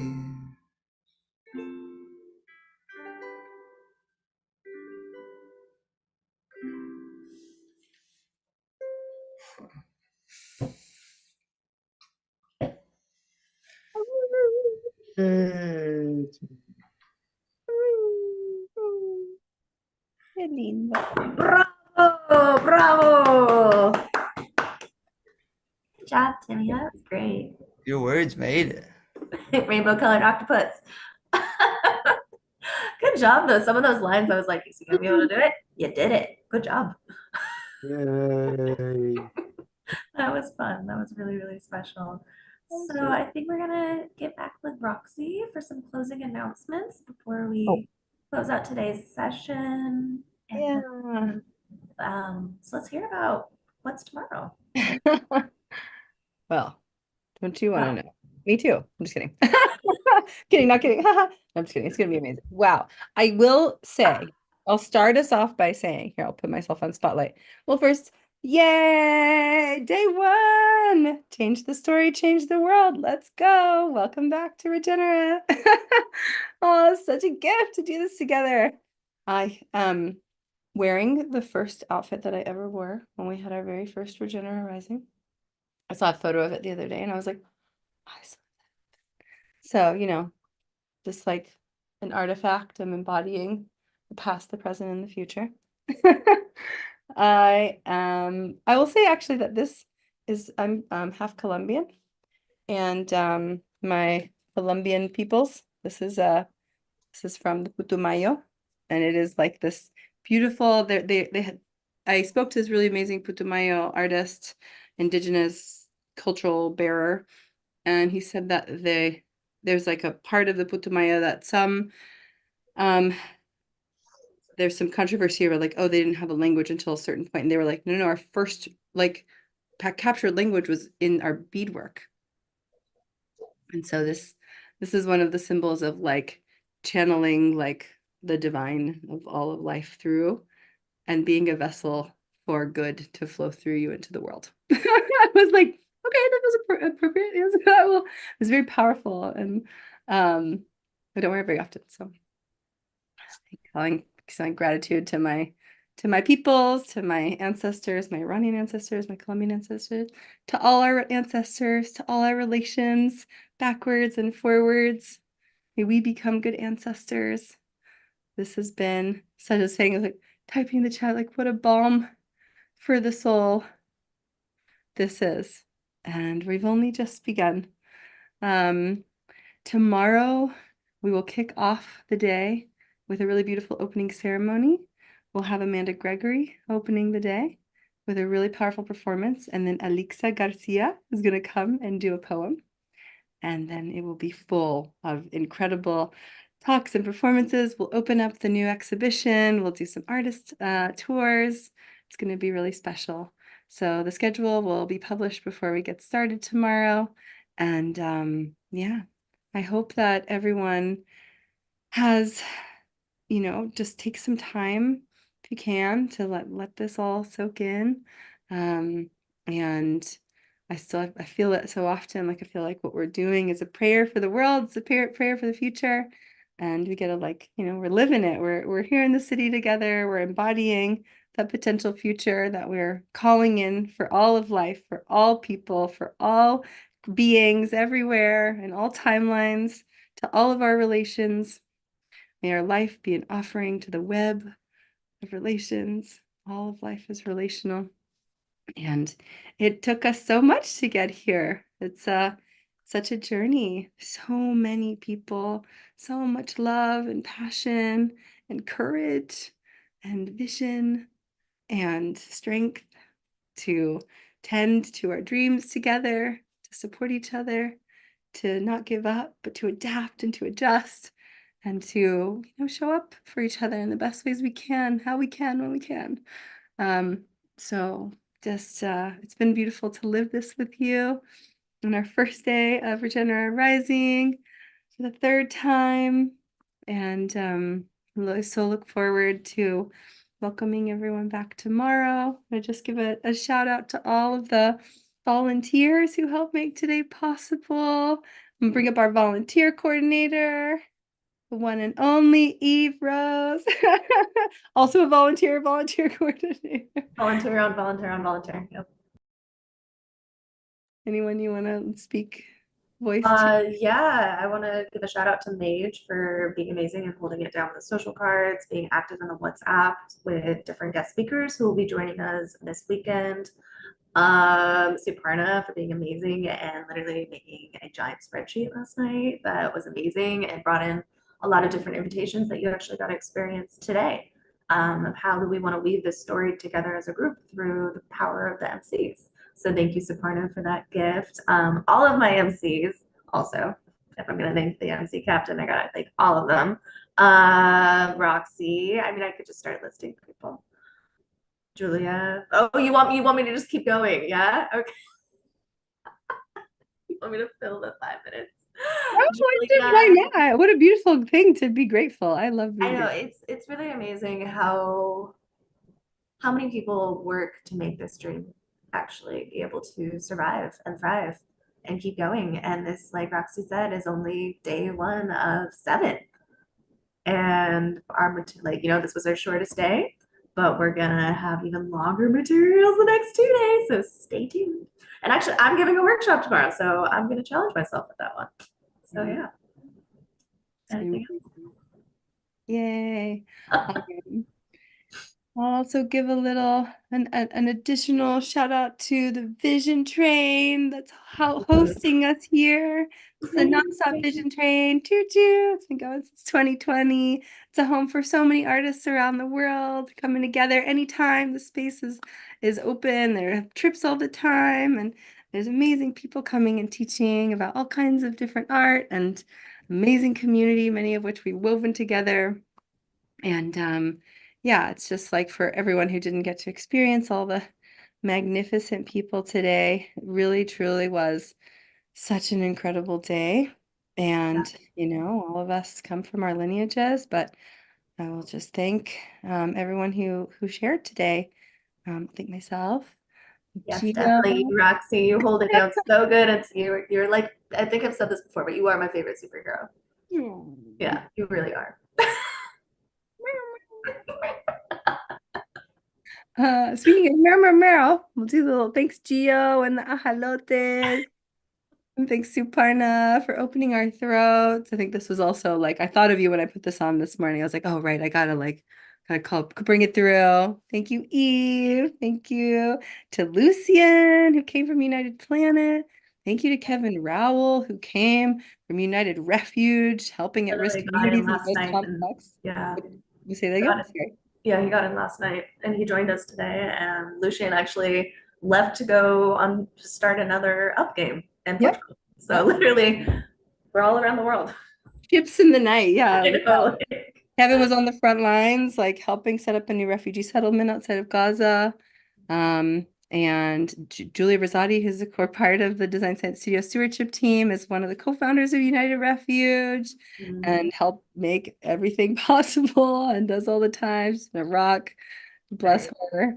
Thank you to Lanaya for bringing so much beauty and seeing and weaving our participatory story. I see in the chat that Suparna has some gratitude to hand. Oh, great. Yeah, come on now. I'm just going down the line, but I can pause.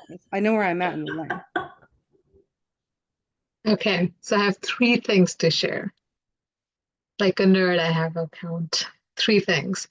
I think the first thing is I'm very thankful for all your ancestors. Of course, I'm thankful for mine, but wow, right? Like so much echoing, and I'm looking at Mark and you say echo, and there's so much echoing in each other's. We have like our flavors that we were raised with, but we deepen our flavors when we see the echoes and another flavor of that echo, right? It's so gorgeous. So very thankful for all our ancestors, and they made you. And that is so important because second point, it's a team. It never happens alone.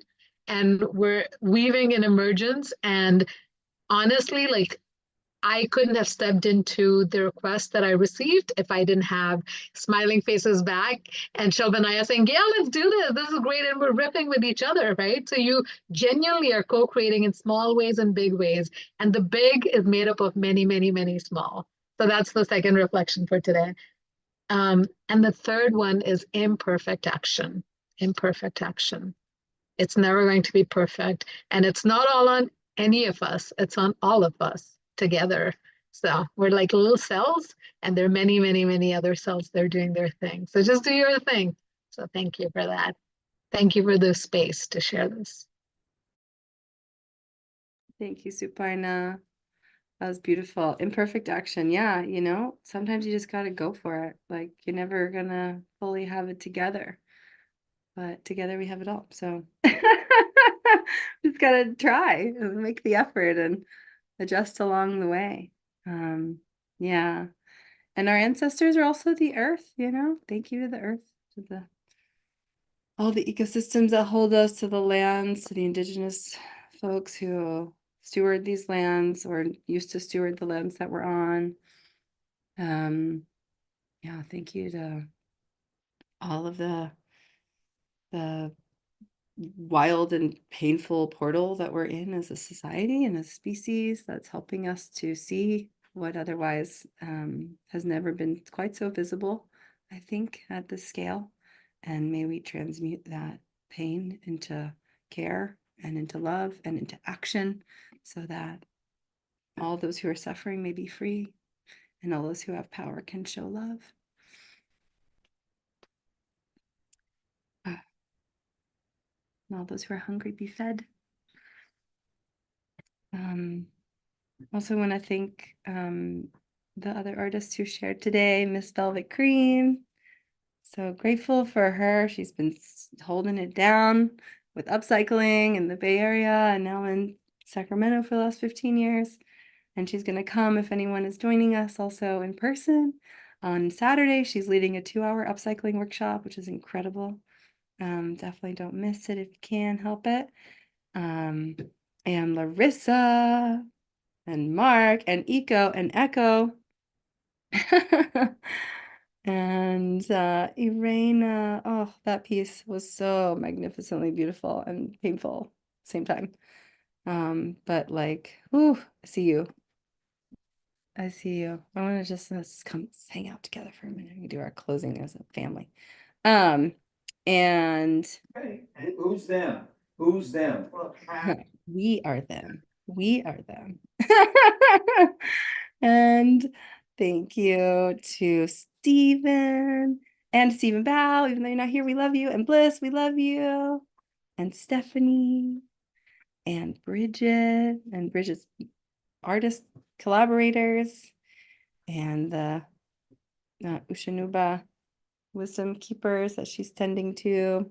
And to Timmy for like singing us home. That was so beautiful. And to Harlan. So good, Timmy. And to everyone who attended and will be attending. Yeah, this is real, y'all. This is beautiful. I can't wait to do it again tomorrow. I hope everybody, oh, Dennis is here. Great. And also, oh my gosh. I mean, we'll get to talk about it more tomorrow. Oh, and Pamela's still here. Pamela. But we have Julian and Ian who are both still in the room, and they have been with Serena working with so much love, tending to this new exhibition. It's so beautiful. I'm like blown away. I cannot wait for us to get to showcase some of the work in there tomorrow and open it up for exploration. Thank you, Zach Dario, who's been coming all year to our events. It's great to see you again, and Sudie Bell and Dan Sutton. Yeah, bless you all, and I look forward to seeing you tomorrow. And thank you to everyone who's tuned in. And with that, we will close. May everyone have a beautiful rest of your evening and looking forward to continuing to weave these threads together in Regenerative Rising. I'm going to turn off the stream, and then we will be complete.